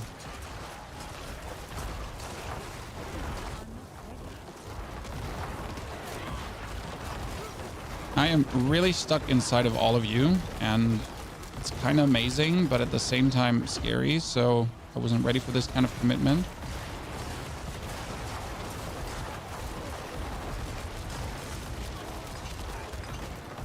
Jim by the title is better than Golem? Not yet. We've been like, how many iteration is this now, Chan? We're not yet better than the Golem. We're working on it though. I think we have been going through many iterations. The Paragon board is kind of sad, honestly. Like there's minimal things I could do to improve this.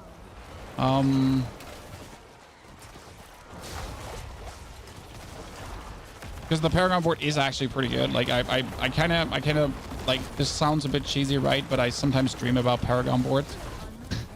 It's because I spend so much time with the game, and I'm very active dreamer. I wake up and I remember how to do one Paragon board better because I fucking dreamed about it, and it's weird, but it helps. Like you're like, oh no, the Flesh Eater board, you know, there's a better passing there, and like you wake up and you're like, fuck me, I hate my brain.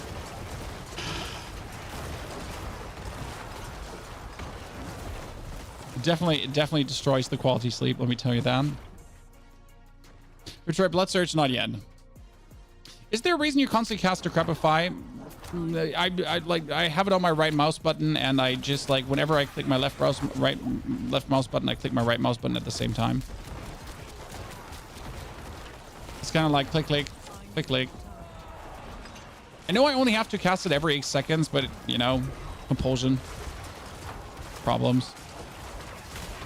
Also, against a boss, casting Decrepify on it, like whenever it's off cooldown, does bonus stagger.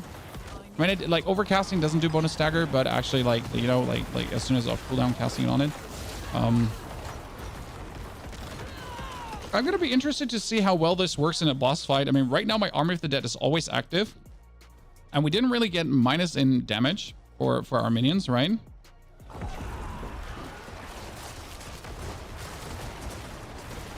more time. Currently, I'm liking the fast blood aspect plan here. Yeah, this is like double lucky hit cooldown reduction. Oh god, this is a lot.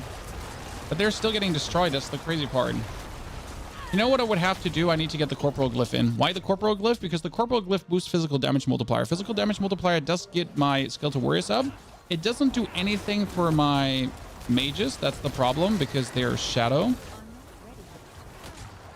My lats died, which is bad. That's why we have Army of the Dead, to get my lats back. And that's also why I'm saying, like, any kind of minion build without Army of the Dead just feels bad. Because you're essentially at some point always have to resummon the minions, and Army of the Dead kind of circumvents that. And as soon as I have to resummon minions, I'm just hating the game.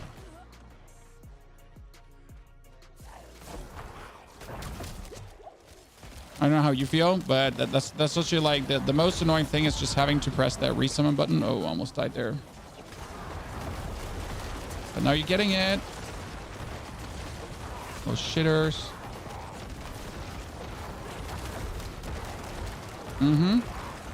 This is an improvement. So shout out chat to YT Nomad for, I mean, I have seen builds before that use fast blood, but I marked it off as gimmicky.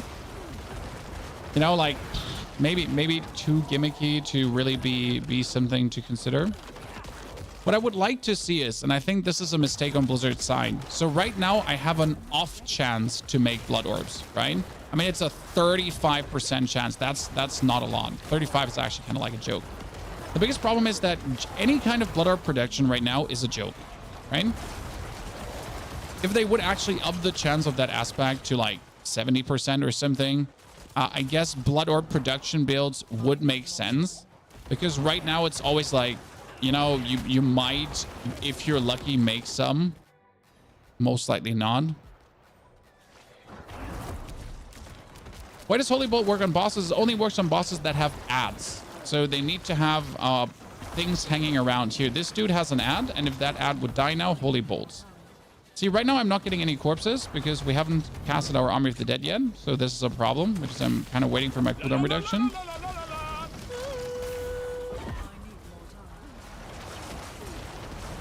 Now I'm getting my corpses, and then the whole thing starts.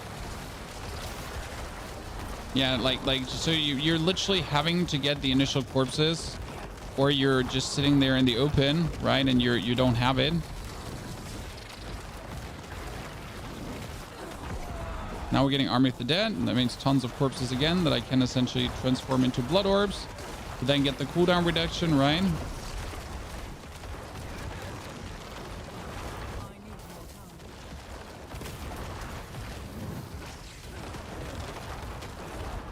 Can't shake the feeling we have more cooldown reduction if I just was playing more corpses. Might be wrong about this one.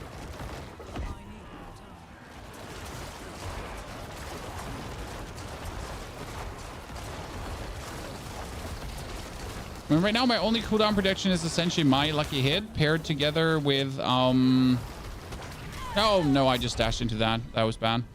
Well, we do get damage with like 2 minutes and we get him down. So it was looking like a 4-minute clear currently. This is actually faster than the 6-minute clear from before. Have you tried Bone Spear Necro this season? Yes.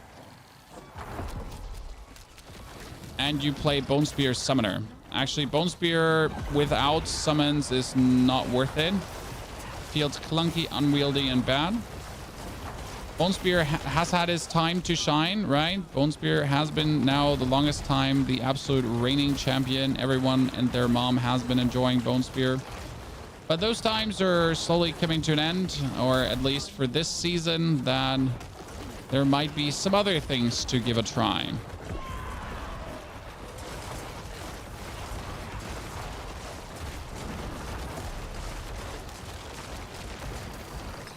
I'm not sure if our damage is higher currently or not. I mean, we are having the Army of the Dead, right? Oh, I got pooped on. I didn't pay attention. I guess it doesn't help that I have to do more things. right, John? So I have to do more things to get this working. Like I have to get the Army of the Dead running. I have to trigger the corpses. I have to do my corpse explosion. So I net total have to interact more with the game instead of just focusing on dodging things, which leads to me just missing stuff. Right? I mean, only normal. You focus too much on some other things, and then you just miss stuff, and then you die. So, surprise! Who would have guessed?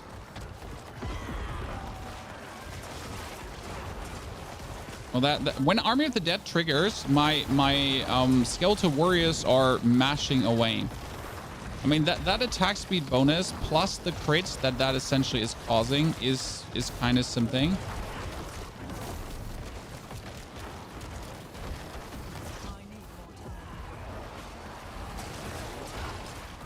Right? Like she's just getting hurt. Another stagger happening, dude.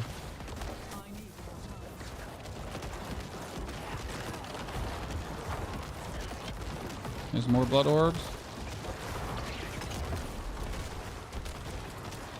I would wish just like for a tiny bit more cooldown reduction, like a tiny bit more, right?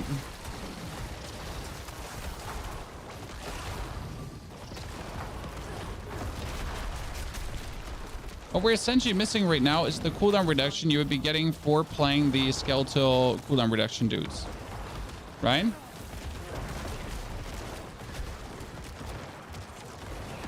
But in combination with the skirmishers, this is feeling nice.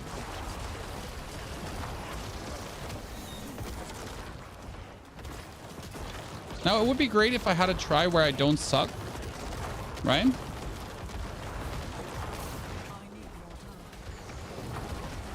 So I could try out how much more damage I really do. How much more? It's not how much more, right? It's never how much more.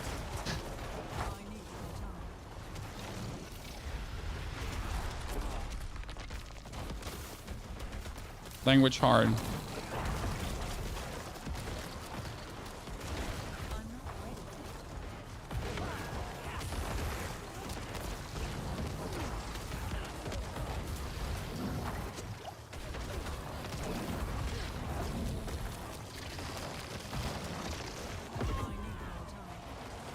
I mean, it's definitely an option to not playing the to not playing the cooldown guys to just get enough cooldown still.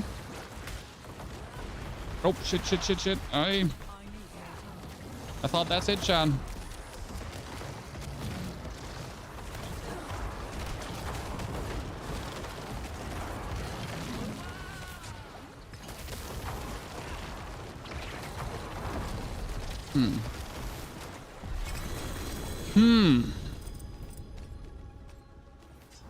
What's that better?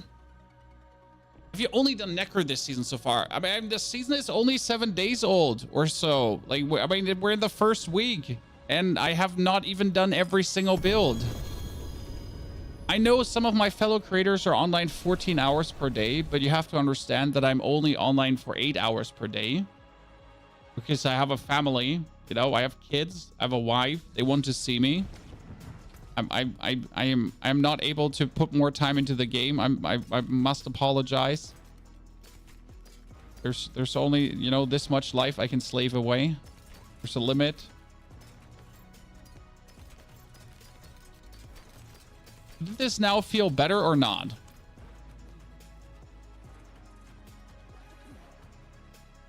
What do you think? Do we like the cooldown reduction there? Was it too gimmicky? I mean, if I had 2.5 seconds, that would be nice, obviously. The problem is really that's 30% corpse production. That's bullshit. Technically, you could make more corpses if you choose to play this one, but that's bullshit. We can't do that. And against a single target is also bullshit. The thing where you have like no corpse production. I have a 2.3 second. Well, let me disenchant it. Let me disenchant it. I mean, seriously, let me disenchant it. Greetings. How shall I guide my hammer? Further you max this up, the more double hit chance you get on the skeleton mages.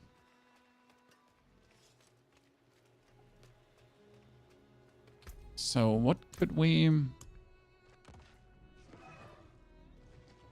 I mean, again, we could weasel out more shadow damage.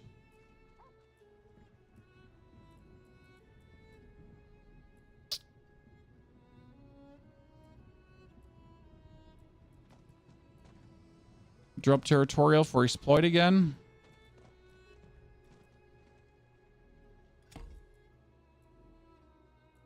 I mean, you could technically play the mage glyph, and I'm not sure if I want this, right? But what we're currently not playing is the mage glyph, because the mage glyph could be, instead of darkness, just boosting our mage damage straight away.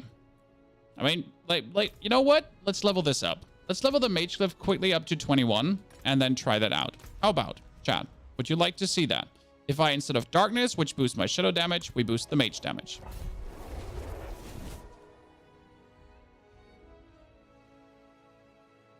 If I use a scythe over a sword symbol, a scythe has a higher net damage. So the base damage is higher, bigger, faster, stronger. So it's 4,900, whereas sword has 4,500. You simply do bigger hits.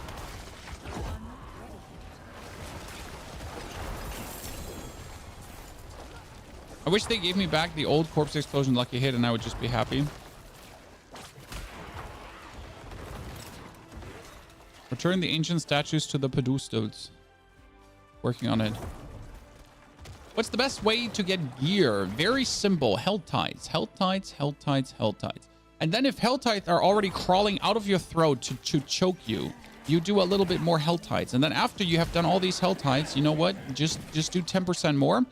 And then 20% more. And then like when you're about to say, I don't want to do more hell tides, I'm going to come around the corner and going to slam a shield with like hell tides in your face. Okay, it's just the best way, simple as it is. You put on that mind cage, you summon the lady in the middle 4 times in a row, 40 times in a row. You open the chest. I mean, there's like Helltide is just the most brilliant item farm in existence. It is what it is.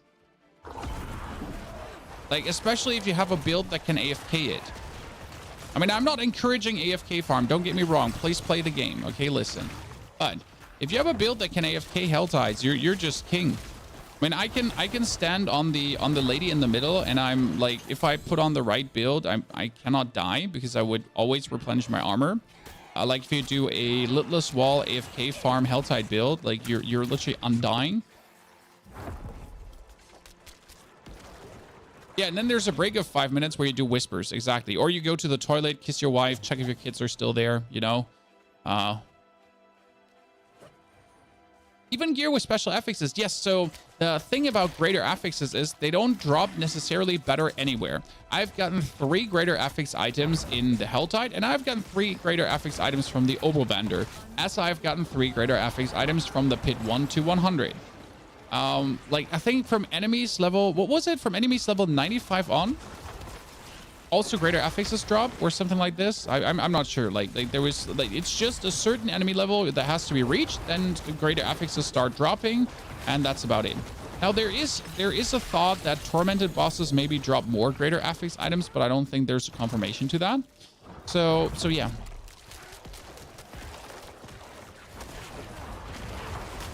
I mean, I usually get 1 greater affix item on average from the lady in the Helltide. On average.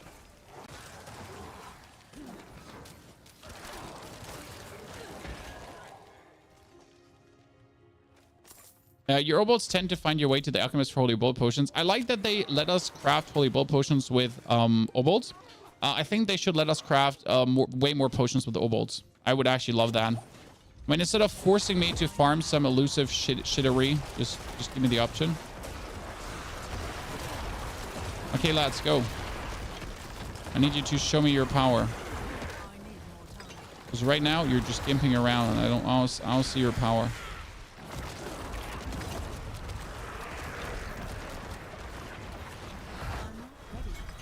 Let's push the mage glyph.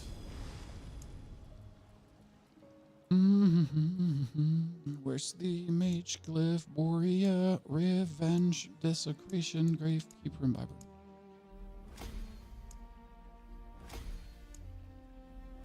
How high does mage go? 7.9. That's not enough! See, there's a greater affix item too already. Gear and sold. I did 50 derail runs, no Ubers. I would never do derails anymore. Because, like, why do you want Ubers is my first question. What for? Ryan?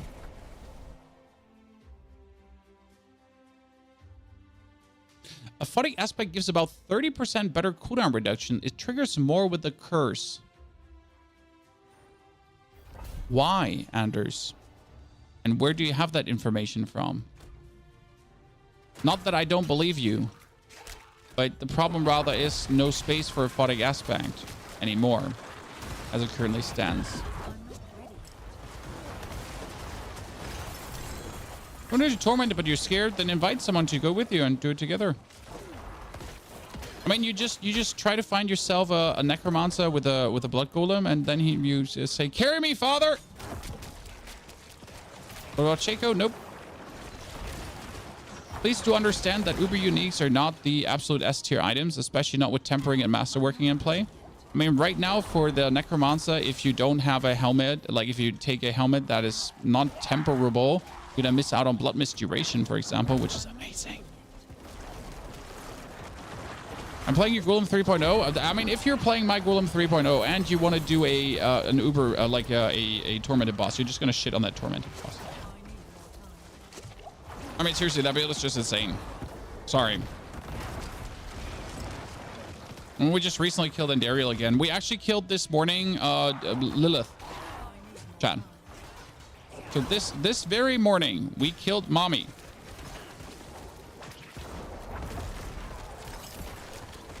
Why did we do that? Because we hate her. Because we ain't her. I mean, who does not want to be a giantess demon mommy? Exactly.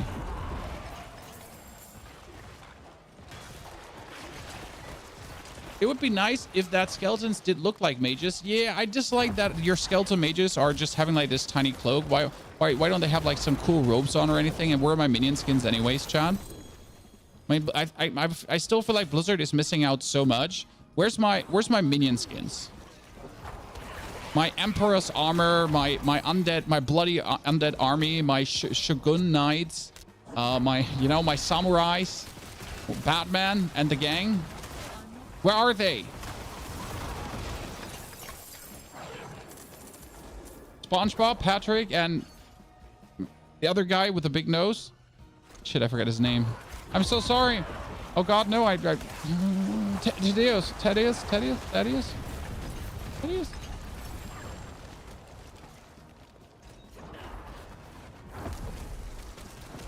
Good work. Good work. Yeah, in German it was Thaddeus, right? Yeah. Maybe we Germans are weird. We gave Squidward a name. Yeah, it was just German. The army of goatmen, exactly. Why? Could I turn my skeletons to be goat skeletons? I'm 10 out of 10. I'm there.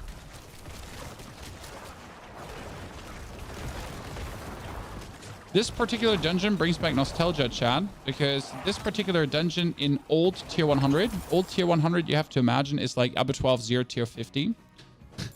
Old tier 100 dungeons used to be crazy. And that fireball that's essentially going out of the shaman shrine there, just one hits you. Lilith bugged. She doesn't give you the spark right now, yes. So she's bugged, essentially. Can you update the golem build on the side, please? The golem build on the side is updated, Valley. I'm not sure what you're missing.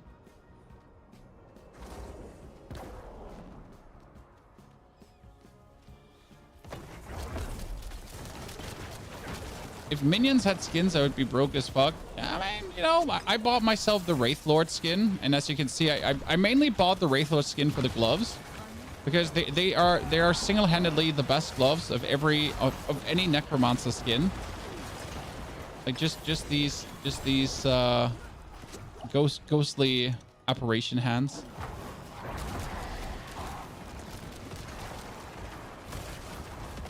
Yeah, Lilith only gives you a spark if you've never done her before. That seems to be the bug. I mean, that doesn't mean you're not getting your spark. You will definitely get your spark. It just means that Blizzard will take a few extra steps to get it done. Again, not sure how they actually screwed that one up. How that is even a thing. Like, don't give people sparks that have killed her before. Like, how does that end up in the code? Like, what if then else? I mean, I don't know anything about coding, right? I'm an armchair developer, but still, how? How is that through quality check? Did no one, so like, chat, did no one at Blizzard ever kill Uber Lilith before?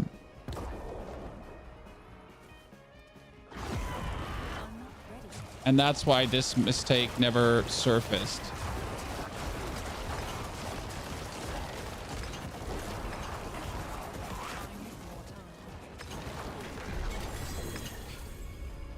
Okay. So now my skeleton, that was like my skeleton glyph that was level 1, chat, is now looking forward to be level 12, 13, 14, and almost 15, right? So two nightmare dungeons, almost 15 glyph, which is actually crazy. Not sure how you feel about that, but I think that's quite fucking crazy. Do you have footage of you beating Lilith? It was the start of the stream, and since I am so kind, I just recorded the start of the stream as well. Do we have footage of beating Lilith? We have a recording. Was it that? Was this Lilith this morning? Ah, that was the... No, that was yesterday, the Chief Marauder. This was Lilith from... Was that Lilith from this morning? No, that's Chief Marauder 2. Okay, I don't know where the Lilith recording is. It's somewhere. But it's on Twitch, like the first hour of the stream. Oh, I think we might have not recorded it. Did we not record it? No, we did record it. I hope we recorded it because I wanted to have a recording to make a video. Where's this build? This build is nowhere yet. Do you have a Bone Spirit Overpower planner out? Yes. I mean, the whole Bone Spirit build, like, so for the people that missed it, again, if you want to have a power ranking right now, you have the 3.0 version. Okay, chat, here. The 3.0 version of the Golem. That's Golem 3.0. It says there. The number 1 speed farm here is Bone Spirit because it's super fun to speed farm with it. Then this video you should watch for materials. That's Homeworld. Homeworld is quite fun. There's the Bone Summoner is in this video. Okay, Bone Summoner's in this video. And the current one we're playing doesn't have a video yet because we just made it and we're still not sure if this is actually the way I want to tell you. Now, my problem is that I'm not sure if this is the way I want to give it out to you. Maybe as a version 1, because I have not decided how happy I am with the cooldown reduction. Because right now, if you're off cooldown, it's a bit weird. And I definitely had more cooldown reduction without the blood orb thingy, right?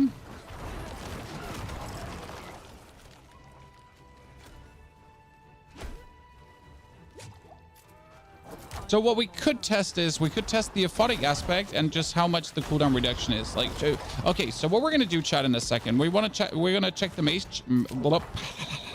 We want to check the mage damage. How much mage damage different is to shadow damage difference. Okay, that's step number 1. Check that.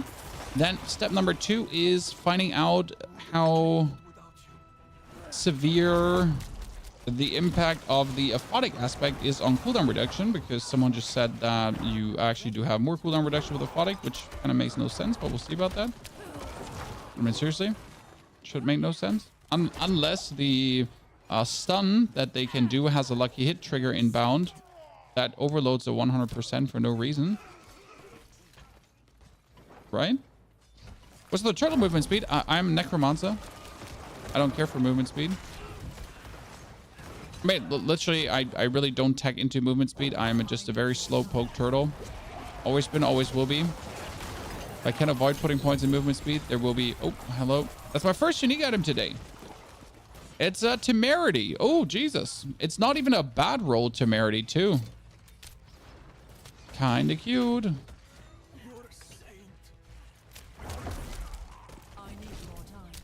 Thank you, movement. I mean, in the pit. The movement is only useful for avoiding some boss mechanics, but most of the time you just have movement speed for nothing. Elixir of Momentum, yeah, I just forget to put it on, so I should definitely put on the Elixir of Momentum. I'm totally with you. When I'm dungeon grinding. Here, this one. I just forget that it exists. Main thing, I forget that it exists.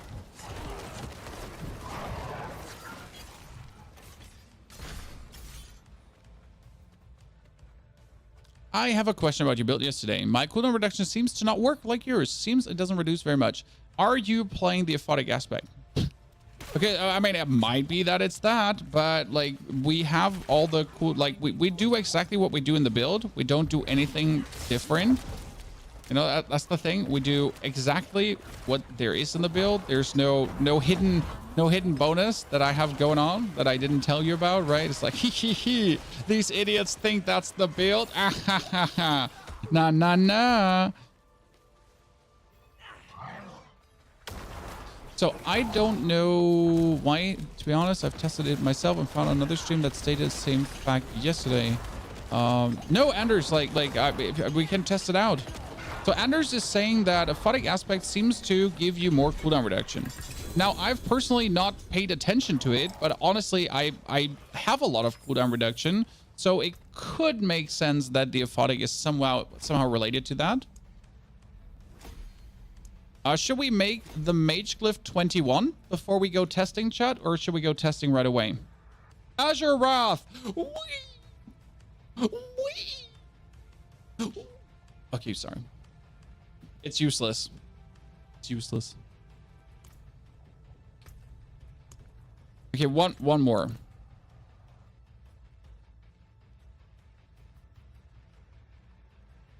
Mages summoning chronic, not sure yet. I mean, currently my golem build performs better, but the golem build is just really fucking good. I'm sorry, I'm here, tap on my own shoulder.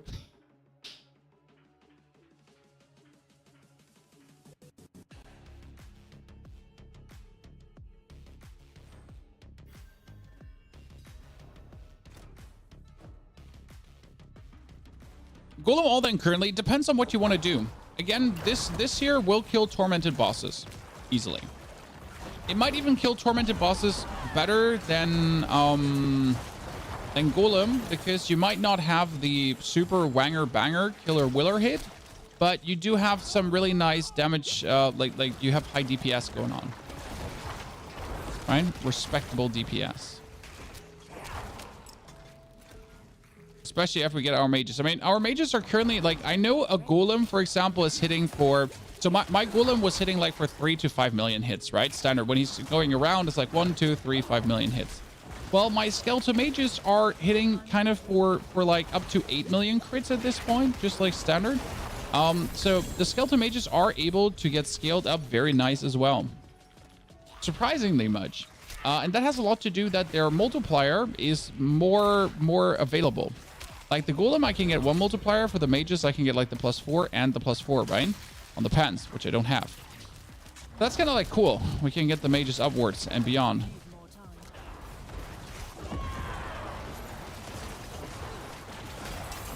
And currently oh wow, I'm just finding one unique after the next.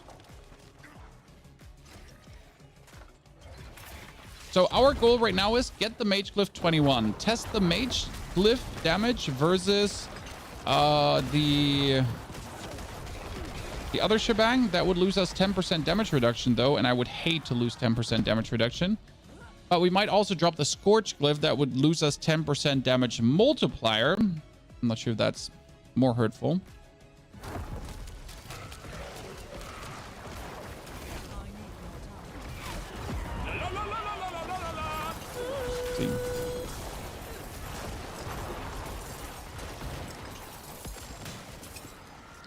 Thank you, Grimo, for the 29 months of support. Grimo, very appreciated. Welcome to the Knights of the Round Table. Also, chat, if you did find your Prime Gaming sub or whatever you have, didn't forget to use it or like the Twitch or YouTube stream.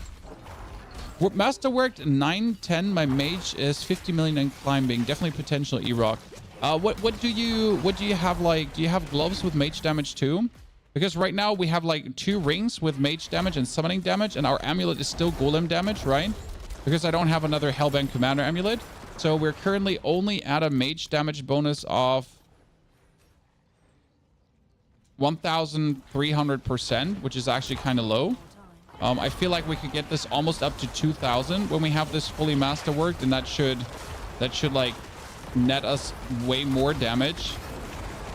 I think the real strength about the mages is, and that's something the Golem can't compete with, is that Hellbent 4, yeah, I know Hellbent 4 is nice, right? So the advantage of mages is that the Golem can't compete it. The mages have double hit, and every third attack they double hit too. So they're like double hitting all the time, and the double hit can double hit. I'm pretty sure that the proc of the double hit can double hit too. So they have like just a level of fuckery going on that well, oh wow, that he just got yoinked. Oh, not Scorch, almost 1, 2. Okay, last Nightmare Dungeon, then we got this, then we can test things, Chan. Lubin's Rest. Lubin's Rest is nice. That goes fast. Thorns damage from your pets work towards Decrepify reset. No, it doesn't anymore. Sorry. They fixed that. It used to work that Thorns actually are going towards your Decrepify reset, but that was a bug, or that was a bug in their opponent, in their opinion. So yeah. You're trying this so you don't have to. I mean, that's what I'm there for. I am there for to try out things that you don't have the time to, so you can come home and you can just check out the build and be like, yeah, this is fucking fire. I want to play this.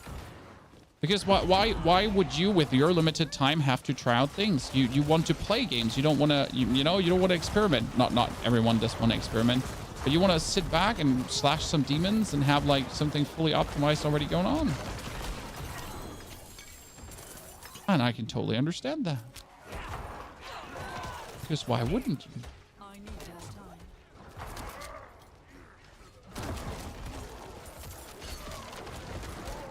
So you don't need spiked armor? No, you don't need spiked armor. So the thing with the lucky hit on Thorns, there was this lucky hit Thorns trigger minions, like when minions get hit and the Thorns could trigger lucky hit.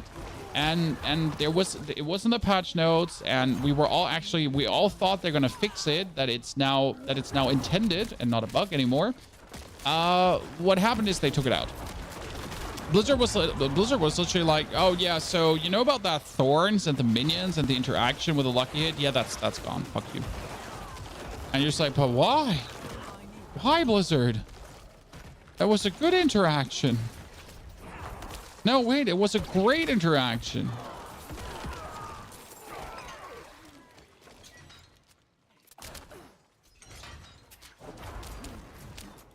I'm not ready. Build? No build yet. Still in the making. I'm sorry. Like, I'm not trying to bait you along, and I'm not trying to make you watch the YouTube video tomorrow. I am 100% doing that. But at the same time, as I'm trying to 100% do that to you, it is about that we're just not done yet. You know, this is like just the framework. So we are still, I mean, we're currently having blood orbs here popping together with some other stuff, but we need to essentially like try out a better plane for cooldown reduction.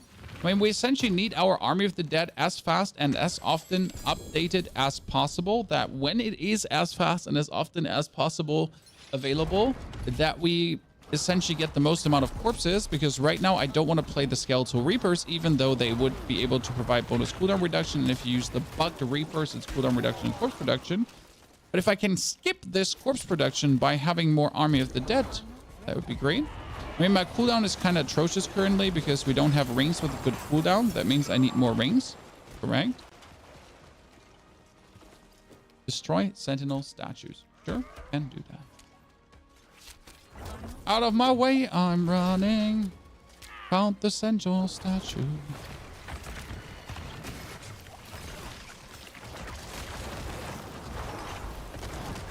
And destroy. And destroyed. Wanted to fight me. I'm not ready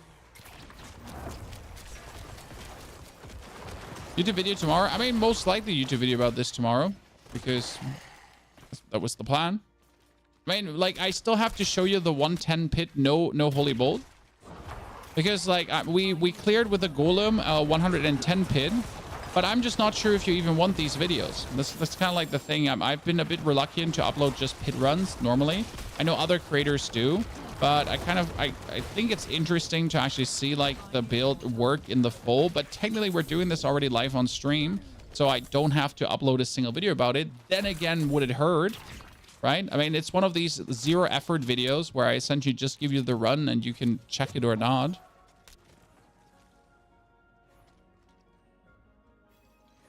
I heard skellies don't scale as well as the golem. They don't, and that the main reason for that is that the golem has a 25% multiplier glyph, followed up by a freaking buttload of multipliers in the Paragon board in general. Still, mages are having the ability to double attack and then double triple attack and then even more double attack, which kind of makes them nice. Which build is the most fun in your opinion? That question is very easily answered, and that is just straight out of the house Bone Spirit. I would just tack it on the end of a build video and call it a day. Yeah, but that's not good video editing, bro, if you just tab it at the end, because that's kind of like only for people that already watched it. So you're kind of prolonging the video, but it's not like the value of the video. I'm not sure how to say that correctly. It's definitely, it's not good. There's many reasons why that is really not smart to do. Okay, I need another amulet with Hellbent Commander. I need new boots. I mean, I'm literally dying because of my boots. I need new pants. But finding these amulets is really hard. I need new rings too. Oh wow, that's damage and crit damage. Jeez, that's actually a very good sword. Damn, that's actually a really good sword. Jeez, Jesus Christ, that's a really good sword.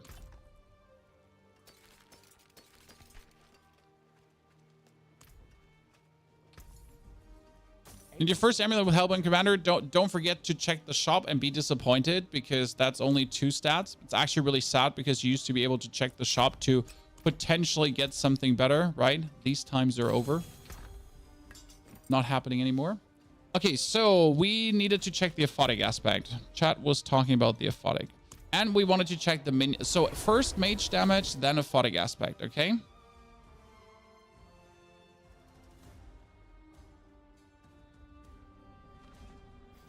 Your level 50 Necro built to use Golem Necro at this point, because it just flies you through.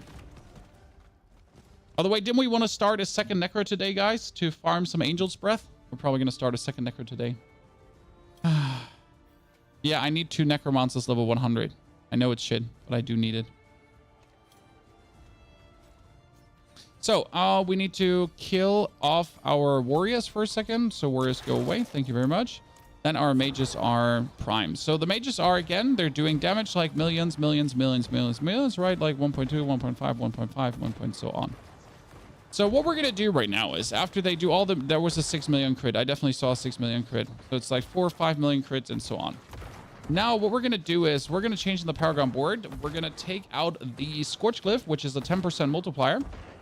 Here, this is shadow damage over time, 10%. Like, it's like, wow, cool. And I'm going to take this out, and I'm essentially, like, going to put in the... So we lose 10% damage multiplicative. But what we could get instead is the Mage Glyph, which would, in this case, give us another 105% skeletal mage damage. Now, with all the multipliers that we're essentially having, shouldn't the mages do more damage now?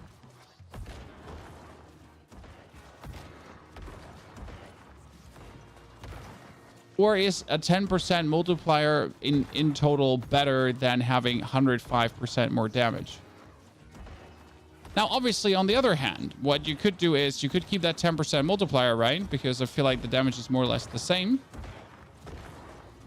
Right? What you could do is you could keep the 10% multiplier. The Scorch Glyph. And we could drop the Darkness Glyph, which essentially would only boost shadow damage. And then we put in the Mage Glyph, because the Mage Glyph would in total be almost 200% over the 85%.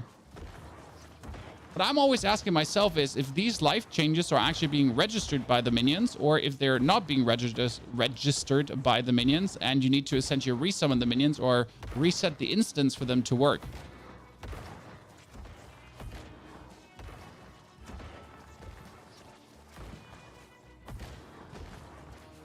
Did we even decrepify beforehand? So there was a 6 million. 6.6 million. I saw a 6.6 million.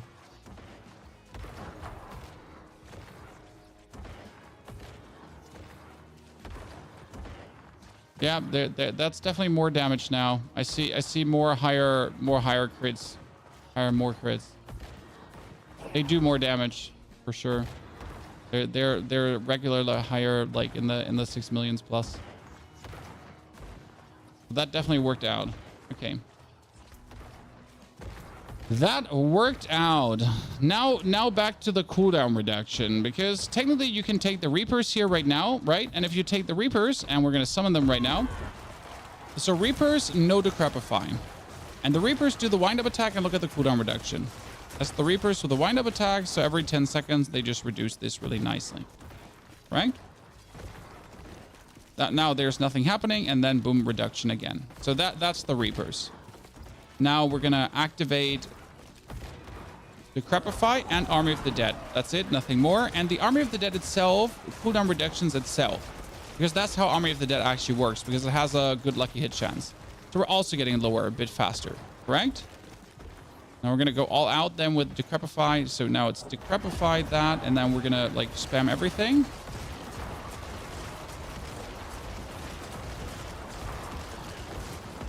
We're like, okay, cooldown reduction, nothing special.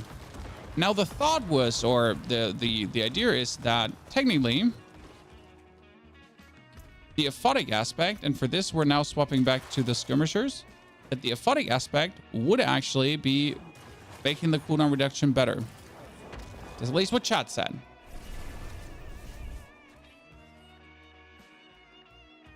Does attack speed reduce the Reaper wind-up cooldown attack to less than 10 seconds? No. It's every 10 seconds. But now let's go here. And the thought is, or that's what at least going around, that the aphotic aspect, for what reason ever, so aphotic aspect reads, empower your warriors attacks to deal shadow damage and have a 20% chance to stun enemies for 1.5 seconds. Correct?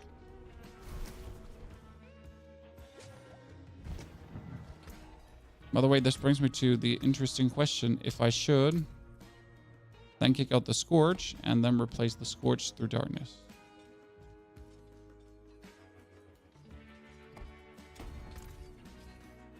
So now we have the Warriors with the Aphotic, right? And we're going to trigger the Army of the Dead again. So Decrepify Curse, Army of the Dead, and then we're going to activate Aphotic on them.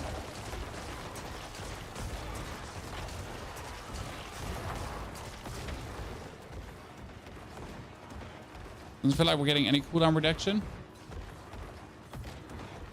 AKA, like there's nothing happening, so there seems to be no interaction between Aphotic and that.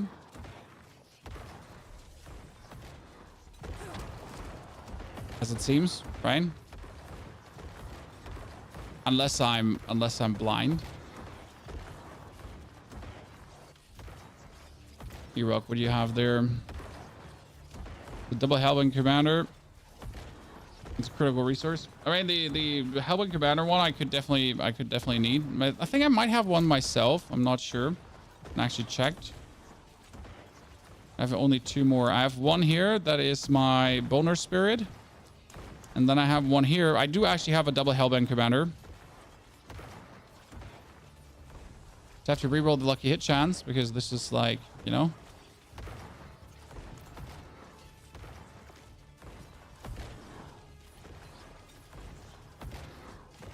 That's cooldown. Yeah, but you do see that there's no cooldown reduction happening. I mean, the only cooldown reduction that's happening is from like thingy, but this is just from the Army of the Dead itself. But there's 0 cooldown happening. So no cooldown reduction happening. Now we can swap back to the Reapers. So we're gonna summon the Reapers. That's 6 Reapers. So now this is Reapers without Aphotic, okay? So again, we're gonna pop this, Decrepify, Reapers without Aphotic, and they're just reducing my cooldown, right?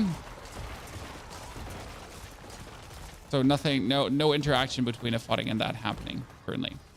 Now let's wait for the cooldown to run down. That was the center reaper thing. Okay, now we're gonna do this curse, and we're gonna trigger the aphotic on top. Again, just the standard reaper cooldown. So nothing more, nothing faster. So nothing changed. That means aphotic has, end of the day, no influence on the cooldown reduction.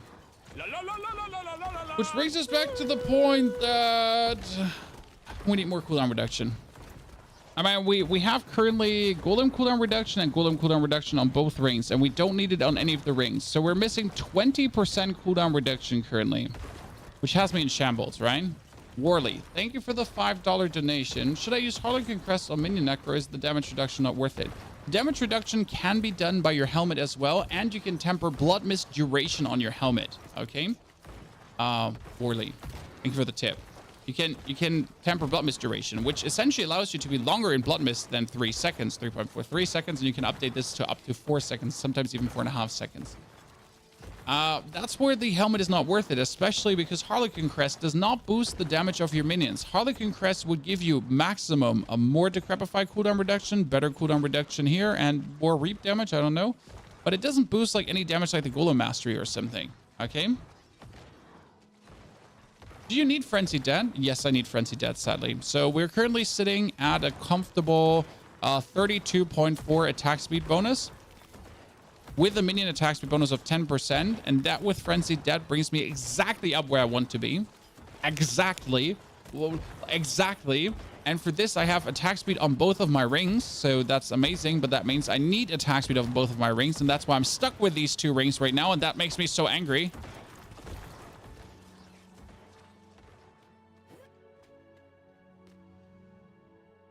Right? Okay, currently, let's do one more run with Reapers and Aphotic to see if still the cooldown reduction does feel better than when I'm going for the Blood Orbs. Because the problem is, yes, I like the Blood Orbs. Yes, the Blood Orbs were cool, but the Blood Orbs are... I mean, it would be great if I could play the Reapers and the Blood Orbs. Like if I could play yeah... I need to play the skirmishers for the bonus damage. That's the thing. Because I really wanted to try, like, I really want to like the skirmishers. But if I play the skirmishers, I need to play the blood orbs. There's no question about it. But it feels like so suboptimal. You know what? If I had cooldown reduction, it would feel better. That's it. Boom, I said it. That's reanimation again. I mean, let me take my Hellbent Commander Amulet. I mean, I'm down to 78 million money. Hellbent. Need to go to the Oba vendor too. Gamble a bit.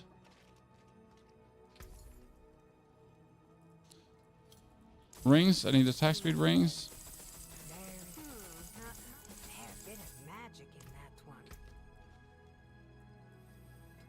Sad face. I mean, he had attack speed, but it's a low B attack speed, and I need high B attack speed. Okay, so we're going to kill everything. Goodbye, nerds. Then we're going to go for the tempering. And what we want to have is we need skeletal mage damage. Great. And he's like, how about golem damage, max roll? That is summoning damage. Then we're going to try to go for resource, and I'm going to try to get ultimate cooldown reduction. As golem cooldown reduction, that is ultimate cooldown reduction, and then we're gonna keep summoning finessing. I should just take the summoning damage and just shut my face, right? Okay, so this amulet is technically better than what I have already here right now, apart from not being masterworked billions of times. Need some more Opticide. Oh, I hate this. I hate this location. Kerrigar's just so much better for this. Is there a bug where you get both of the Reaper effects? Yep. Katie, thank you very much for your 33 months of support. Primo, thank you for the gifted sub. Equiet, thank you for the 46 months of support. Everyone, a wonderful, good welcome back to the stream team. Hopefully enjoying yourself, having a good week so far. I mean, I'm looking forward to a very rather relaxed weekend where we can take a little Diablo break to then go Sunday very decided into more.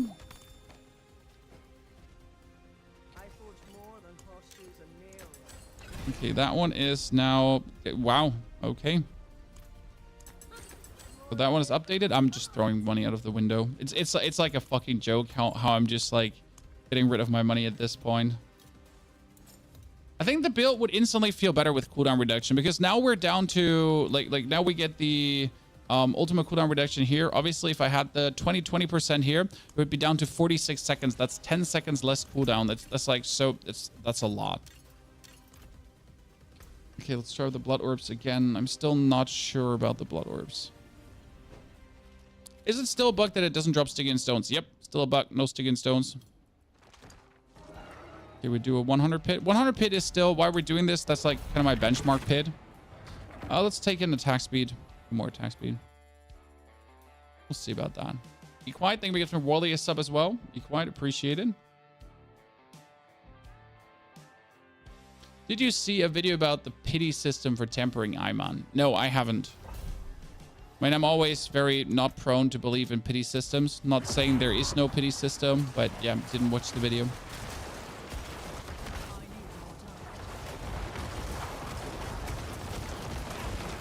Probably like in the next couple of days, throw an eye on it and see if it's something worth investigating, or if it in end of the day doesn't matter.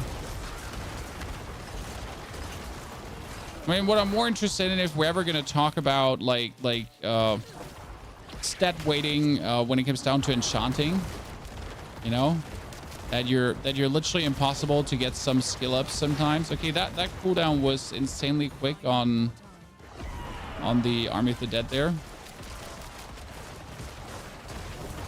This should technically be the most damage we've ever dealt now, Chad.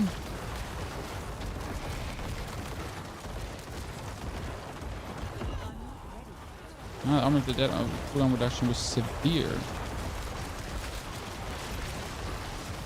No, you know what I think it helps, like to have like that little bit, like I have a tiny bit of lucky hit chance on my amulet right now, and that tiny bit of lucky hit chance boosts all my lucky hit chance up by a lot. Ergo, my lucky hit chance on the cooldown reduction is just better. Hopefully you don't kill Lilith again. I mean, you did it once, you can do it again, but if you killed her once, that should be more than enough. Don't worry. That bug is going to get resolved very soon. I mean, or it's going to get resolved when it gets resolved.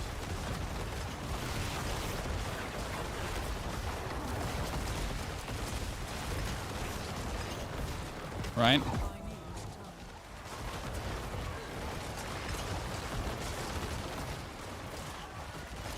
Gonna speak for it very soon or not.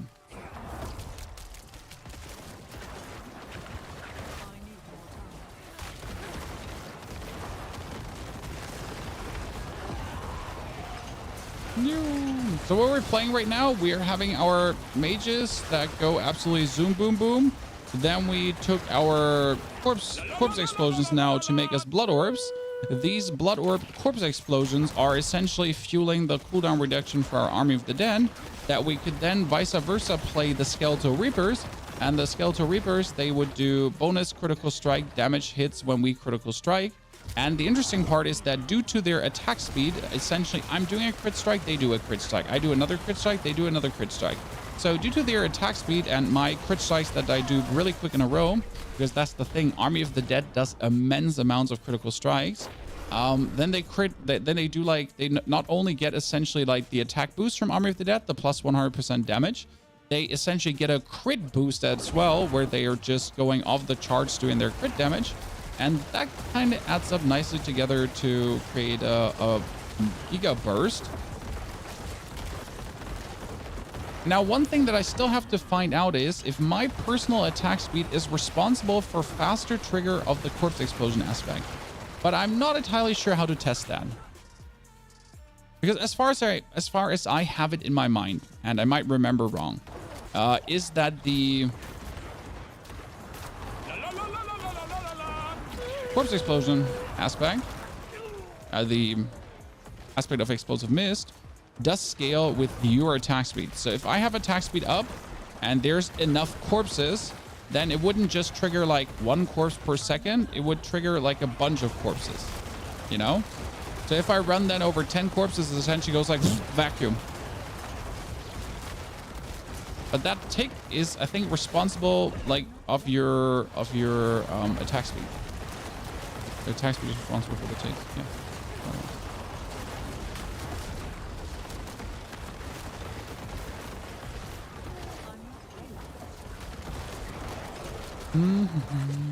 Mages, you need to have better focus fire. One thing they're lacking behind the golem, definitely, that they single target, right? Mages are single target monsters, where the golem just hits the whole room. How much damage percent do you have on your mages? I just have seen 1,800%.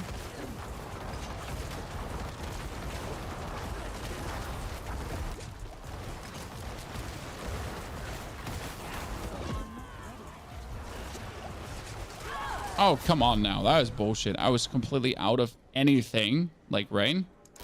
So when we were in here, it was 1,800%.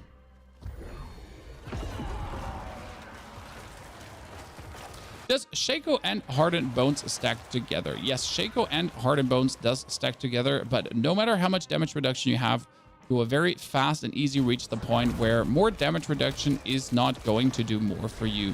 There's literally like you can essentially have enough damage reduction to not feel like thin paper, to dodge like some hits of the pit bosses, but the one hits that are supposed to one hit you will still one hit you no matter what you do, because they're called one hits for a reason, which is maybe stupid. Maybe you don't like this. Maybe you just have to deal with it, right?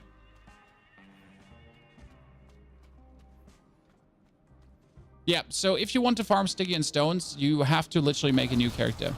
And I hate for saying this, but it's just faster. I mean, we have been streaming now today for 4 hours and 46 minutes currently, and we've been doing like, I don't know, 20 pits, maybe 20 pits or something, that we also finished, right? We've done more pits, but some we didn't just simply finish because of experimentations.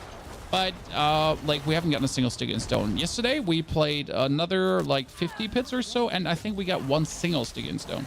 So in all that time and all these hours invested, like it's kind of like 2 sticky and stones max. Now, if you would make a new character, then you just have to push the Iron Wolf renown to point X, and you essentially 100% guaranteed get a sticky and stone. So if you actually want that resource, there is definitely a way to get it easier than actually like the way it's intended to get.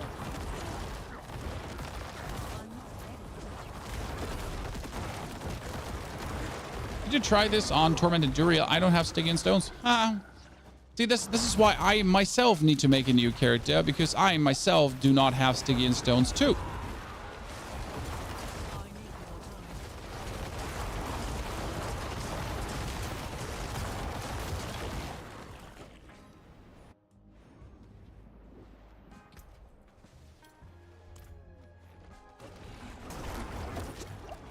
Bramble poop.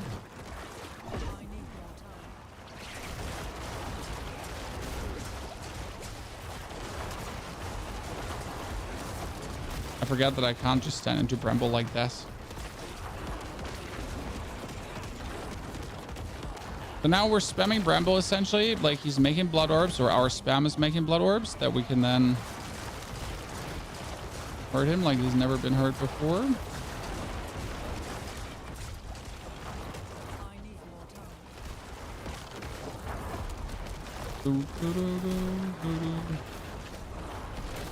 Bramble still feels like a goddamn tank. Is that it? Not taking it back.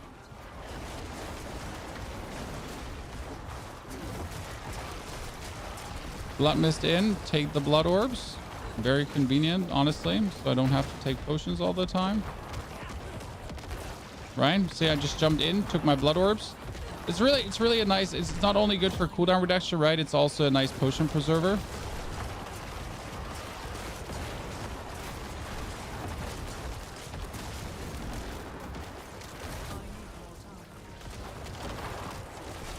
Oh, you actually killed my minions. When did that happen? Because I don't have enough cooldown on Army of the Dead. I mean, it doesn't help that we have multiple fields of destruction essentially happening. Like the poison there standing in, getting followed up by the Harbinger here doing his Harbinger's things.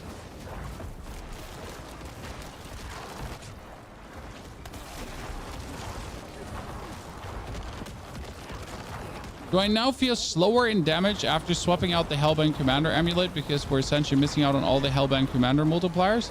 I don't know.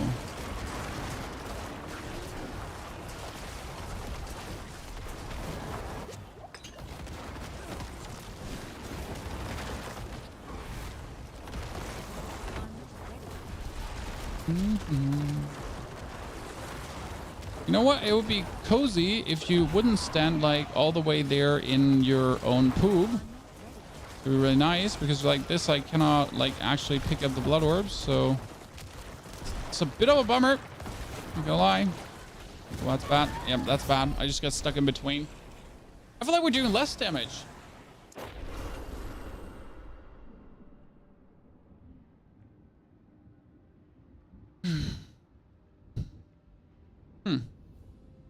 How's the build going so far? I mean, we're currently swapped out our Hellbound Commander amulet, which essentially like takes away 2 ranks of Hellbound Commander, which is another 30% multiplier missing.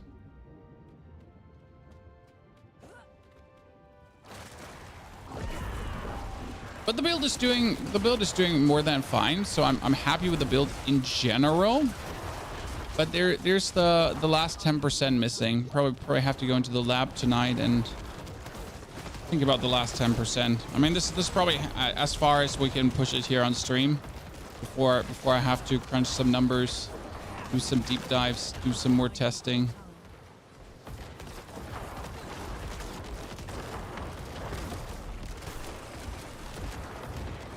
And try to optimize the last percentages. But hey, we cleared a tier 100 pit, so that's possible. With a Holy Bolt, it's even more possible. But still, like, it's to the point where it doesn't feel just simply as smooth as Golem. Like, right? I mean, I don't have the perfect gear for it, right? My gloves are my Golem gloves. My equipment is my equipment. But it's more like to the general nature of the build that it just doesn't feel as good as it could feel. You know? Especially one thing I'm missing is the healing. I mean, right now we're healing over the blood orbs, right? That's interesting concept. But I'm kind of missing the healing over, like, when you have the Blood Getters aspect. Currently don't have space for the Blood Getters aspect, so that's a bit of a bummer. Also, the reason why we might actually, like, return back to the other Reapers, because the Blood Getters aspect was kind of useful. It was really nice to have that.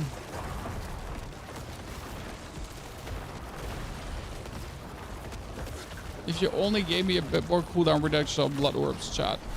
So good. Seriously. Ow.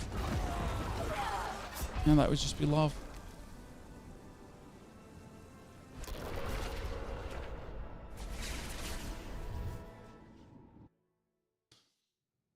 I'm pretty sure that the best Golem build is pretty set for now. There's 2 Golem builds that are currently at the top. 3 Golem builds. There's the Golem build with a Blight and Army of the Dead, without Blight and Army of the Dead. Then there is the Golem build with Bone Storm, and that one is with Blight and without Blight as well. Those are kind of like the options that you currently have. Personally, I will want to try out the Bone Storm Golem build without Army of the Dead. That's actually not running skeletons, right? Oh, yeah, and then there's the one without Blight and Army, and yeah, that one essentially. But without Army of the Dead just feels horrible for me every single time. Bone Storm feels so wrong, man. It does. It does. Very much feels so wrong, man. Okay, so right now the assumption is after all the testing, I would probably go back to the Reapers. I would keep the Skeleton Mages for the Shadows. We would go for the Aphotic aspect still because the Stagger was just way too good. And we would not do the blood orb thingy because we're kind of like back to thing 1 where you had the Aphotic aspect go on. Aphotic aspect was just really nice. It was doing the bonus stagger.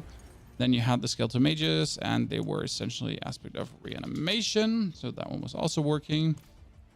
And that gets held up by the chest piece then being... Well, we could still make blood orbs with this because it wouldn't kind of hurt. But I have to say either the chest would be Blood Getters or probably Blood Getters, honestly. So just to have like the heal and the bonus damage. Low attack 13k, this does not matter. This is the most useless stat in the world.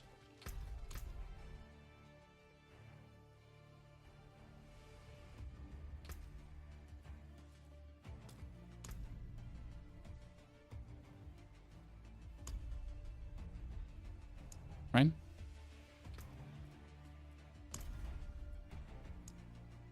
Experiment.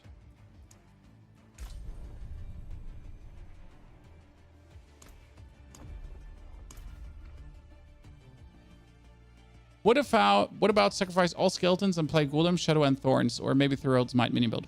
The problem is if you sacrifice all minions and just play Golem, that you essentially end up in this unfortunate gameplay loop where you still have to buff the minions with a co-leader node and all the co-leader boards, and you still have to get the attack speed for minions.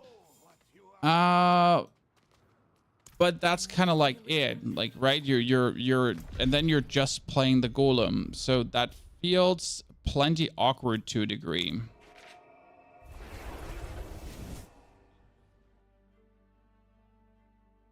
How about play a skillful build other than Necro? You're probably a Barbarian player, right?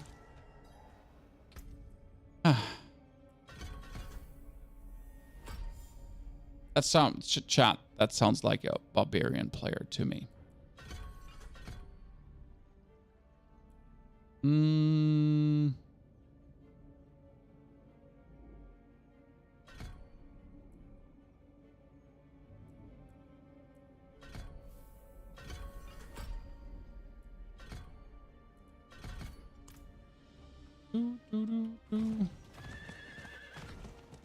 need time to do that. Lilith is so stupid, she's jumping around, I barely get to hit her. She has a rhythm to it, like a dancer.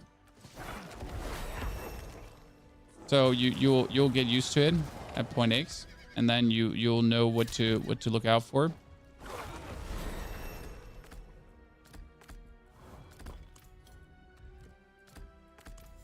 Are we leveling another Necro? Well, listen, chat. Why wouldn't we?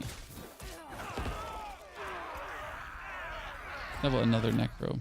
I mean, you can literally AFK level something. No, so the main reason is that we need to push up the renown here. And that's why we're here. You need to essentially push up the renown.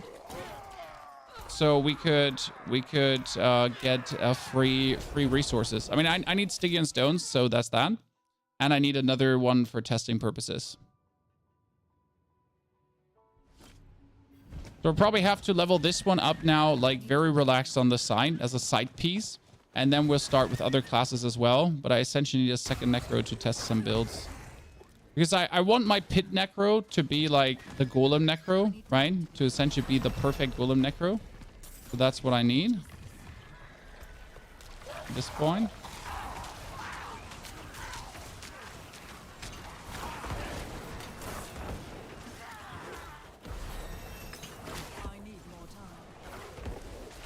Someone really summoned the lady. Book of the Den. See, it's going like so quick. It's kind of crazy. Skirmishers. I love like world tier 2 as a Necro is just broken because you are just broken. Right? Come on, more. Give me more.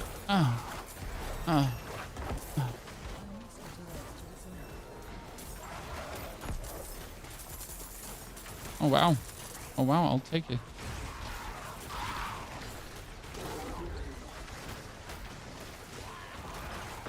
Like, they're all so high level, guys. They're level 20. They're absolute gamers.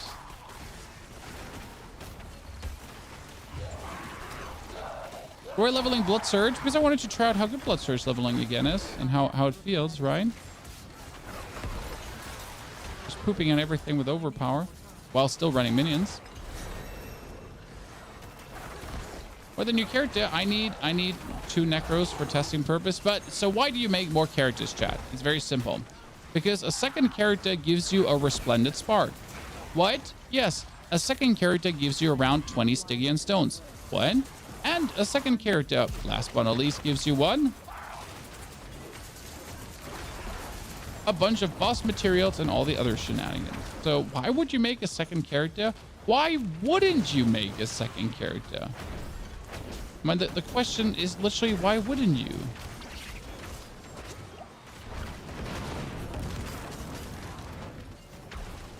It's literally the single-handed best thing to do.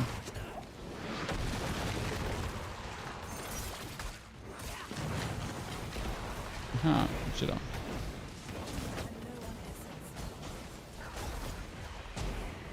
The renown grind sucks is why. I mean, the renown grind is called leveling up a character. You know? I mean, if you're anyways planning to make a twink, you're anyways planning to make a secondary char, why not?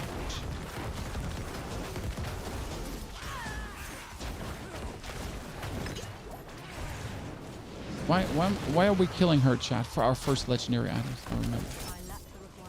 Look, these lads here are absolute gamers. I'm really impressed by their tenacity. Come on, you can kill her. I'm just decoration. I'm just running around here with you lads. Don't actually want to kill her, you know?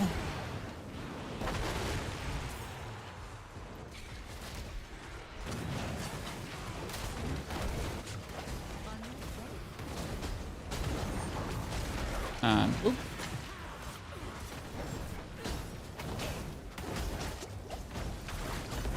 One, two.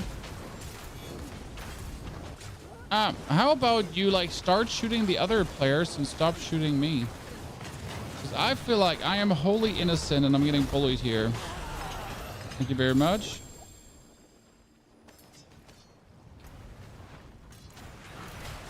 I get my first legendary.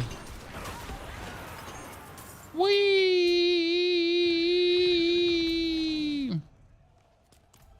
I need time to do that. Oh, Doomsayer.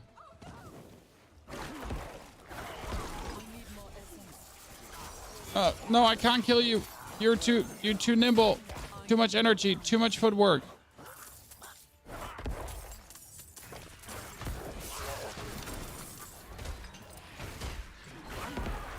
There's a bunch of blue gear, chat. Look at me. Bunch of blue gear. So I get a message just left from my wife. No.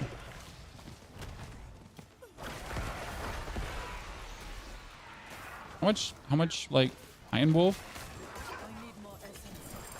It's great that they're like layering all like the Iron Wolf experience and everything like on top of each other, that when you're actually trying to see how much you've gotten, you can't. Right? Ione-chan.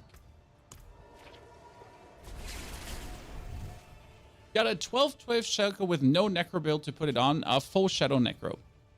Full Shadow Necro, Shadow Blight, everything. That's where you put it on.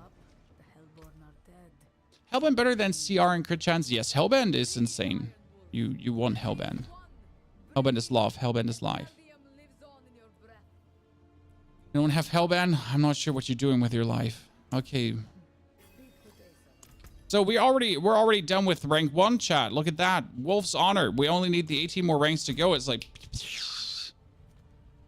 it was like so freaking quick. Friggity frag. Does Aphotic aspect make all warrior damage shadow or only the 1.5 seconds when you press the priest? As long as the priest is running, I think the Aphotic should be Aphoticing. So which Golem build will you play in endgame? The Golem build 3.0 that we have uploaded on the channel already. I mean, our Golem build is already uploaded on the channel. It's there. You can check it out if you like. Thank you for your support. I'm low on essence. We're currently at 123 of the pit, and the only reason why we didn't go further is because we didn't have time yet. So my build should at least get up to 130 plus. But since I haven't been there yet, I cannot claim this, right?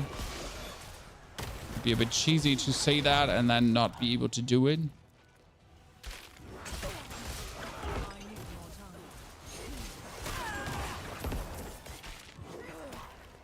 Falling 3.0 build is pretty good. It better be. It better be pretty good because the pinnacle, right? Better be pretty good or it's kind of sad. So give me... Wait, that's not dropping Angel's Breath while we're leveling? I get robbed, chat. I get robbed. This is a broad daylight robbery.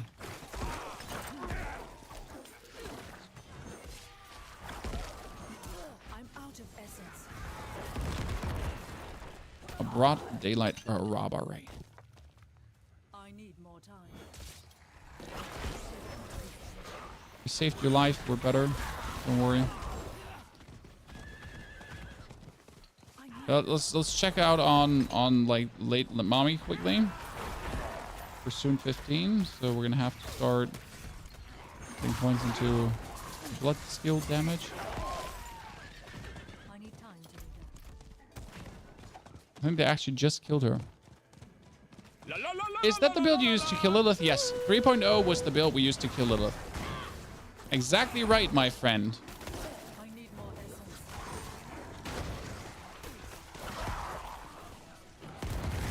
Can't wait to essentially have like the goddamn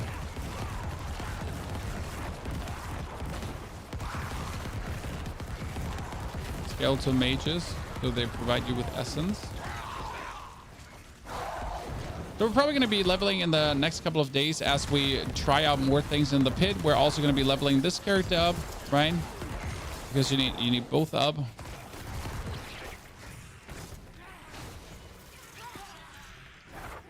Ah, finally. Two-handed slammies, Chan.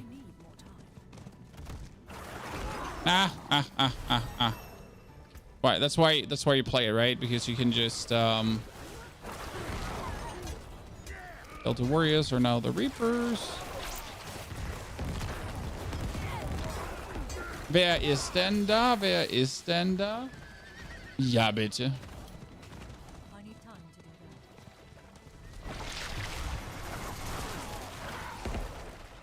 that. Okay. Wolltet ihr mir das sagen? Super. I'm not ready. Okay. Kriege ich eine Uhr von euch, bevor ihr wegfahrt?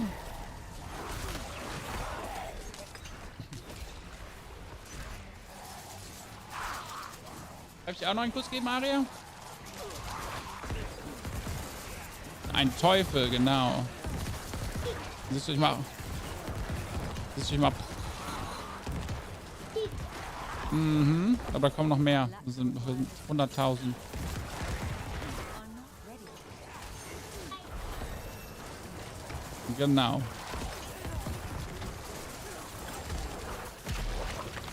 Mädels. Passt auf euch auf. Und bei der Mama bleiben und nicht wegrennen. Danke. I need more time.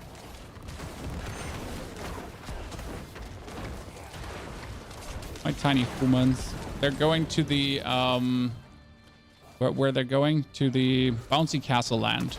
It's literally called Bouncy Castle Land. It's like a traveling bouncy castle park that goes around from city to city, and then it stays there like for a month, and it's essentially like a ginormous, like there's just bouncy castles everywhere. Dinosaur bouncy castles with a slide, bouncy castles where you can jump around. It's like it's children paradise, and you pay like only $5 or so. It's actually pretty S tier, if I may say it that way. Yes, I'm German. Hi. Guten Tag. Schön, dass Sie da sind. Eine Freude. But we do things in English here.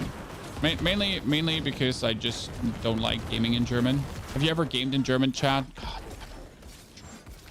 Okay, is anyone like helping me here? Am I like trying to kill the Blood Maiden alone with my like level 13? That sounds like an absolute terrible idea. Like, hey Chad, let's kill the Blood Maiden with level 13. Yeah, you know what?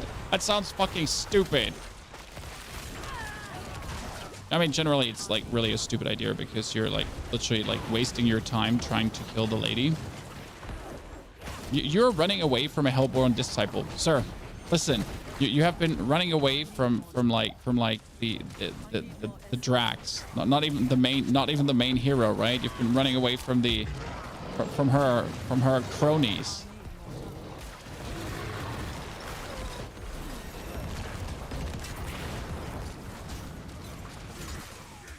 Ain't good luck. So yeah, by the way, if you really want to level up a character for bonus renown, for bonus shards, for bonus materials, so if you want to just do like the hell type grind for bonus things, I think Necromancer is actually the best, because let's be realistic here for a second. Necromancer get it like going on, right? He get the minions that are currently like just extremely strong, and you have to do like nothing and you're already very, very, very amazing. And you just have to exist. And you're good to go. I exist, so I am. I feel like no one is like helping me with her. It could like not like a hero with level 20 come and just kill him. Oh, they're both gonna die. Looking out for a hero.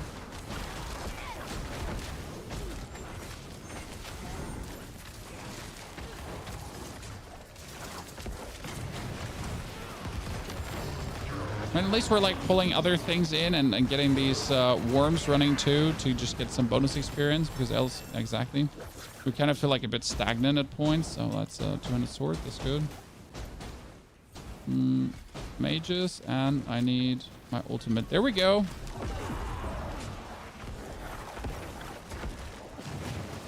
Now we're talking.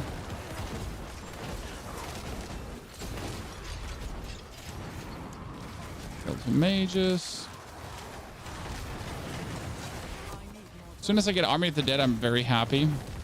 Like even more no-brainer damage, right?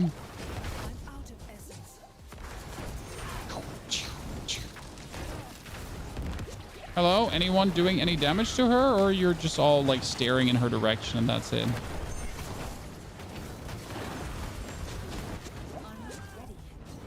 I'm not dying here today.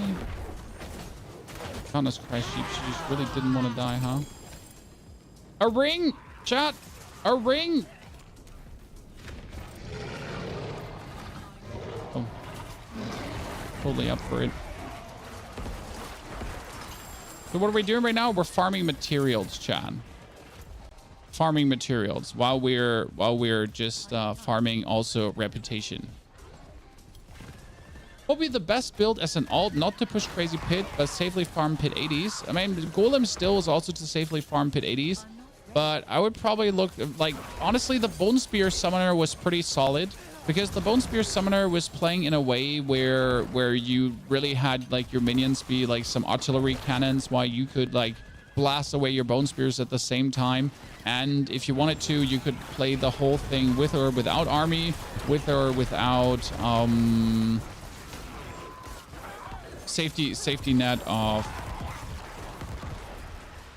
Bone Storm. So Bone Spear Summoner was kind of cool, really fun.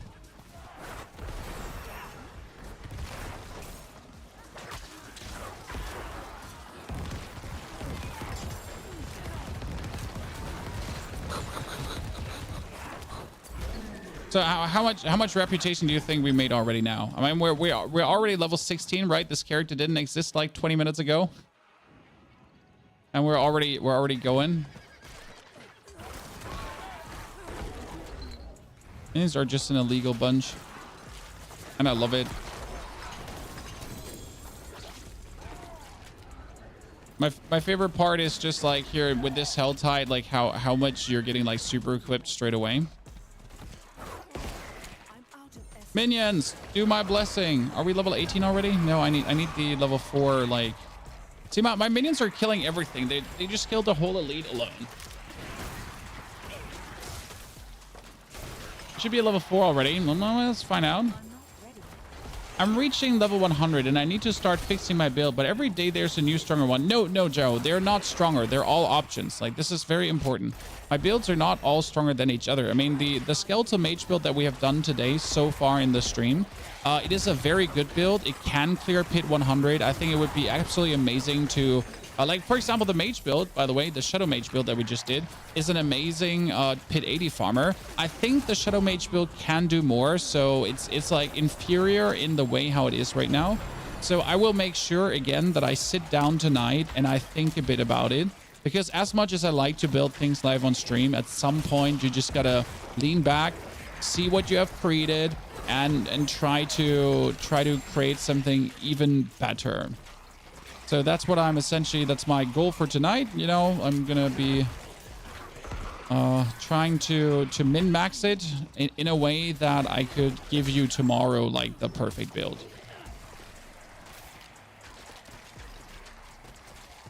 Can you update your build planner? I am trying, but as always, I am one person and I will, you know, update things. But if you make me aware of what is wrong, I will then see that I get it updated. Question for you. Have you ever been to the States? And are most of your viewers Americans? Actually, most of my viewers are from all over the world. So like we're an international bunch with a lot of Europeans, Australians, Americans. On YouTube, surprisingly, mostly Americans. On Twitch, mostly Germans. Yep. Might be simply down to the time I stream at that it's so many Germans on Twitch, but that's kind of like the way it goes. I have been to the States as a child. My dad is a Navy dad. And that's why we have been to America for 1 year. Which does help though with the language because you develop an ear for it. The German necro engineer. Well, I am a Bachelor of Engineering. I did study engineering, so that is accurate as it goes.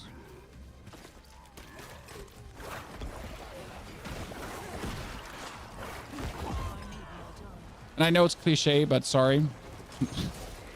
Sometimes you just got to study engineering. It's a good subject. It's actually pretty fun. Like a lot of numbers, and then some more numbers, and then a little bit more numbers. Why 10k armor is the perfect cap? It's not about 10k armor being the perfect cap. It's like, it is the cap. It is the cap. That's it. 10k armor or 9,250 is the cap. Like, more is not doing anything. More is just like pissing in the wind. I mean, if you like pissing in the wind, then just be my guest. Like, do it. Like, stroll away, sir. You know, that's like, yeah.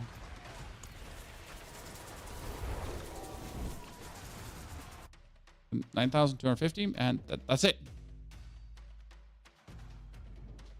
Master of Science Mechanical Engineer here. Anyone get a job in Germany for me? We'll only take German engineers. I'm gonna take foreign engineers. Come on now. I thank you for your work. And now I must trust Almost you. pushed over my thingy. Iron wolves have been going. Wondering if being overcapped would help with the invulnerable debuff. Know why? But I will not allow it. No. We sent two of our best to guard them. So like maybe 14k for Moss 150. No. No. Armor does not scale. 9,250 done. Why does no one like that? That's it. It doesn't matter what level the enemies are. 200, 500, 3, 2, whatever. That is what it is. Okay? Enemies don't scale anymore. No scaling. No scaling. Nada. No armor scaling. Doesn't matter. Everything is the same. Ruin all that work, huh?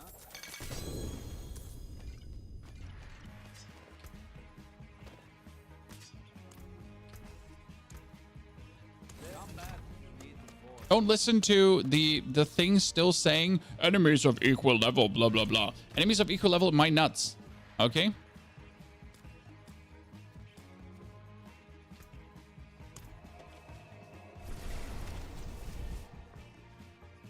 The armor cap is a complete mystery. One says you need 9,250, another says there's more. No, it's not a mystery.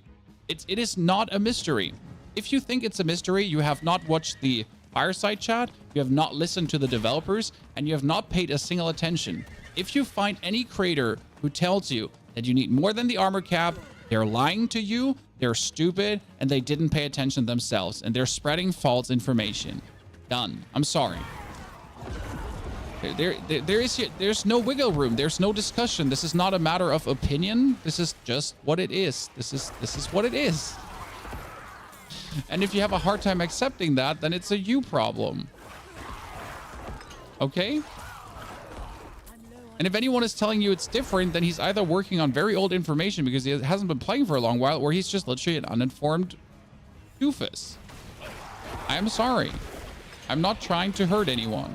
but please don't spread misinformation. Spreading misinformation is the worst thing you can do. Because it brings people into my YouTube comments and they're going to say things. And then I have to yell at them. You know?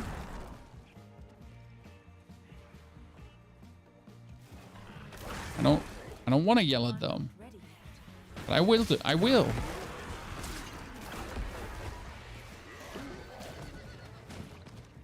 I mean, Sonic, the amount of times I essentially have people telling me that Barbarian Necro is broken because 42 billion damage on the Golem, which literally has never been a thing. The Golem doesn't do 42 billion damage. It's just that, you know, there's a video of a creator where in the title it says 42 billion damage Necro, but there is no 42 billion damage Necro. There's only an elixir that can do that much damage if it overcaps and goes crazy, and that's it. But obviously, like, now you have to deal with the outfall of people who only read titles, and you have to like kick them in the head so they get their mindset shift. It's not a diss. No, you misunderstand me. This is just literally what happens, you know? I like the stream title because the stream title was correct, and the video title of the 42 billion damage Necro, because it was 42 billion damage with a Necro with the Holy Bolt Elixir. The problem is the people that don't actually watch the videos and pay attention. I mean, today I had a viewer on my latest YouTube video ask how does he have 60,000 HP, where that's literally the first 10 seconds of the video. I mean, it's the first 10 seconds. It's like, I have 60,000 HP because of double potion. This is where you get the double potion. And the question is, how does he have 60,000 HP? What am I supposed to do now, chat? What am I supposed to do now? Apart from lose faith in humanity at points, you know? Like, what are you supposed to do now? Just cry. Like... Nothing else is left, right? Howdy, all. You have a guide for Bone Spear minions. Yes, the guide for Bone Spear minions is hidden in the Mendeln video, where I talk about all the uniques that are good or bad for minions, because people have obviously all the uniques and they want to know, hey, I have Black River, can I use it? I have Grandfather, I have Shaco, I have blah, I have Blob, is Ring of Mendeln good? So we made a video kind of like wrapping it all up together. And that's where the Bone Spear Summoner is into. Where's the new Shadow Mage and Warrior build? The new Shadow Mage and Warrior build has been played the last 5.5 hours, and now we're currently leveling a character to get materials, because I would like to test the Mage build against a Tormented boss, but I don't have Stygian Stones. Hey, you would think that after farming the pit for 5.5 hours, you would have Stygian Stones. Wrong.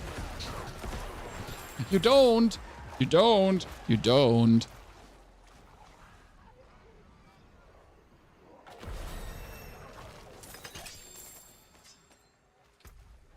So that's why I'm now like leveling up another character. Why am I leveling up another character? Because you can do the renown again. So in case you didn't know this and you're new to this channel, then how dare you for being new? You should have been here yesterday. It's okay though, we forgive you. And second and most important, you can do the whole goddamn quest line again. So what I'm doing here right now is I'm leveling up a second Necro because I need a second Necro. I just simply need one for testing purposes. And this second Necro is essentially going to be my experimentation Necromancer, so I can like keep my main Necro as the spec for the pit. So I can like keep pushing deeper into the pit, and I don't have to alter that character anymore. And then I have like my alteration character, who's essentially all the different builds, right? I need more time. So that's currently. Do you still play PUBG from time to time? Well, we just yesterday had a stream with the PUBG community managers, and we were just hanging out with Wacky Jackie and some other creator, and you know, we're just having a brilliant good evening. So yes, we do stream PUBG from time to time, aka yesterday. You just missed that. I'm sorry. Honestly, that Blood Surge leveling build here is going really good. it's funny because you can now play Blood Surge different. You can actually use the non-overpower supernatural blood, the non-supernatural Blood Surge. I think it's called the other Blood Surge. Yep, that's what it's called. And that one is essentially helping you to do more damage as you're fortified, multiplicative. And that's perfect while leveling because you are just continuously dealing more damage with every single Blood Surge. You also actually played. Yes, we played it. We played together with the community manager, and we had a nice little kill race going on. And I did not play terrible because, you know, I don't play often right now, but I actually did carry 1-2 games nicely. Shoulder pads, you know, shoulder pads. Gotta butter yourself up sometimes.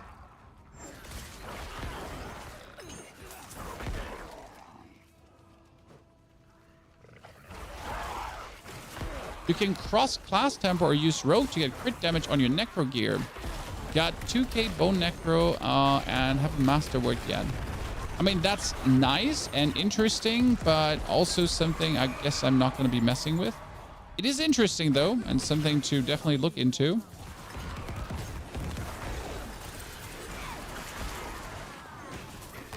But it's not like the actual necro tempers are bad in any way. Right? You kind of like the necro tempers. And we've got some. Wow, that helmet was just like so much better. I didn't have a helmet. Would you care to explain what the gauntlet is? The gauntlet is the leaderboard. It's PvE. You try to kill monsters and you get points, and then you try to do it as fast as possible, faster than the others, and that's it. It's kind of nice. Not bad. Can have fun there. The problem is you essentially need a build that's good for the pit. Then you need to have a build that's good for the gauntlet, because the gauntlet is only tier 70 difficulty, aka not difficult. Which vice versa means if you're essentially having a tier 70 difficulty only, and you're then like teching for that, you don't need as much damage reduction as you need for the pit. You don't need anything as you need for the pit, right? So you essentially have to change your complete build to accommodate for that. Yeah, and that's kind of like a bummer. Okay, why is there a level 43 helmet just lying around in the middle of nowhere?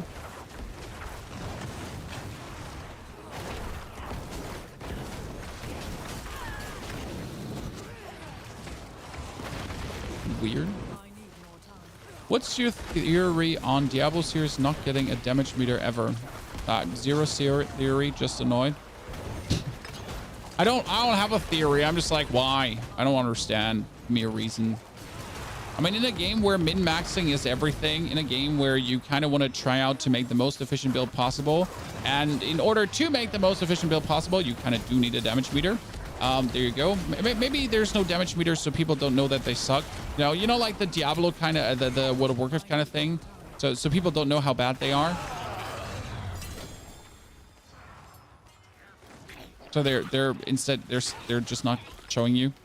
So you're not like, oh my god, I suck. Like, yeah, we knew, but we didn't want to tell you, Dave. We know you suck.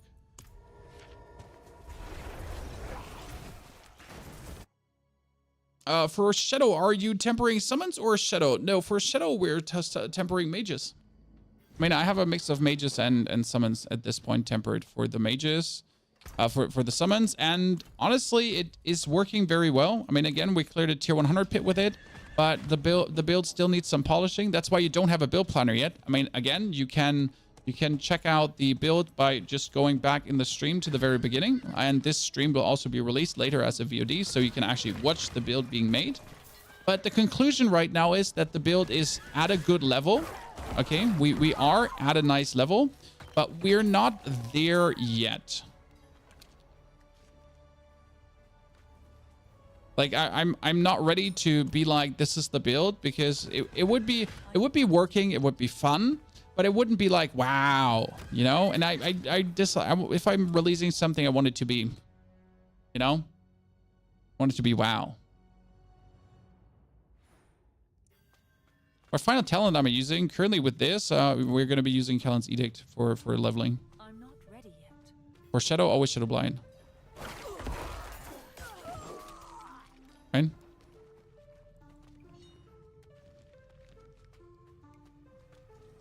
That one and I searched the ritual side.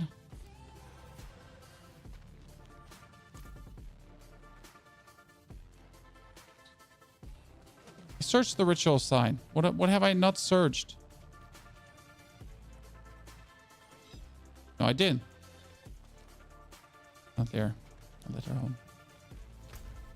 That's probably the most annoying thing about this quest line, like having to do that, right? I have noticed some invisible wall in Nightmare. I have heard that so many times now. I've literally not I've not seen anything in that direction, but I've heard so many people that they actually been running into invisible walls. So we got 4 tiers already done, chat. We only need 14 more. And that's my first 2 uniques. Let's go. Oh, I got a Ring of Mandel for leveling. Woo, woo, woo, woo. Hacker man. Sorry. Play my little hacker man music instrument. Absolutely ripping that apart. Hey, chat, I got a Ring of Mandel. That's actually cheating. Like, that's just straight at this point. It's just cheating.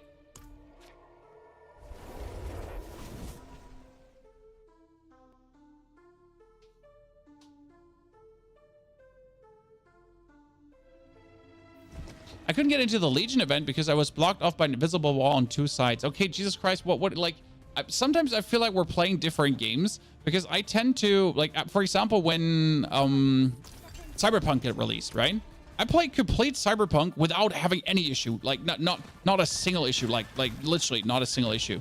And then I go on Reddit and I see like, yeah, so I fell through the ground there and that dude, like, that I couldn't interact with that guy and there's a wall and then I fell through the ground again and my game keeps crashing and you're just like, well, what are you playing? What's happening? Like, you know, why am I having not this experience? Like literally, like I haven't found a single wall. I haven't found a single bug. I've been just having like the smoothest experience right so far with this season. Sure, like yeah, my game crashed one single time though, you know.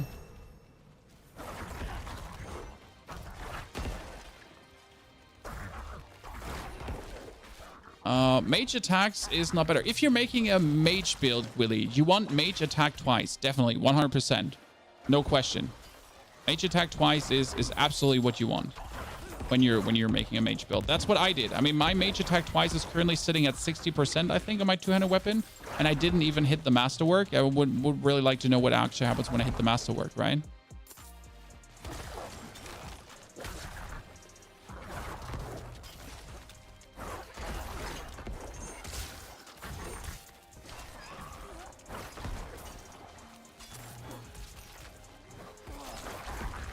Why not just sit at the altar and summon, spam, and kill? Because I do actually like doing these kind of things here, you know? I mean, sure, yes, I want to get the reputation leveled up. Yes, I want to get the character leveled up, but can I also enjoy myself while doing so? Please? You know?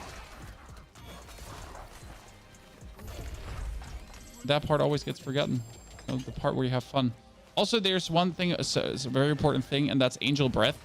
So I'm doing this right now partially for the reason too that you're getting Angel Breath, and I need a lot of Angel Breath because, well, I mean, seriously, you need a lot of Angel Breath. And since I don't want to farm Angel Breath with my main character, we're leveling up a second Necro because I need a second Necro anyways for testing purpose.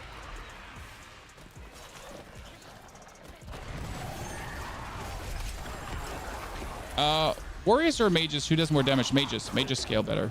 Warriors seem to have like some weird not scaling happening that has no sense and reason, and it's just weird. That's level 25. We can get a Golem now. That's the same helmet that there was before. On the ground. Well, that's an elixir of holy bolts too. Sounds edict. So now we're perfect. I mean, with Ring of Mandel and Kellen's Edict, I should actually be absolutely rampaging that lady. If I now get myself the Golem too, and then kick my basic skill out, because that's what's happening essentially, right? Get the Golem, kick the basic skill out. We're only restoring essence over corpse explosions and stuff like that.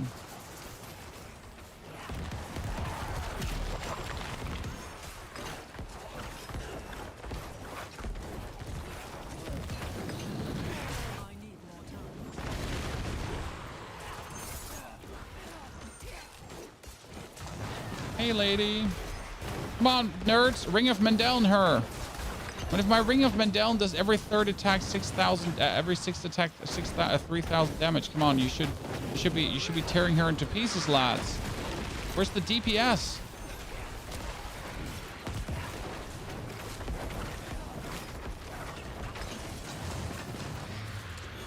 I'm disappointed, minions.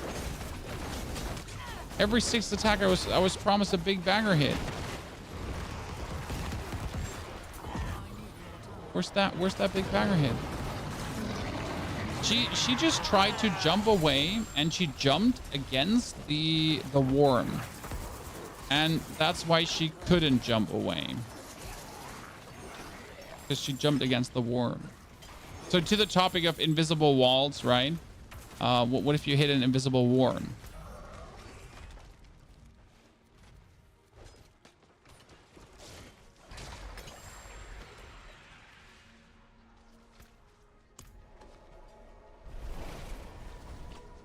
What's the general strat when getting into the pit? So the plan is to push to tier 61 of the pit, because on tier 61, you're going to start getting Neath Iron. And then from tier 61 on, you're going to work your way forward until you kind of can't do the pit anymore in roughly 5 to 6 minutes.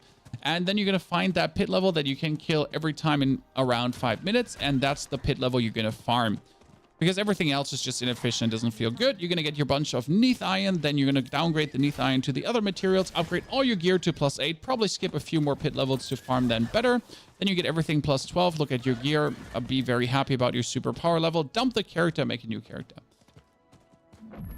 Yeah. Are getting all strongholds a must and waypoints? No, I actually haven't touched a single stronghold at all this season. Usually you do use strongholds as some level kind of shebang, but yeah. Since that is not necessary anymore, we ignore this. Rip. No, my character didn't die Lafist. I'm a softcore player. This is my second necro. We're leveling multiple necros per season because I need multiple necros to test all my different builds. And since I could like now level this necro without you, or I could just level this necro with you while I'm answering all your necromancer related questions, right? I mean, if you want to know something, if you have anything, like if you want to talk builds and whatsoever, that's where we are. While we're essentially pushing this forward and just talking about Diablo in general and being a cool community. New build version 4, no, new build version 4 is not coming. This is currently a complete new build. So this is the mage summoner build. Where you essentially are using the mages, which is not stronger than the golem. It's just another angle. Golem is not top build anymore. No, I'm just saying I dumped the golem for today to try out mages, and they are working very good. But I need to work on them to make them even better. So I do think that mages could have the potential to surpass the golem. Because, so there's one reason why I think that is. So the golem can do the amazing hits, right? And it's great that the golem can do really his 500 million hits.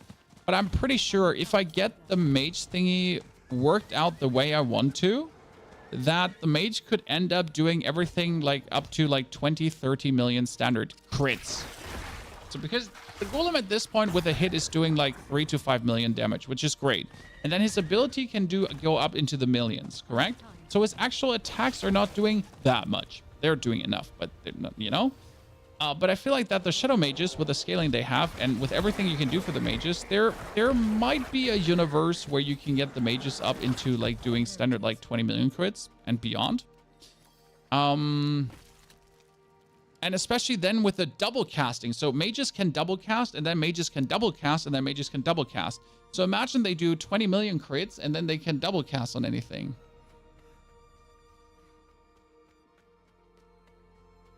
So that's currently the basic idea. Do you think there's a way to make Bone Prison fun? The problem is that Bone Prison is inherently flawed. Like, for example, that you have to use an aspect to make Bone Prison pull in things. So I don't know how you're feeling about this, guys, but I feel like Bone Prison should vacuum things up by nature. Like, it should be part of Bone Prison, like, vacuums things up. Because right now, the way Bone Prison is, it's just not a real defensive skill. I mean, look at what Frost Nova does. Okay, Frost Nova blasts out, freezes everyone, like, really cool, great bonus status effect. Bone Prison literally prisons people into the Bone Prison, makes them vulnerable, but they can break out extremely easy. Doesn't apply any status effect, but vulnerable. Like, doesn't even make them like slow or anything. And that's it. That was Bone Prison. That's it. And Bone Prison, and like, weird. So yeah, Bone Prison. What can I say? Grandfather is good for bone builds. Grandfather can be used in a golem build for boss killing. So if you just want to do max damage versus bosses, you can actually use the Grandfather. Because the thing about the blighted aspect is that the blighted aspect needs to stack up 10 times to work. Grandfather technically always works straight away out of the house. So if you're going after that moth and you're only spending, like, let's say 20 seconds to kill the boss, then technically using Grandfather is actually more efficient because you're anyways, like, taking not much time to kill the boss, and then you make that time even shorter. Grasping Veins also works on bosses. Yes, Grasping Veins works on everyone, but Grasping Veins doesn't actually work on your minions, so Grasping Veins is kind of like currently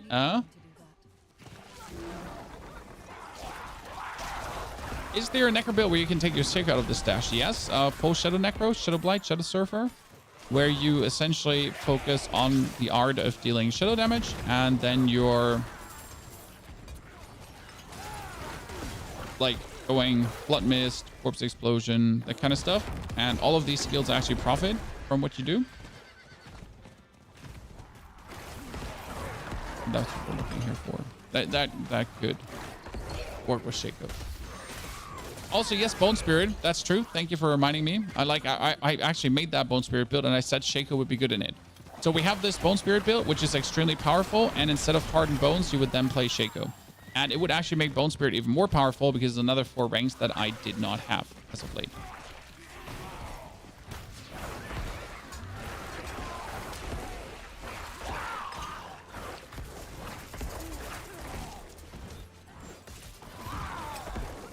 We built up for it for the Bone Spirit build. Yes, there is a whole video up with a live stream with everything for you to check out if you like. For the mobilities, with the whole package. So how high can we go? How high can we go? Well, we're gonna do the capstone dungeon in, like, Jesus. I like how you're leveling. I don't know how you feel, chat, but I'm just a big sucker for the level experience right now. I'm just brain dead, walking my way through the Helltide while trying to get my Wolf's Honor up, right? Opening chests and then summoning demon ladies and then trying to touch their demon lady booties, and they're gonna be like, no, you no touch, and then they throw fire at you. Do you think they'll add more character slots soon? Hate to delete stuff. The amount of characters I've had to delete already is immense, so no, I don't think we'll get anything new. I'm pretty sure. So let me explain why you don't get more characters. What happens is when you meet another player that you're probably loading all their characters, all their stash tabs, everything. You're loading everything every single time. I'm pretty sure if we would have more characters, then the game would just break. It would just implode.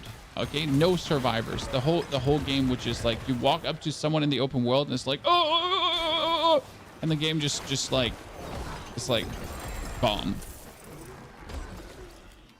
100%, no doubt. Like, absolutely unquestionable. Anyone saying different is lying. I'm using Golem build 3.0, 115-bit close. Can try to clear all the tormented bosses. I haven't tried them yet. Yes, you will destroy tormented bosses left, right, and center. Sidelius. Did you use Holy Bolt or not for the 115? I'm still looking forward to see how deep people can push it with my build too. I mean, I cleared a 110 without Holy Bolt, and currently we're sitting at a 123 with Holy Bolt. But you use bone crit damage instead of bone spirit damage on the bone spirit necro. Very simple, because critical strike damage gets multiplied upwards. So if you have bone crit damage and then you are multiplying with the grasping veins your critical strike damage upwards, then more critical strike damage.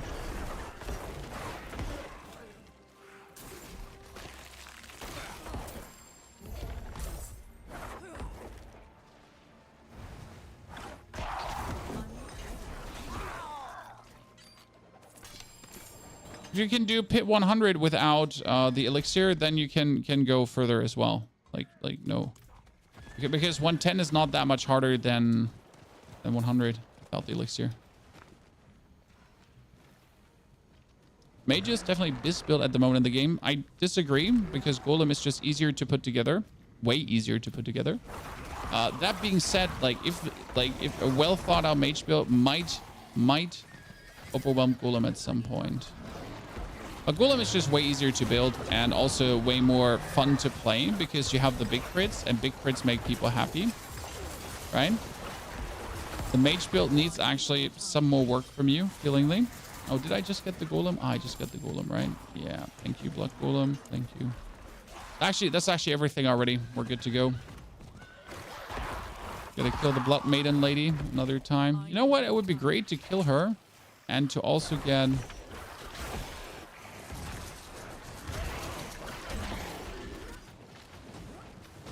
Are you... Oh, perfect timing. Oh my God, look at me, chat. I'm the chosen one. I did all the work, Sorry, I had a moment there. I promise betterment next time. All me.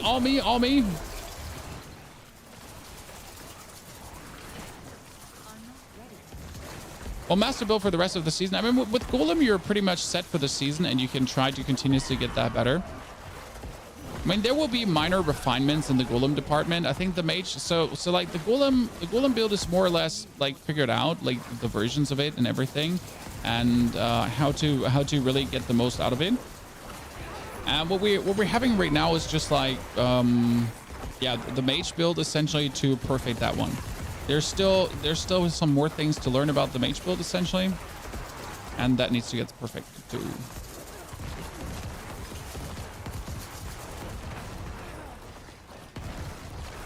I mean, whatever you do with your Golem, mages are going to do 7 times that. You get 1 Golem and 7 mages. Where do you have 7 mages, sir? You have 5. I don't know what game you're playing. I hope you're playing Diablo. We're talking Diablo. You get 5 mages.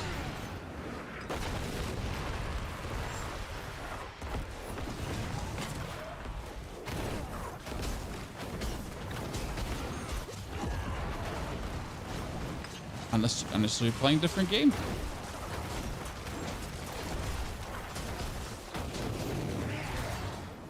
Right?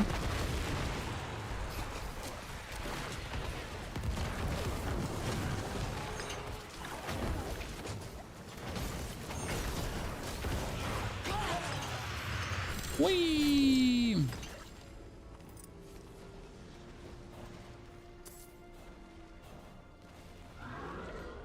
Isn't this Baldur's Gate? Last time I checked, it is. Let's see. Can I get invaded if I summon her one more time? The last time I summoned her one more time, she actually stayed. So we still haven't gotten level 5 honor yet. Come on, chat. We need to hurry up. Almost world tier 3. We've been now doing this like for an hour, I think, and we're level 30. We're capstone dungeon ready in a bit, like that. So we're currently using this one here. The each time enemies hit by Blood Surge Nova, you're fortified, and while you have fortified for over of your life, Blood Surge deals 30% increased damage, which is a surprising better thing than trying to get it to overpower, because you just have a Blood Surge that has a 30% multiplier going on, and you're always fortified, which has you like just take less damage. Actually, really funny.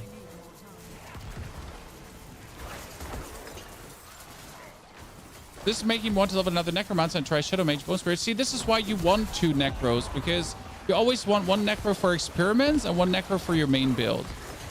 As stupid as it sounds, right?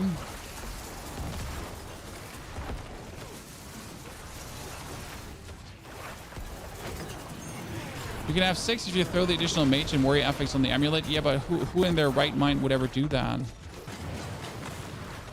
I mean, you can do a lot of things, right?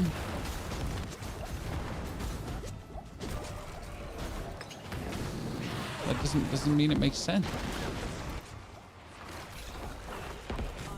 Hey, where did everyone go? Why am I alone suddenly? Here, level 41. Come on, brother. Slice and dice. What is level 41 doing here? I mean, the thing is, you actually do often meet people that are technically not appropriately leveled for the area, but you keep forgetting that people are also new to the game, so they are actually appropriately leveled for the area. Because, hey, technically, the capstone dungeon is for level 50, right? I mean, we're the psychopath that do it beforehand. We are the problem, Chad. Well, my danger meter is just what, one second before invasion. What is this?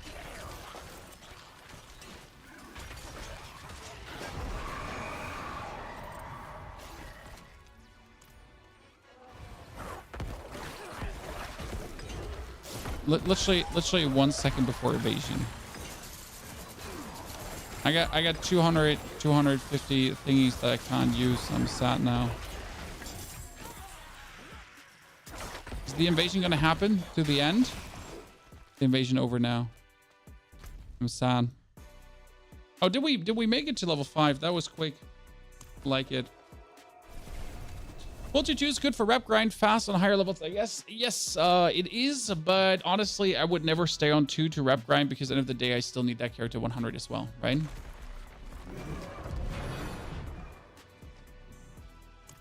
received a letter.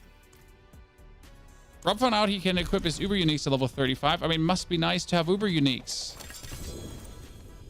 My God. You know, there are these players that don't have Uber Uniques, like M&Ms, aka me. But I don't have Uber Uniques, by the way. By the way, why did I get like a 600 item power weapon already? I need more time. Man, I do have my Shaco, my Harlequin Crest. Here, there you go. There's the Harlequin Crest. See, level 35. The reason why you can put it on with level 35 is simple. You want to know why, chat? Because they can drop from level 35 on. 35 is world tier 3 and level 55 mobs. So from level 35 on, you can find and wear Uber Uniques. And that's why that actually is that way.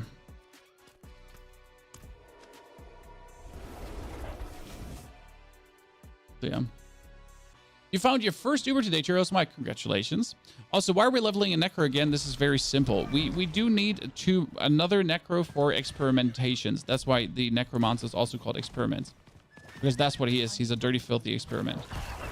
Also, we are renown grinding for Stygian Stones and for Resplendent Sparks. So what we're essentially doing is we're giving you new builds. We're leveling up new Necros for the people that are still need to level Necros. We answer your question, everything Necromancer related. We're going to check out some fancy builds. We're going to try to improve our Shadow Mage build even further. I mean, the Shadow Mage build is looking plenty good today. And we're either planning a video for tomorrow or the day after tomorrow as I get to fine-tune it even more. I mean, we cleared the tier 100 pit today, so that's happy times. But I think like I need to improve the gear on the mage, and I need to decide a bit more on the skills that I would like to use.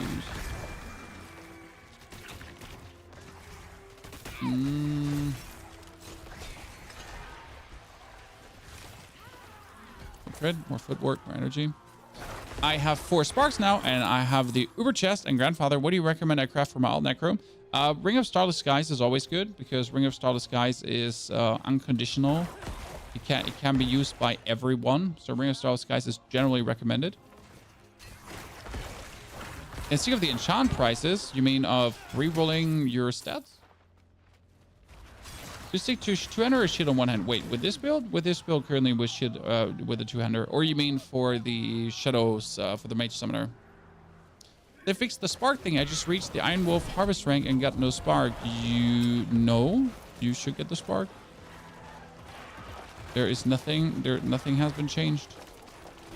I mean, like, was it 18? I think you gotta be 18. Were you 18? Okay, back to Suri. Last night is so uninspired. What do you think will end up being the best? I mean, end of the day, the advantage of the Golem will be that he's actually hitting everything. So let's assume you want to clear masses of monsters, right? The Golem is always better to clear masses of monsters because, matter of fact, he is actually area damage. Whereas the Shadow Mages are not area damage, so they're single target damage. So if your Golem, for example, hits then for 700 billion, he actually kind of hits everyone for 700 billion, right? Whereas your Mages, like if they hit for, even if they hit for 50 million, they just hit like that one thing for 50 million, right? And that's kind of like the, I wouldn't call it a problem, but that's like the thing with Mages in comparison. Golem versus Bloodwave, no competition. Bloodwave is so beautiful, but sadly weird. Casual players will never get the perfect world gear, basically. See, and this is where I think Shadow Summoner might be a problem, because getting the Golem gear together, or like getting a Golem Necromancer strong is super fucking easy. Getting the Shadow Summoner strong, I think, is a bit more complicated. At what I have looked at gear-wise right now, and the things I had to roll, and the items I had to get, and the greater affixes I would have to get, it just simply feels like that it's way more convenient to play Golem, because Golem is just swinging and good out of the house. It's like Golem is, so he goes, and that he's just like he's just powerful. That's it.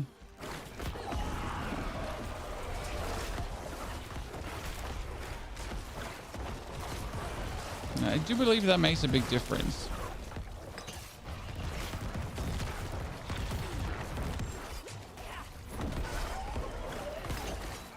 Because what uses the strongest build in the game when you need like certain items for it that you're just not getting, you know? That's been always the problem. Like often like, this is the best build in the game, but you actually only need to have these 3 uber uniques, and then you should be having like the best build in the game, but you just need those 3 uber uniques. You already have a planner for this build? No, I don't. I wish I had a planner for you, but again, the Shadow Summoner, we can walk through it in a second, and I tell you where the issues right now are that I'm planning to fix, essentially. Okay. Let me pick up this here right now, and then we can. It's level 31 already. It's actually really good. Jeez. And I made, this is the most important part. Why am I doing this? I need Angel's Breath. So I made some Angel's Breath while actually leveling up my character and having fun, instead of just, you know, playing with my other character that essentially is leveled and wasting time. So what is with a mage build? Let's quickly go to the mage build so we can walk you through these things. And it's a bit tricky, but I think we're onto something. We're into the right direction, but we're not there yet. Is Amir's additional ranks to Hellbound Commander super rare? It is super rare, and you should never try to roll into it. You should find it and then use it. So, what are we having right now? We have a Shadow Mage Summoner that is using the Skeletal Reapers or the Skirmishers. Both have been tried out, and I like the Skirmishers more, together with the bonus attack on the Shadow Mages. And the reason we're using the bonus attack is, and now let's move over to Kyovachat so we can properly explain this to you for the people that have just joined and that don't want to rewatch the whole video, because shame on you, but you should rewatch the whole video because it was super interesting, but love to have you all there. So, howdy. We're going to be having our mages, and they're hitting like 4, 6, 7 million crits already, which is good, but not good enough. So we can definitely get this higher up. Mages are already hitting for good crits though. I gotta see how I essentially boost the mage damage more. We're gonna throw the warriors out for a second so we can actually just watch our shadow mages go away, summon them. Like you can see them blasting away, and the good part is they're also stacking up the Shadow Black Key passive. I'm obviously stacking up faster, especially if I now go for 1, 2, 3, 4, 5, and then you have the mages shooting away, and you kind of like 5 million hit, 4 million hit, 6 million hit, and so on. So your mages are just blasting away, right? And then they have the bonus attack from this. So every third attack, they shoot twice. But at the same time, they have a 55.3% chance to cast twice. But that second cast, they do actually every third attack. That second cast has a chance to cast twice as well. They have a chance to cast twice and cast twice again. So the twicening, right? That gets followed up by attack speed on the rings. And currently we have summoning damage. We have skill to mage damage and summoning damage. What we do need is cooldown reduction, actually. And you have critical strike damage, which is very important. On the boots, we have the bonus mages happening. Then we got blood mist triggers corpse explosions. Technically, we don't need this anymore. Technically, we could dump this, but it's actually working. Then you get skeletal mage mastery. Mandatory, absolutely needed. This gets followed up by the skeletal mage mastery. Problem is, we're missing 150% mage damage here.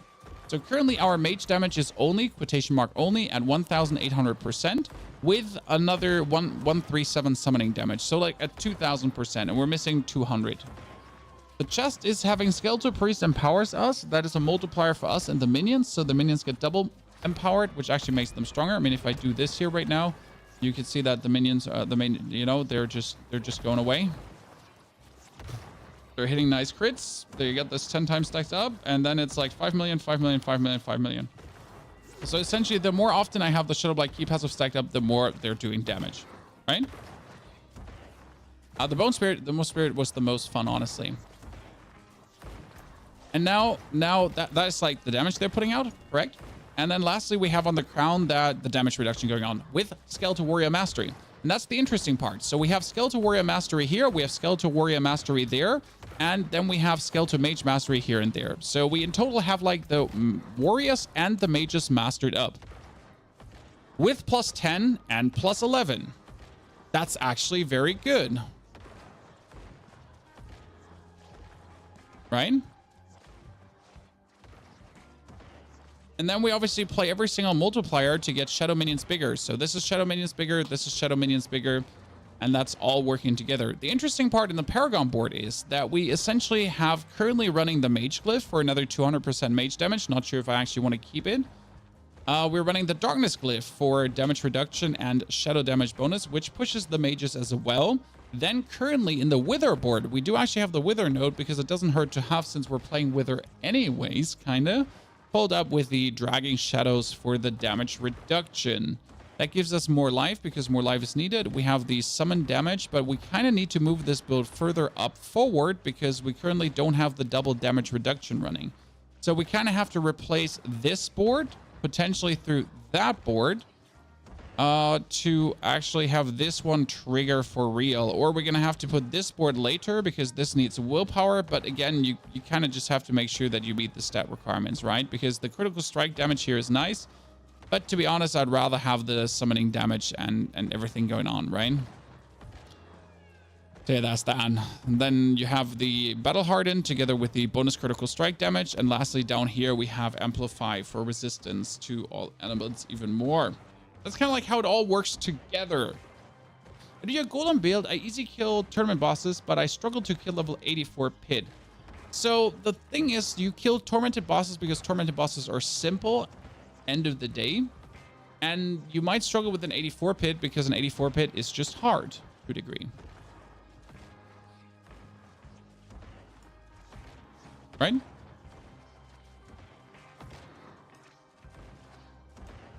Good. Now that we just walked you through this roughly to give you a feeling for it, there is a problem a little bit with getting the cooldown of Army of the Dead low. So if we play the Reapers, we just do less damage. So we get the Reapers up and then we use the Army of the Dead, right? And we do our corpse explosions. Now our cooldown is going low enough, especially when we're going in with a Blood Mist and right, and we push the cooldown lower. But the goal would be to get the cooldown of Army of the Dead the lowest possible, that we can actually push the Army of the Dead, that we can then do more corpse explosions, and we can literally like hold our corpse explosion button down. That's a little bit like what we're trying to achieve. And we did more damage as we had the Skeletal Skirmishers running because we have everything like kind of multiplied nicely up. And we do the critical strikes to make it work. But still. What glyph would you rather kick out for the Mage Glyph in the Golem 3.0 build? There's no option to put that in. The Golem 3.0 build cannot put the Mage Glyph in. You will make it weaker. But if you need to kick one out... Darkness is the only one you can actually kick out. Darkness, yeah. Darkness would lose you damage reduction, and you would gain only damage from it. Right? Good. That being said, chat, let's end the stream here. I'll be back tomorrow for more. So shout out to you. Thank you for watching. Thank you for so many of you being with me. I did tremendously enjoy this, and I hope to see you all again soon. And I'll try to make this build better for all of you, okay? So thanks for being with me. Thanks for joining us. Thanks for having us. And have a wonderful, good rest of your night and evening.